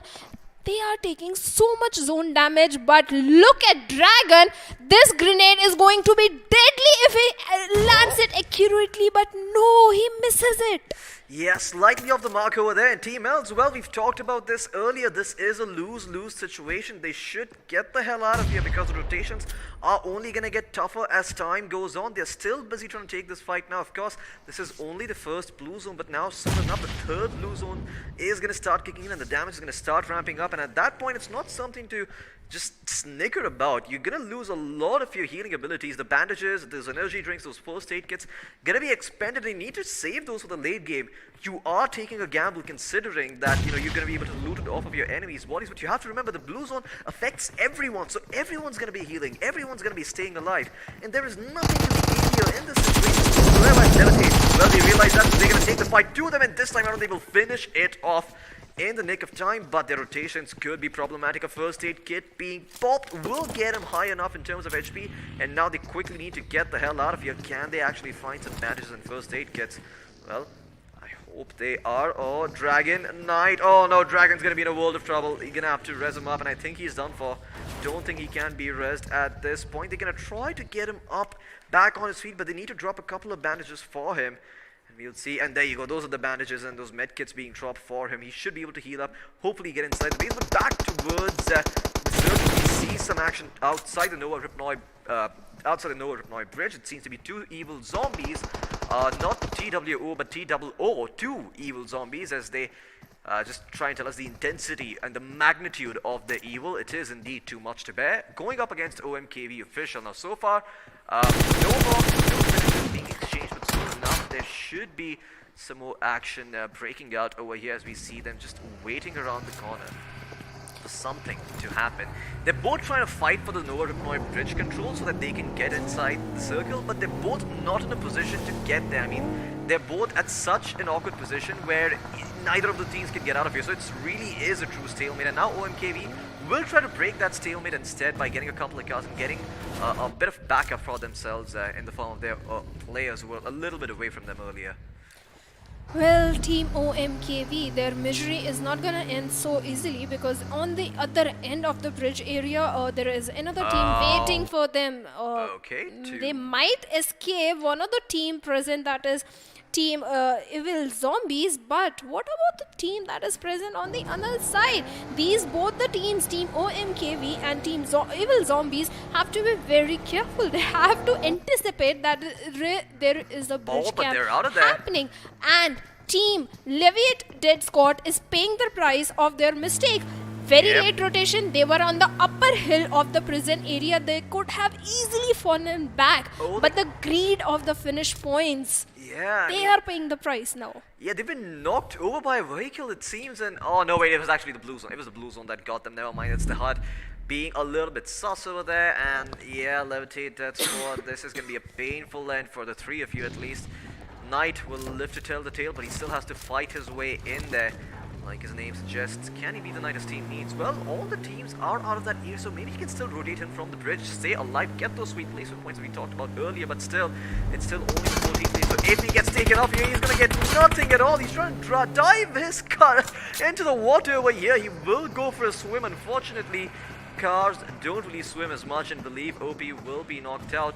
Although Knight is still in play over here, he is in a dangerous spot. They're looking for him. They're trying to find that pick. Do two evil zombies see him? That's the question. In the meantime, elsewhere on the map, it seems that there is some action happening towards the entrance of Sosnoka military base from the Milta Power area, and lots of teams converging in there as we speak. As of now, great density of teams and lots of fights going to be breaking out. The circle shifts towards the center. No crazy water finishes today, but boy oh boy, there's very real estate in there. Very few compounds, and the few good compounds are going to be quickly snatched up by these teams coming in.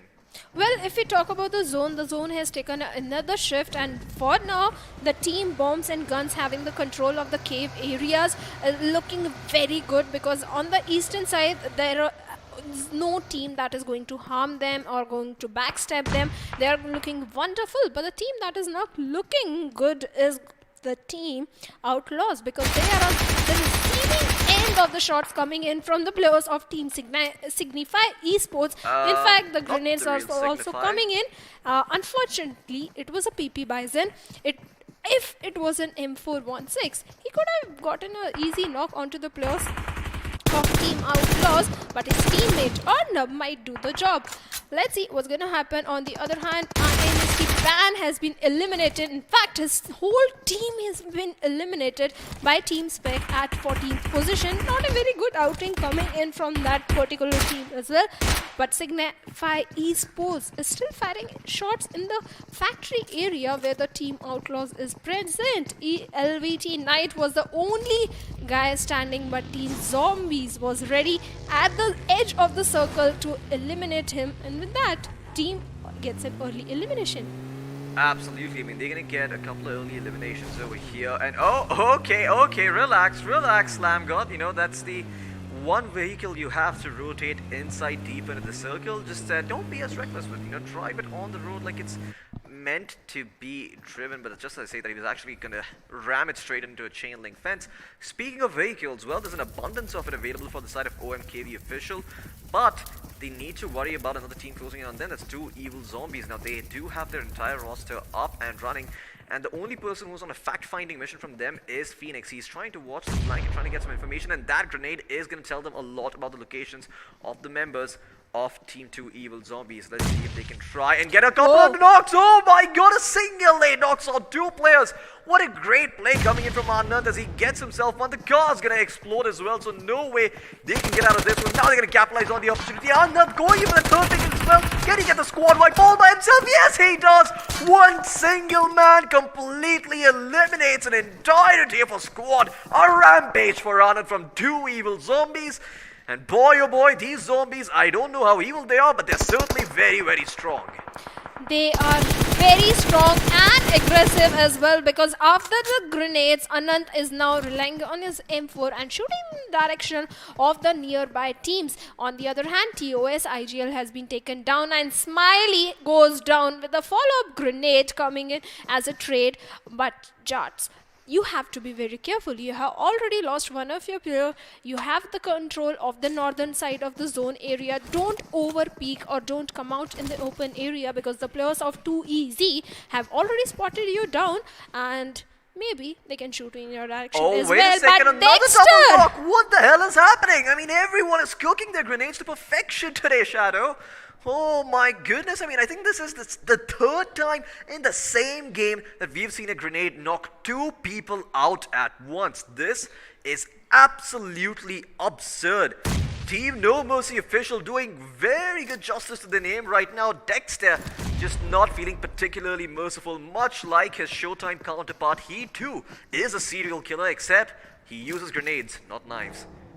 Well, he's still using the grenades and relying on that, because closing in on your enemy directly with a blazing gun, maybe multiple shots Oh, and he's can the only come person alive in. for his team. Yes, he's the only person alive. He has the responsibility of the position points. He can't afford to get elimination at 11th position, because he might be ending with 1 or 2 points only. That is not what he wants. On the other hand, one-sided Glory has a control of Wizard Tower, but there is so much crowd nearby them. There are so many teams, but they are looking good. Let's see if they can find the knocks as well. But Team 11, that okay. is one last right. You have a height advantage. You can't fall down, but they are picking their fights. look at On two the evil other zombies, bro. hand, bombs and guns.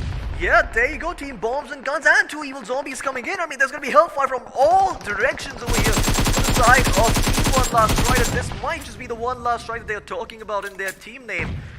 But boy, do they wish they get another one. Let's see if they are able to stand up to Reapers Esports as well. My goodness, just so many teams closing in on the action. There's going to be so much action going on. The team that is third party is getting fourth party themselves, getting sandwiched between the two rosters, and ultimately the team at the high ground getting the advantage over here. The Juts now taking the fight towards Team GTR, trying to get those picks for themselves, and they are succeeding. But in the meantime, this is a horrible... oh, okay, that's slightly off the mark there. But he does spot out the way. He gets the information, and there you go. This time around, Team Bombs and Guns are going to try not to miss, but he's going to get shot straight in and get knocked down once again. They're going to be able to protect their position, hold on to it. Team One Last Right still standing strong, not saying die just yet. And man, those smokes, they're working overtime for them. In the meantime, Team ISG also finding themselves a couple of knocks. Another knock coming in from 2EZ Anand. In the meantime, found himself another grenade knock. And he's found himself another grenade knock. This man just cannot stop landing those nades. Holy moly, what the hell is up with this guy? I want to have whatever the hell he's eating for breakfast. But in the meantime, lots of chaos, because there are 10 teams in the picture, 31 players still alive. And this is the 5th circle closing in. About to be the 6th circle soon enough. Shadow, it does not get more intense than this. But I'm impressed the way they are, one last right, are defending their position, because so many teams are trying to shoot in their direction. It was quite difficult to defend it, hold on to it, but other teams are also helping by picking fights with their enemies. Team Bombs and Guns went all blazing with their guns onto the player of One Last Ride. One Last Ride, just be calm and patient, but not so much, because you are knocking down the players of 2EZ on the low ground. Oh, and It's look at... so difficult for 2EZ right now. Absolutely. Now, One Last Ride do have 3 of the players still standing, but they have to worry about Corrupt Soul Esports coming in from the flank, as they just experienced. There was a couple of nades tossed their way. They did find their mark, and looks like Bars Arnab is going to be knocked down by a grenade as well in the meantime. Lots of grenades finishes being found over here. Dexod finding himself too once again. The members of 2 evil zombies, they were eliminating everyone with nades themselves. Now they're the ones who get the taste of their own medicine. And this time around, One Last Try. They know where everyone else is, but they're choosing to rotate out over here. Exod, he does not have any sort of utility remaining. No bandages for him. He's going to be knocked down again. He's going to be the sacrificial lamb. Sack his life so his team can rotate out. A very noble sacrifice. And One Last Try doesn't look like it's going to be any useful for them, because the Reapers have eliminated them as well. And now, once again, 7 teams remaining in the picture. One-sided Glory are at the periphery of the circle and have some of the best positions available at the moment. Can they hold on to it though? Captains very well spread out. A couple of the players knocked down though. Can they get them back up on their feet? Well, Ash is actually it is actually Ash. Ash is guarding all their bodies at the moment, so he can't really get the rest going as he would have light. And now one-sided Glory in the meantime turning their attention towards Team Smogs and Guns, who have also been eliminated once again. And now Reapers Esports could also be in a world of trouble as Reapers Esports get eliminated over here. 13 team finishes for the side of one-sided Glory. It is indeed all very one-sided, and a drive-by comes in the nick of time, and Team Spec will be eliminated. They will keep their final player alive. 14 finishes for Team One-Sided Glory, being responsible for knocking out 3 squads and then some. And now there were 3 teams still standing. Corrupt Soul Esports with all 4 players up, and Signify Esports, not the real one, with 2 members standing, a 3-way Mexican standoff. Well, Team INS, the way they are, ISG, I'm sorry, the way they are dominating, 14 finishes and more to come. But Corrupt Soul Esports, they don't have the position advantage. One side Glory is completely getting all the glory onto themselves. They can easily pin down the players of Corrupt Esports. Oh, look at the angle. Shadow OP has found a good angle onto the players of Team Signify Esports. One of them is already down. Now the rush is coming in. Eclipse is not moving, just lying prone there. You could have done something. Deploy smoke. Don't just lie prone over there. With that, the team has been eliminated. One-side Glory is still standing very strong. 16 finishes, but Corrupt officials are throwing grenades, knocking down those players of one-side Glory. They are outnumbered right now. Can the race come in? The question is, can the race come in when the players of Corrupt Soul Esports are going with follow of grenades? But backup is coming in the name of Substitute, who is trying to pin down the 3 players of Corrupt Soul Esports. Beside that vehicle, and 3 Molotovs are coming in, but not getting connected. But the gun will do the work as Mascare goes down. Yeah, there you go. One-sided Glory. Nick trying to take all the glory for himself. Once again, as Corrupt Soul Esports now paying the price for their corruption, as they are a little bit spread. A couple of players have been knocked down once again, but Legend from the side of the team, One-sided Glory will be knocked down. In turn, 3 players knocked down from Corrupt Soul Esports. One man standing. Why are we trying to take the fight? Gonna be the hero. Can he be successful in this? No, he cannot. The win is gonna go the way of the other team. Team One-sided Glory, like their name suggests, they get all the glory for themselves. So many finishes for them, Shadow. These guys are on a tear. Well, they were on a rampage, considering they had so much good position. They had the complete control of northwestern side, while all the teams were engaging in a fight with northeastern side, because that was the path they had opted for the rotation. But one-sided Glory, the domination, there were multiple fights, multiple teams. At one side, Corrupt Esports was there. On the other side, another team was there. And what was the last player doing over there of team number 12? Just lying there in prone position. I think he was trying to go for the flank over there. Did he? Question is, did he have smokes? I don't think he did. I think his idea was, well, since I'm out of utility anyway, I might as well try and make the most out of it by using my body for information, by maybe setting up some sort of flank, some sort of surprise element. Because at that point, the only resource you have is your wits and the weapon in your hands, right? But let's have a look at the highlights so we can put some more context to what we're talking about. Yeah, we can talk about the game in a bit more detail so you guys also have an idea about what we're rambling on and on about. And there you go. I mean, lots, I have to say, just overall, lots and lots of grenade knocks in this game, and I'm so happy to see those. Well, there were, from the beginning, in fact, the compounds like these, where so big windows are there, we kind of anticipate grenades might be coming in anytime soon. We all have done it. Just throw grenades from all the windows, you're definitely getting a knock. Jat OP was also trying to play real well, but this was the fight. There was no need to waste so much time outside of the safe zone area. LVT was on the hills of the prison. They could easily fallen back, but yet that didn't happen. In fact, they were missing so much accuracy on their grenades. Later on, they fell down because of the play zone. The last player that remained, he fell down on the bridge or the zone edge area. But Too Easy was looking quite impressive with the performance, the way they were dominating squad after squad.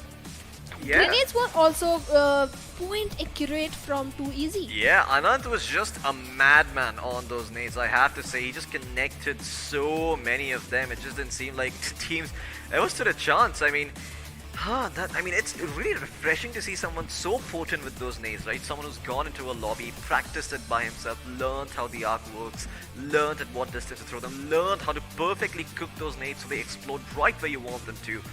And boy, oh boy, I mean, we saw so many grenade knocks and finishes. I'm just curious to know what that stat's going to be like towards the end when the match summary comes up. But of course, before we get there, we got to talk about what was happening over here. I mean, lots of these teams had really, really good positions, especially Team Bombs and Guns. They had a good spot going on for themselves, but it seemed that they just could not hold on to it. They were too many options for them. They were spoiled for choice, and as a result, well, they sort of had to pick and choose their own fights. And this is probably the highlight of the entire match for me. The way his teammate was knocked down and two players come in those cars and just knock the other guy over. It's like a scenic movie entry, you know.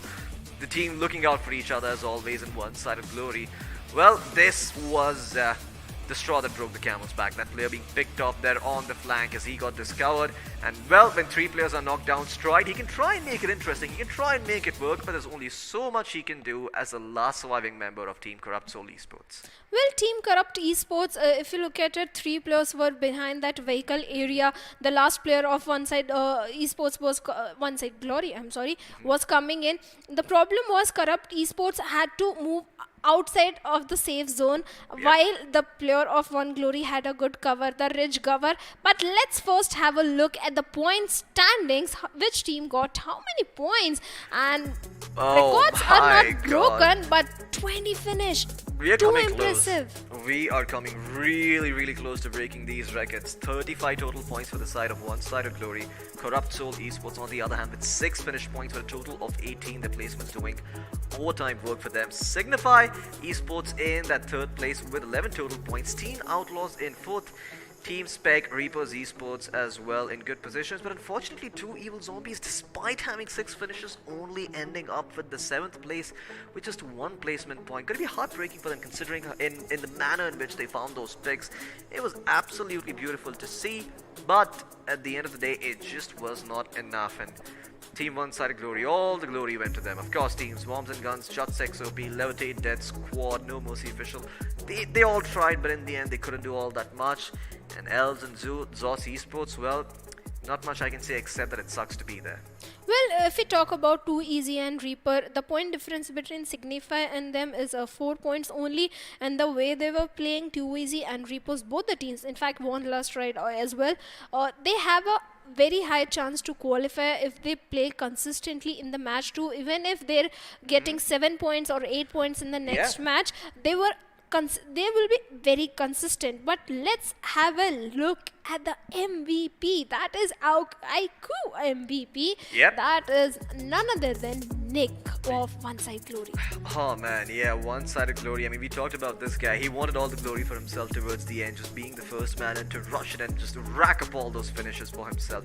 Great stuff, great performance coming out from One Side of Glory, of course. But in my heart of hearts, the real MVP has to be Anant, man. That guy was just so bloody good on those nades. I don't think I've ever seen a player just get so many knocks time and time again with those grenades and those potatoes. It's just unheard of to see a player at this stage who is so potent and is so well polished, right? This is refined gameplay, but he might just be in the top 5. So let's have a look at the top 5 and see if he's in there. I'm hoping he is, fingers crossed. Yes, he is right there in second place. 2 Evil Zombies have Anant. Well, at least they got something to cheer on about. One of the players ending up in that second place, but yeah, One Side of Glory, I have to say, having sort of a monopoly on that top 5 statistic over here. Of course, RS from Juts as well in that fourth place with 572 damage done. A good amount of survival time, but all the members from One Side of Glory having 500 plus damage. In fact, 800, close to 900 over there. Anant, like you mentioned, 793, almost 800 damage. But how many are those grenade finishes he got? Let's have a look at the match summary and find out how many total grenades were used. And Floki, you'll be surprised. 11 grenade finishes. Wow. I mean, we were talking about how good the grenade used to grenade knocked ratio was in some of these games. Well, it's not the highest, but it's the second highest over here, and I'm sure the efficiency this game is through the roof. I mean, my goodness, 68 grenades used, 11 of those converted into knocks. Great stuff coming in from them, and yeah, round 1 match 4 was where they had the highest number of grenade finishes. This one coming very, very close to that. But yeah, the total finishes and knocks being really, really good. There were 14 grenade finishes, guys, by the way, in case you missed out on the action, in which case you might want to subscribe to the channel so you don't miss out on all that stuff. But yeah, as we were talking about, once again, just great stuff overall coming out from them. Who the hell gets, I mean, at least 4 knocks by himself just on the back of nades? Anant does. That's what happens. Well, that is impressive. 3 more finishes we need from the grenades. But let's have a look at the finish damage graph. Wow. And the team that is leading is One Side Glory. 20 finishes and 2200, close to 2300 damage over there. But the team that is going to be little disappointed is going to be Corrupt Soul Esports, because damage they were also dishing out quite high, 1482, almost 1500 damage, but just 6 finishes. Absolutely, I mean, just 6 finishes for them, so the Reapers really did a lot of stuff, but this is just the finish to damage performance. This does not actually tell us who the top 4 squads or who are some of the best squads over here. So let's have a look at the top 4 squads and see what they're made up of. But once again, that efficiency for One Sided Glory off the roof, all that damage being converted into finishes, 20 finishes for them, followed by Corrupt Soul Esports at single digits, by the way, only 6 finishes for them. 1 for Signify and 2 for Teen Outlaws. I think the only team with a double-digit finish in this matchup has been Team One-Sided Glory. Well, Boy, oh boy. definitely. Finish points are going to matter, not the damage you have given. Corrupt Soul Esports better convert the damage into the finishes in next game, because I know you guys can do it. But Outlaws also just 2 finishes, not a very good performance. But they were not dishing out too much damage as well. They were pretty silent. But Corrupt Soul Esports, like I mentioned, they had a good cover, they had a vehicle to themselves. On the other side, the last player of One Side Glory, he could have gone out in the open, but Corrupt Soul didn't wait. One by one, the players were coming in directly in the crosshair of the player, and they were being knocked down. In fact, if all the 3 players had come in directly, might be this chicken dinner could have been theirs. Absolutely. Well, that was a brilliant point and shoot adventure for him. But if you want a good point and shoot adventure, check out this promo coming in from iQOO. It's a word from our sponsors.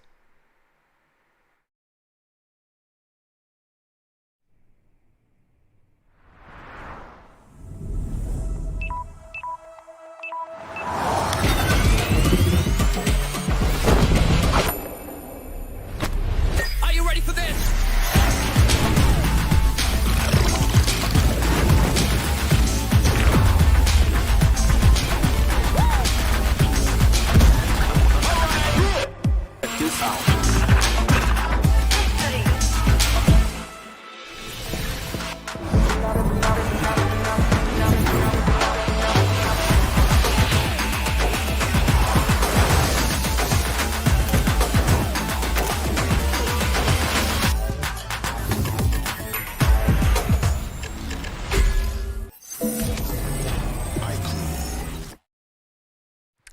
Well, that was the iQOO 7 legend for you, unleashing the monster inside, much like all of the players from the side of One-Sided Glory did.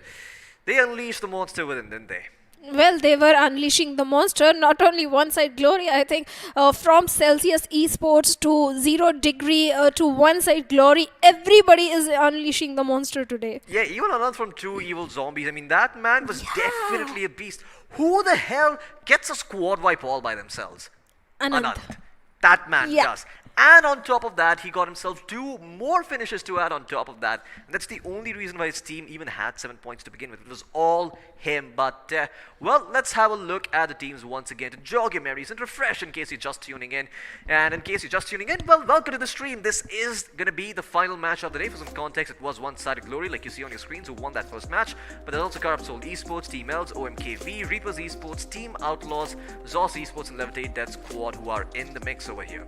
Well, levitate, didn't have their magical Harry Potter wand, I guess. That's where they fell little short on the position points and the place finish points as well. But moving forward, let's have a look at the other teams that will be playing. And ladies and gentlemen, is going to be the same teams that played match number 1, because every team is having 2 matches. Match number 1, match number 2. So who are the remaining teams? These No Mercy official, Team INST, Team One Last Ride. Very impressive performance. Team Signify Esports, Team Jarts OP, Team Bombs and Guns, high expectations. Team Too Easy, very, very high expectations. And Team Spec. Absolutely. I mean, all of these teams just putting up a great number over here, but really the side of one side of glory just stealing all of the glory like their names suggest. But it has been a pattern since the very first day, and I hate to play the devil's advocate. You know I hate it. I just hate playing the devil's advocate.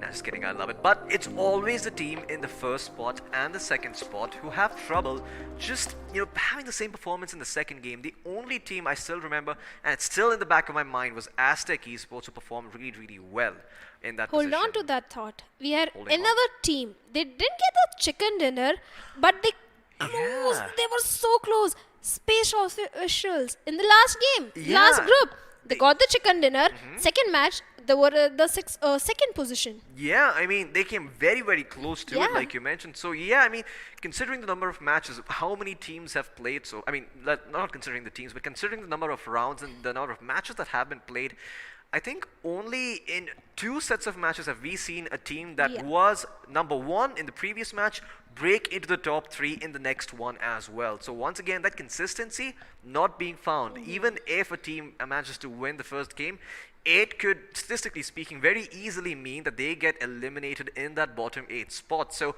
keep your eyes peeled out for that, because that might just be the case, and some of you fans might be disappointed. But when you've got so many points and you've got 20 finishes, a first place finish and 35 points, I think you can kick your legs up on the table, relax, and take a breather, because I'm sure you've got the second game covered as well. Even if you get eliminated right off the bat, that's just the first game itself is going to carry you.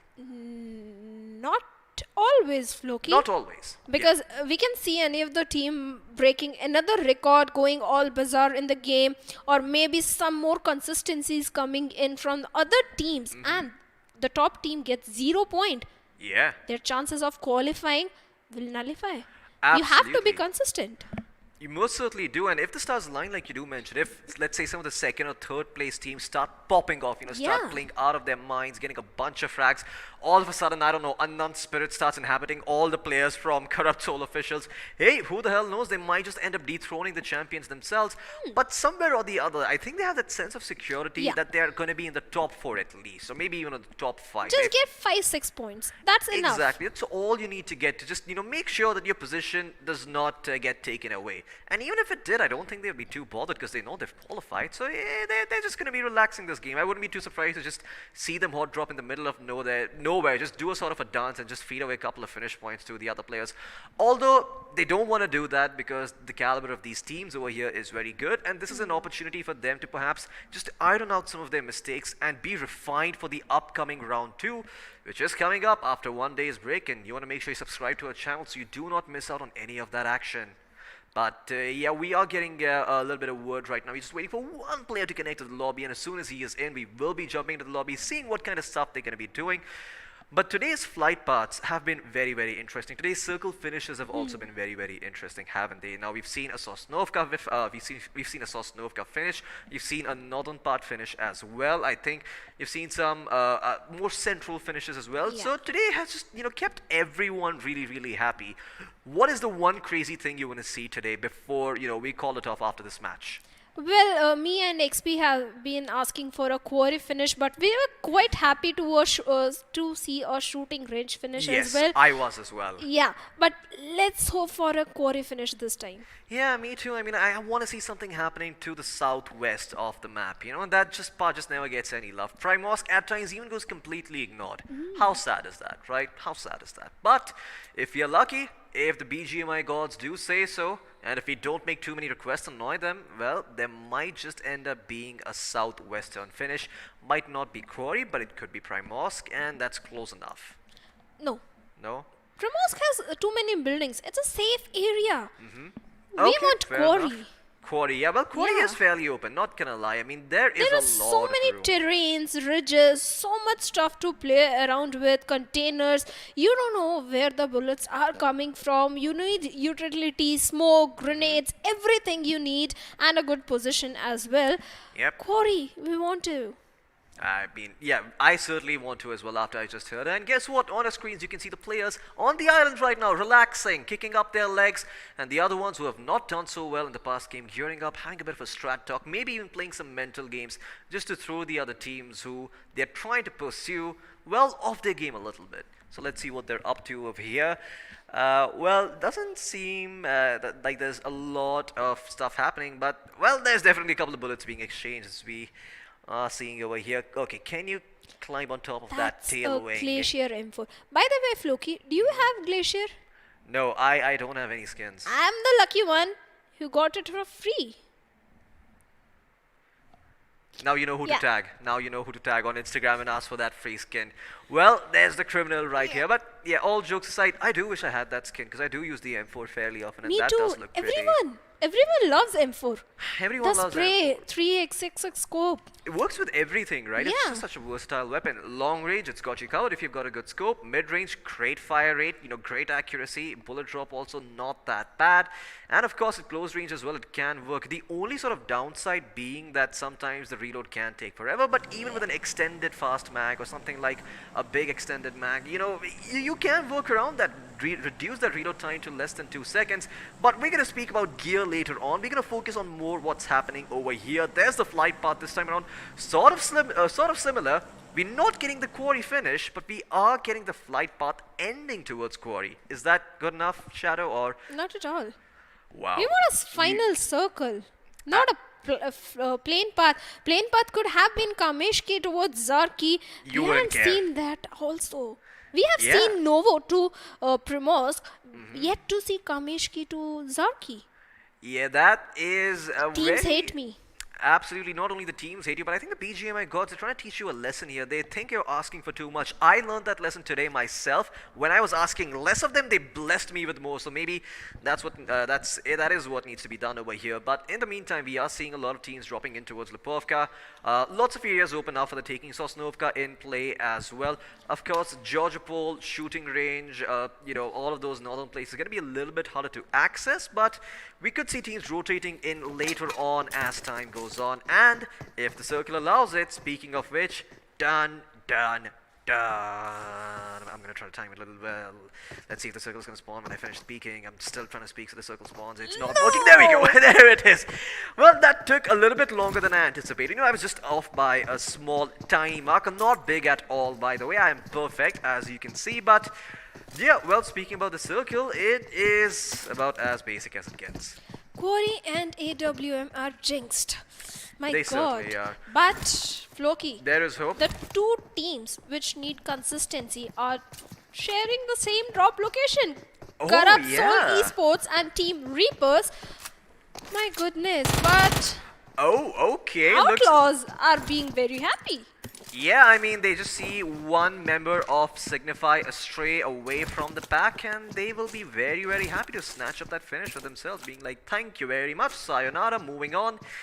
Let's keep the show going over here. Well, Signify Esports also need to do the same thing, because the issue is, when you're one player down, it can be tempting to go out there and get revenge, but the more calm and the more rational play to make is to just try and survive.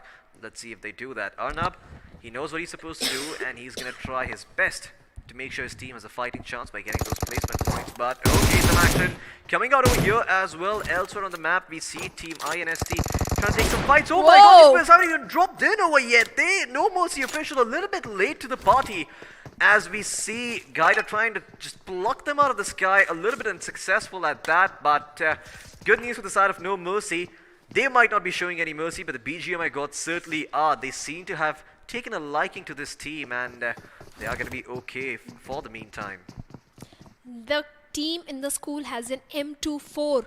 If they find a scope, it will be very difficult for the players of team No Mercy to peek in and shoot in their direction, because INST has got the best weapon for the long range fights. But on the other hand, let's see if the fights are gonna break in, for how long they tend to go on, because usually the main school building and the apartment fights tend to go on for a very long time. And Bazara, if you are separated from your team, that tends to happen. Team Outlaws gets the better of him, and now the team Signify Esports reduces to 2 men, I believe. They were so segregated, so separated. Absolutely. I mean, they're all over the place. Even if you look at it right now, if you have the bird's eye view of the map, the video, you can see the two of the players are not really close to each other at the moment. And soon enough, the blue, it's going to start closing in. So, you know what I said, but you know what I've always said, staying out in the blue and taking a fight when you're away from the circle is a lose-lose situation for everyone involved. But considering how central the circle is, the geographic location of the circle, it could be a little bit easier to rotate, and it's not as bad as rotating all the way from Lipovka towards Quarry or somewhere, you know. It's not that bad. But look at San over there. He is struggling to cross that window. Now he'll finally be able to get away from it. Team Reapers, I think, have made the best decision to not engage in any early fight with Corrupt Soul Esports, because they need consistent points in this game as well. So they are moving away, falling back. But in Yasnia also, we have a guest. We have two teams. That is going to be the players of Team Els and as well as Zos Esports as well. But Zos, UMP45, good gun in the close range, but Yasnia, buildings are there. You usually have to take mid-range to long-range fights or rely on the grenades if you close in. But what just happened? INST, no. why, buddies? You move in the open area. You are being punished. One of the player has already been eliminated. Yeah, that's gonna be another problem that they're gonna have to work around as Team INST. Much like Signify also lose a member at the start, but do they learn their lesson and do they cut their losses and get the hell away? Well, it does look like that is what is gonna happen as Inferno. He's got the buggy of his own. He's trying to get the hell back towards safety. In fact, he is already making his way away from the area where they dropped early on. Team INST just saying sayonara, goodbye. They don't want to see any more of Rozhok. Instead, they're going to try and find some real estate towards school, where there is another team waiting for them. That's No Mercy official. Well, No Mercy official has also started moving towards the Rozhok area where the players of Team INST. Are we going to see another chase happening? Let's see if that's gonna happen, or No Mercy will move away, loot the smaller compounds. Looks like they're not heading towards Rozhok. Yeah, they have decided to move towards the smaller compounds nearby the school building area. If we talk about North Georgia Pool, all the way up in the map, we have team One Side Glory. I'm telling you, Floki, what this team is gonna do. What are they The gonna do? minute they realize they are getting 5 to 6 points, placement points, or the finish points either, they are going to go all crazy, all aggressive, gun blazing on another teams. Yeah, that might just be what happens, and at the moment they might just get what they're wishing for, because there is another team in the nearby, and there you go. That's the sound being heard and the buggy being spotted out. Team Spec want a piece of one-sided glory, but like the name suggests, they want all the glory to themselves. In fact, the player in the buggy could be in a world of trouble as we see him trying to run the hell away back towards safety, as he's going to be able to stay alive for now, but yeah, couldn't be as easy as he wants. I mean, One-Sided Glory, they're still firing away. They're still trying to pop those buggies, make life a little bit harder for Team Spec. And Team Spec are going to try to get the hell out of here. As there you go, Cyborg, Pegasus, Noah, Wiccan, everyone just thinking to themselves, I do not want to have anything to do with this area. Let's just get the hell out of the blue and rotate in closer towards Rozhok or Ruins, whichever place is more warm and welcoming. Well, Team Spec better find a good place. Northern rotation will work for you guys, because on the northern island there are only two teams, Team Spec and Team One Side Glory. But One Side Glory, another team is also rotating in close vicinity, and looks like problems might arise. We'll see that. But Corrupt Soul Esports, good decision to hold on to your compound in the almost centrish, not centrish, nearby the shelter area. But Team OMKY, shacks are never a good position to hold on. Visit towers, another a bad position. Yes, you get the intel, but if a team full pack rushes towards you, you are basically in a 1v4 situation. Yeah, now what he's trying to do is basically not take a fight at all. He's just there to try and get some information. In that case, the Shack, it's a 50-50. As long as you don't peek inside and don't see a player, he will be safe for the most part. But once again, if he gets spotted, he's going to be done for. And one-sided Glory going for sort of a late rotation coming in. It does seem that they are a little bit afraid of some of the other teams that are also in the general vicinity of Georgiapol. And it does seem that the team that is in that general area is the X-squad of Signify. Well, two of their members at least. Can't really call it a squad yet, so soon enough they should be able to rotate out of here. But yeah, it seems that some of the players are just still happy looting. It's just the first blue zone. They're all pleased with the outcome. But now the circle shrinks again, and there you go. This is the context that we were looking for. All of these teams at the moment, well, they need to make their way towards school or Sosnovka, which is sort of in the play. But if it goes out of play, rotating out of there is going to be a nightmare. Well, I'm impressed by one side Glory because they have to go for a safe gameplay. They don't want to take any risk. Northern side rotation will work for them. The condition is they should be early, not too late. Be on point, but we'll talk about it. No Mercy officials are at the receiving end. Now the shots coming in from another team, and for now they have moved towards safety. Like I was saying, one side Glory, if they move from all the way towards near the Siverny area and then try to enter inside the circle, by that time mostly all of the teams have already made good position inside the zone, good compound, and the team not good compound is going to be Corrupt Soul Esports. Yeah, Corrupt Soul Esports with the wall. Oh my god, what a beautiful late toss coming in from Max from the side of bombs and guns. But they are being bombed and they are being gunned themselves as he's one of the players who has to hold off the assault coming in from Corrupt Soul Esports. They see an opportunity and they capitalize on it. 1v2 now for the man. Can he actually not move out? No, he cannot. Will most certainly be eliminated. Has to fall downwards to get towards some safety. Thankfully being knocked means he does not lose any of his health. But oh wait, there's going to be a nade being cooked up behind that Jeep. Does it find its mark? Well, it does not. It's a little bit off menu over here in teams, bombs and guns. I think this might just be their end as Corrupt Soul Esports. Well, they smelled blood in the water, and like sharks, hungrily, they were just swimming and going forward for their prey. The only other person trying to swim away from this is going to be Mew, and he is all by himself. Everyone else from his roster, well, he has to bid them goodbye. And maybe, just maybe, he'll see them on the other side. But hopefully that's going to take time. Hopefully he can get to a higher placement point and get a couple of points for his team. In the meantime, it looks like Team Corrupt Soul Esports will be trying to rest some of their players up. And some action happening elsewhere on the map as well. We will pan to it in just a bit. There we are. It's going to be the side of Team Levitate, Dead Squad going up against, I believe, was it Zos Esports? Or did I get that wrong? That was Team Jut, I guess. Oh yeah, that is Team Jut's OP. Well, the Juts were really aggressive last game. You know, they were going in for those fights. They were, you know, taking the fights to them, looking for those finish points. Are they going to do the same thing this time around? Now, if they are, the good news is that they've got themselves 2 cars, so they can maybe split and divide the attention of Jut's XOP. But let's see if they can actually do that, or if they do decide to take the fight over here. Teen Outlaws still considering holding on to this area in the meantime towards farm. Well, they're staring down Team L's, and much like the L's themselves were, they too are finding refuge on hilltops as well as trees. So let's see if they're going to bounce or if they're going to hold on to that position. The circle closing in once again. It's going to close in towards the southern part of the map. Sosnovka still in play, although just a tiny sliver of it.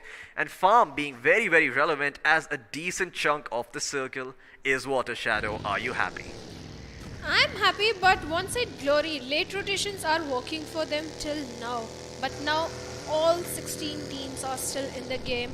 That means no position points if they suffer casualty right now, because northern side too many teams are present. Most of the teams, like you mentioned, are clustered around the farm area. So let's see what's going to happen to one side Glory over there. But the team at the shorelines is one last ride. Let's hope this is not their last ride, because Team Jot is already present and shooting in their direction. The little slope over there is preventing them from getting any damage, but Team Jot has their eyes set onto the players of that team. And Team LVT also had their eyes, and they get the better in this situation as they managed to eliminate, I think, one player. Yes, one over last there. ride. Yeah, one last ride. One player has already been eliminated. That was his last ride, buddy. Let's hope for the remaining 3 players, they find a shelter, because they were on the shoreline. There was no cover over there. Team Jot, having the car 98, can go for the long shots, but Team ISG, Shadow OP, if we look at the map, gone all the way from the western side towards the shoreline, making sure his teammates are having a clear path. That's how his team will easily move inside the zone. That is a good scouting coming in from the player Shadow of one side Glory, and the players are looking quite good. They are playing very smartly. Yeah, absolutely. They're playing very, very smartly at the moment, and even one of the last surviving members from the side of Team Bombs and Guns, I just want to point out real quick on the map that he's all the way towards the bridge that leads from Milta towards, or rather from farm towards Osnavka military base, and he's holding that because he knows no one's going to come there. But in the meantime, we are going to be seeing a fight breaking out over here. Going to be lots of teams jumping into the fray. It seems that Team 2 Evil Zombies are trying to take the fight to the side of Team No Mercy. This time around, they've got all their players standing strong, and Nando coming dangerously close to being knocked down. That helmet saving his life over there. Survives the headshot, lives to tell the tale, lives to perhaps bear children and grandchildren, but the fight is still to continue. Can he actually finish it off, and can he be the hero that he was for his team in the first game? Well, we're about to find out. No Mercy, the name does suggest that they are kind of heartless, but for the moment, they do seem to be insisting on a ceasefire, trying to get into a better position themselves. But there's another player in the vicinity. No, never mind. It's actually a No Mercy player themselves. But behind them, there is Zos Esports, who could easily come in and third-party them. So they have to be a little bit careful. There's also a bunch of other teams in that general area. And, well, there you go. The circle, it's going to shift all the way from Sosnovka, go up over towards farm, and Mew still standing strong on the bridge by himself, just trying to make sure he gets some placement points for his teams, although so far, no luck, nada. 16 teams are still in the play. Well, Mew, that was a very smart positioning, because he knew no one is going to cross the bridge. Circle is moving upwards. That's why the safe gameplay is coming in. But Thor has been knocked down, and one side Glory player Substitute was also down, but he has been raised up. He's again back in the action, back in the vehicle, going away with the rotation. But Car 98 comes in, and Believe OP goes down by the players of Team Jot. Team Jot still having a very good compound onto their name. One side Glory, better be careful of that Car 98. But a direct rush is coming onto the players of Team No Mercy official, and Hawk is cooking up the grenade Floki. Oh yeah, once again, he's cooking up these nades. They want to find all of these frags. Once again, they're going to try and break the record that they established early on, but there's so many teams in this general area. I see Team Outlaws, I see Team No Mercy, I see another team in the distance, Team Spec, and also Team Source Esports trying to make their way towards the same warehouse. And there you go, Team Outlaws, they will spring the trap, they will find the first stop. Now Team Untitled looking and going forward over here. The OC has been pulled up, but it does not find the target. Set the shotgun, or rather the ARs at that range being a lot more effective in Team Outlaws. They will be able to find themselves a couple of finishes over here, get that loot for themselves, heal up, and go back for that second fight. Gonna get the player back up on his feet and then continue their journey onward. One player surviving from the side of No Mercy official. It's gonna be Thunder himself, trying to bring the lightning, trying to bring the thunder as well, but I do not think that's going to be happening anytime soon, because he's the only member surviving from his team.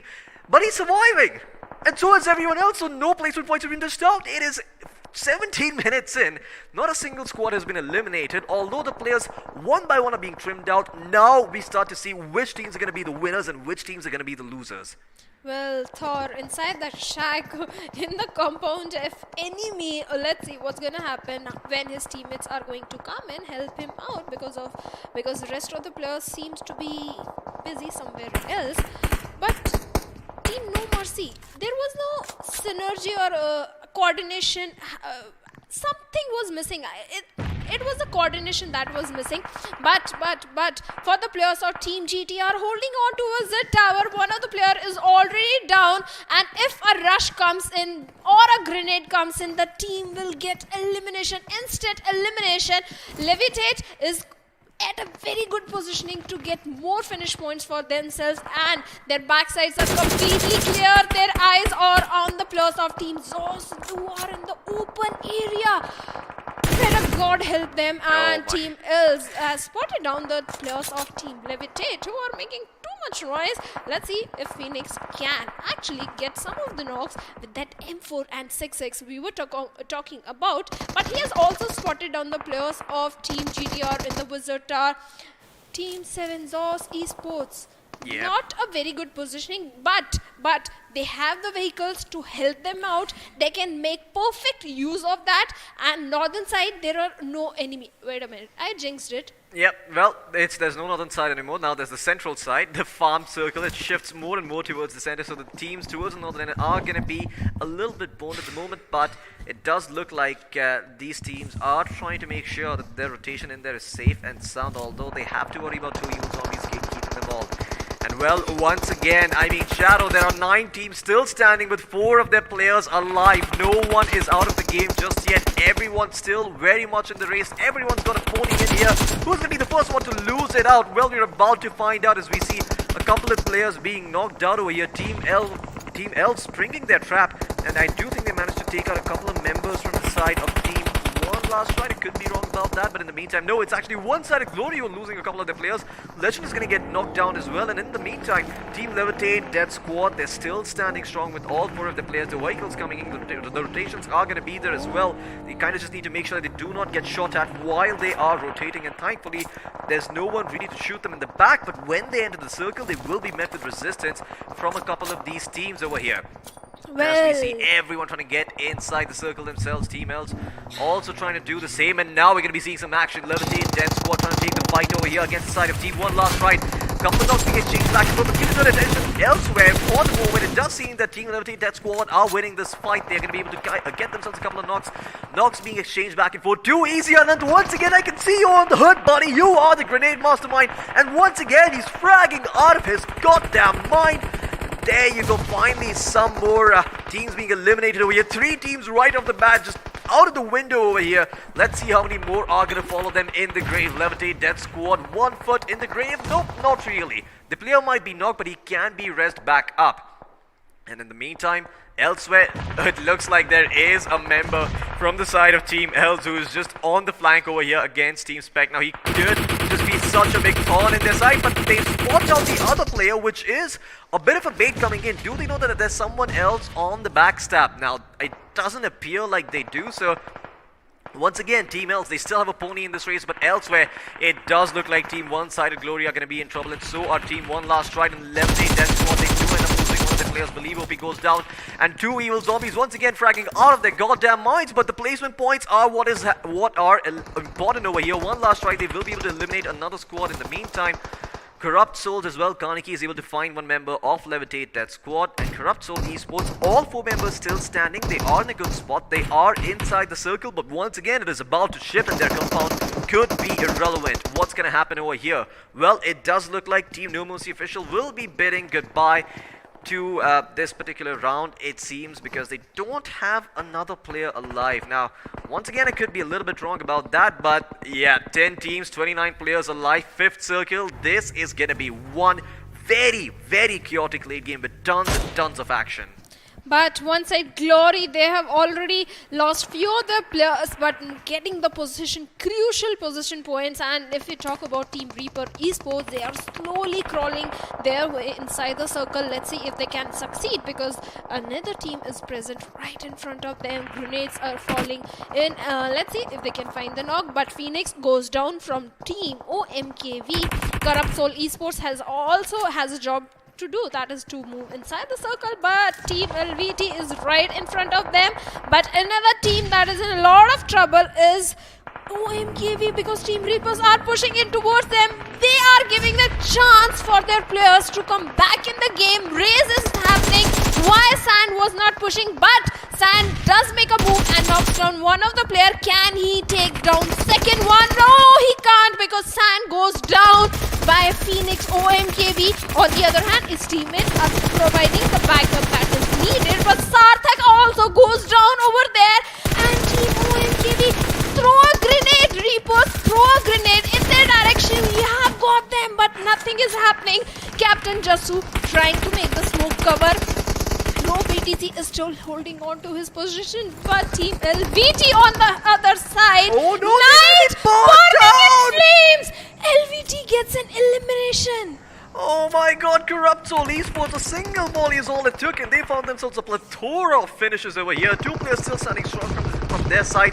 Can they actually get the revives on the players who've been knocked down? That is the question. A lot of teams fighting the dust over here as another one gets out of here. Now the only horses in this race are Team Spec, Signify Esports, Team Outlaws, Reapers, 2 Evil Zombies, OMKV, and Corrupt Soul Esports. One-sided glory all out of the fight over here. And now we're going to be turning our attention towards two members who are still standing strong to Signify. They had to cut their losses very, very early on and try and move in. This is that paying dividends. They found themselves at least at the very least 7th place finish. Another car exploding from the side of OMKV official as they are standing strong with all 4 of the players being rather well spread out, watching different angles, covering different fronts, and just creating problems. But oh boy, looks like one of their players is going to be knocked down over here. A couple of the other ones still standing though, so they maybe can get the rest on him if they're able to finish off these fights. But guess what? The weapons are starting to look even better right now, as I see one of the members does have a Groza from the supply drop. Really, really strong weapon to have in this sort of a situation.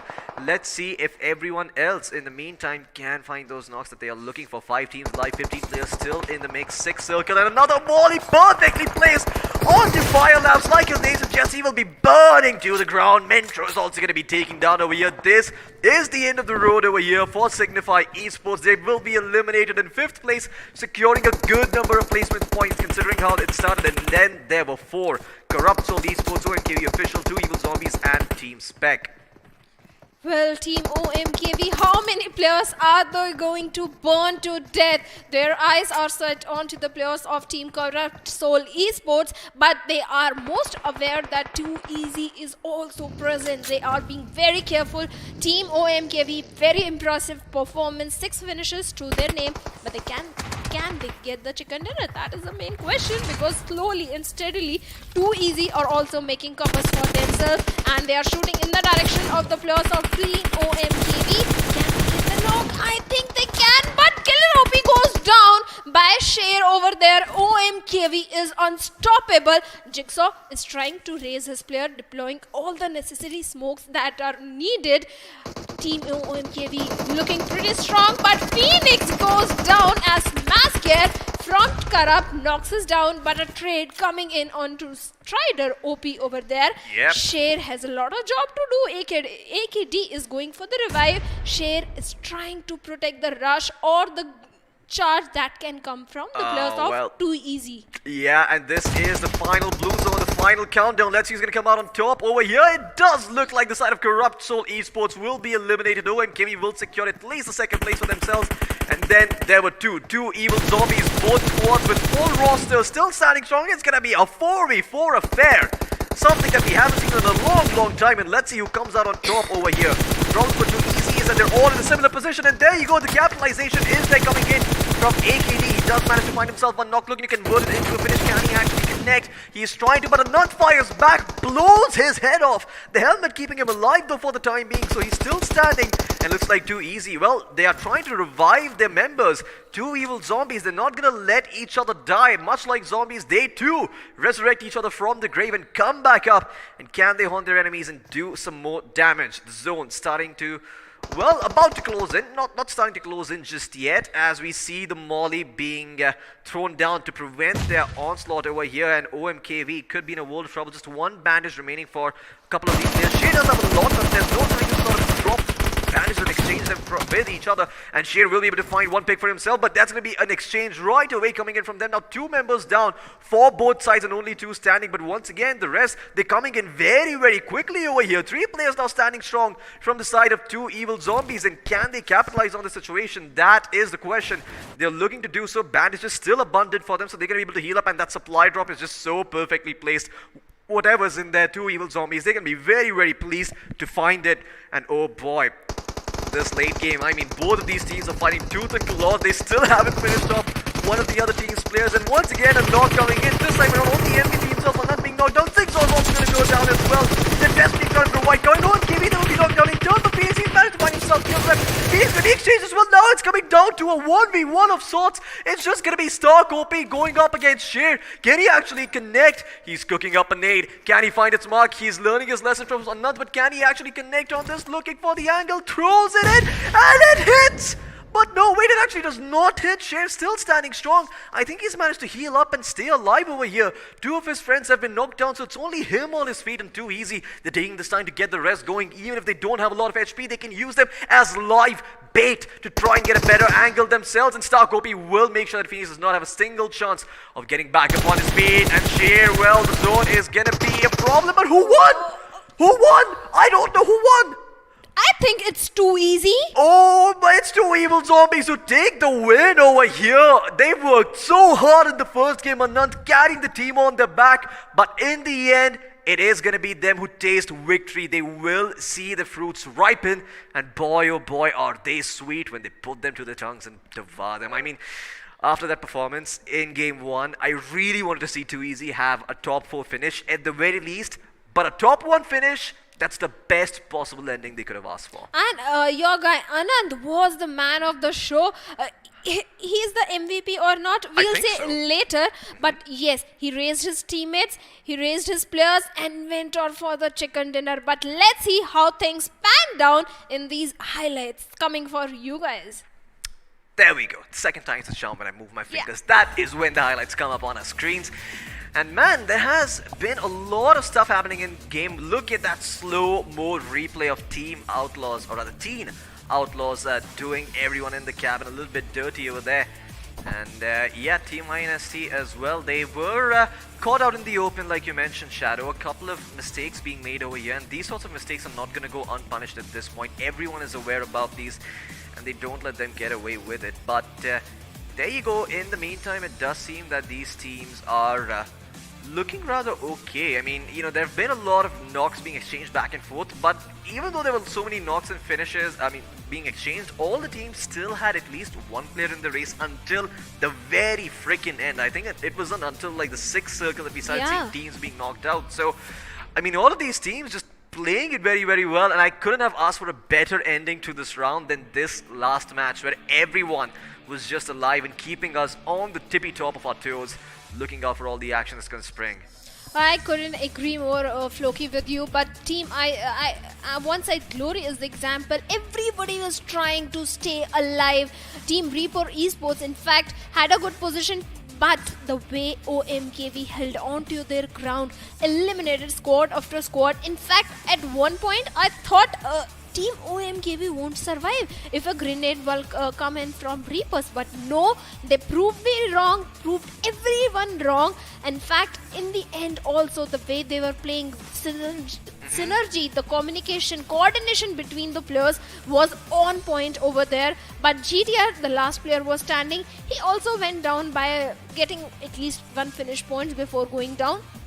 But in the end, like you mentioned, 2Easy went for the revivals, went for the finishes, and so many finishes. I believe more than 10 finishes 2Easy is having onto themselves. In the end also, the rush was coming in. In fact, Sher had no healings, no utilities to himself, nothing, just bandages, no smoke, no grenade, nothing. And same goes for the players of 2Easy, because if you look at it, the last player didn't heal himself because there were no healings, there were no grenades.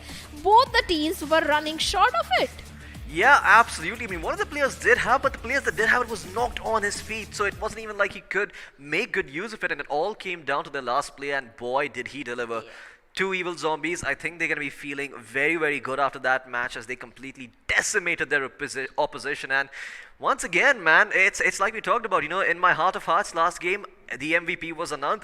This time around, I am hoping, crossing my fingers, that Anant is that first MVP by iQOO. Of course, we're going to have to wait and watch and see what happens. Until then, we've got a lot of other cool, interesting details before we move on, like the points table, which we'll be having a look at very shortly. But man, this was such a close game until the very end. I mean, like I talked about earlier, all of these teams still in the mix. They all had a pony in the race. Of course, a couple of those ponies were limping. A couple of those ponies were shot. A couple of those ponies were not really ponies. They were horses. They were really, really healthy. But in the end, we really saw the teams who were struggling a little bit in terms of their players, in terms of, you know, the utility and whatnot, getting eliminated. So let's have a look at the point standings and see which of those teams were the weaklings that got eliminated early on and which one finished on top. Two Evil Zombies in first place, no big surprises there, followed by OMKV Official in second place with 23 points. That is a lot of points for a team that ended in second place. Followed by, I mean, they're very, very close to the first place as well, followed by Corrupt Soul Esports, of course, with 13 points themselves and 23 total points. Team Spec with 4 finished points, and, well, they get themselves a lot of placement points. And Teen Outlaws, Signify Esports, Levitate, Death Squad. One Side Glory, like you mentioned, as soon as they knew that they had like 4 or 5 points in the bag, they just stopped caring. They were like, alright, you know what, this is okay, we're okay with this outcome. We're gonna go out there and have fun, and that's what they did. One Side Glory have a lot of calculations to do, because the way these teams played, look at the points, 13 finished points for Corrupt Soul Esports, a very good performance. Spec also. One Side Glory is busy calculating the points, if they are qualifying or not, how many points which team has got. But let's first look at the iQOO MVP. Is it really Anand? And yes, is Anand. 7 finishes, 1000 plus damage, 1 assist, a very good outing.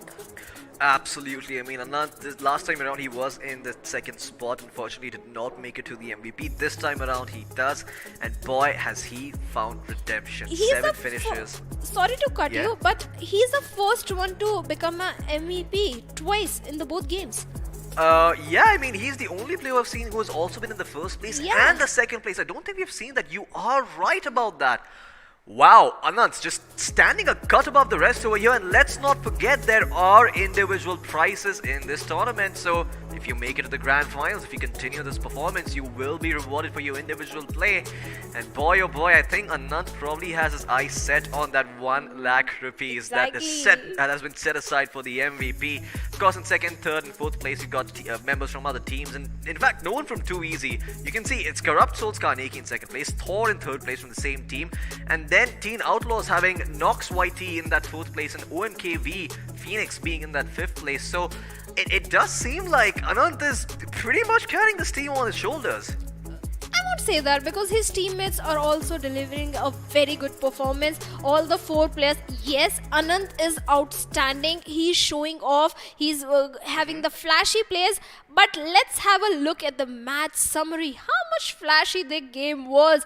6 grenade finishes. Yep, the grenade finishes keep on piling for today, as we see 6 grenade finishes once again out of 82 grenades used. Of course, the efficiency not being as great, but once again, I have to say, you know, the more grenades a team uses, the more finishes and knocks you see off of those. You can just directly correlate it to performance and be sure that the team is going to be good the more grenades they use. But yeah, let's actually look at the finish to damage ratio and see how efficient they were.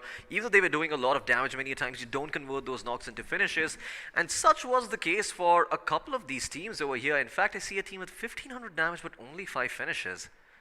I think this is one of the best finish damage graph that we have seen. Look at the graph. So many 1000 plus damages coming in. In fact, 2000 plus damage given by Corrupt Soul Esports, followed by Team L's also 1000 plus damage. Not too many finishes coming in, but still a very good performance. Very good damage that has been dished out. OMKV close to 2000 damage and 11 finishes. Again, if we look at the next teams also, Outlaws also having 1000 plus damage, followed by LVT squad 1530 damage. That is a very good outing coming in from so many teams. They were taking so many fights, dishing out so much damage. This is one of the best finish damage graph. Yeah, I completely agree with you. I don't think I've ever seen any of these teams just getting so much damage and also have a couple of finishes to boot. Even though they only one finishes for some of these teams, it's still there. It's better than zero. So let's have a look at the top 4 squads now and see which one of these teams actually had some significance behind that damage dealt, had some significance behind those finishes. And of course, it's Too Easy, followed by OMKV, Corrupt Soul Esports, and Team Spec. Those are the top 4 squads. And boy, oh boy, I have to say, 2 Evil Zombies, they really deserved it. I mean, I don't think I've ever seen any team have such a member who has single-handedly caused a squad wipe in one game, and then he goes on in the next game and once again top frags for his team. That is just very hard to find in a player. Well, Anand, you have got a fan. In fact, you have got so many fans. You should be impressed. Everyone is impressed the way you were playing. I'm sure the chat is also quite impressed. But yep. Well, this wouldn't have been possible without the iQOO Legend 7. So let's have a word from our sponsors and see what they're all about.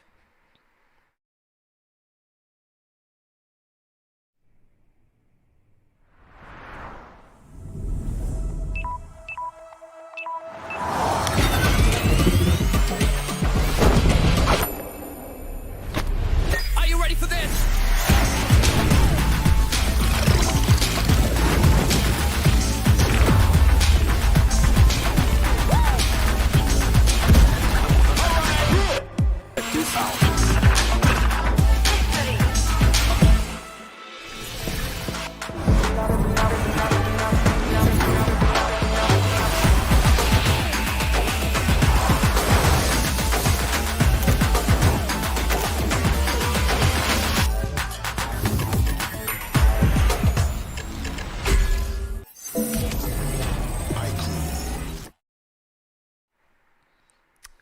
Well, there's a saying that goes that too much of a good thing can also be bad, and with that, this is the ending of the first round itself. But there's also another saying that goes where one door closes, another one opens, and that is exactly what's going to be happening over here, as this marks the end of the first round. Now remember, if you want to know what the results are, you got to stay tuned, because tomorrow is when we're going to be announcing that. So make sure you tune in and make sure you find out who are these teams who are going to be advancing on to the next round, and if your favorite team's in there as well as the round 2, which is going to be starting in just a day. You know, we're taking one day off. That's it. That's all these players get, and then it's back to the grind once again as we move on and we see what they're going to be up to in the second round. I cannot wait for what is happening, because from here, this is the wheat being separated from the chaff. We're going to see a lot of these teams just raise the level a little bit, and maybe some of the teams who've been appearing to be strong so far, well, when their mettle is truly tested, they might crumble under pressure. Which of those teams are going to be the ones who crumble? Which of those teams are going to be the ones who actually just, you know, thrive under pressure and convert into diamonds and, yeah, well, and end up shining and really putting up a great performance? I can't tell you. Neither can Shadow. yeah. And if you want to find out, you're going to have to make sure that you subscribe to our YouTube channel and also stay tuned. Make sure you click the bell icon, enable notifications as well. And with that said, this is it for the first round. Shadow, before we say our closing words, any final thoughts? Just teams that are qualifying, good luck for the next round. That's it. Thank you so much for tuning in. This is the end of round 1, but we will be back day after tomorrow with the second round. Don't go anywhere.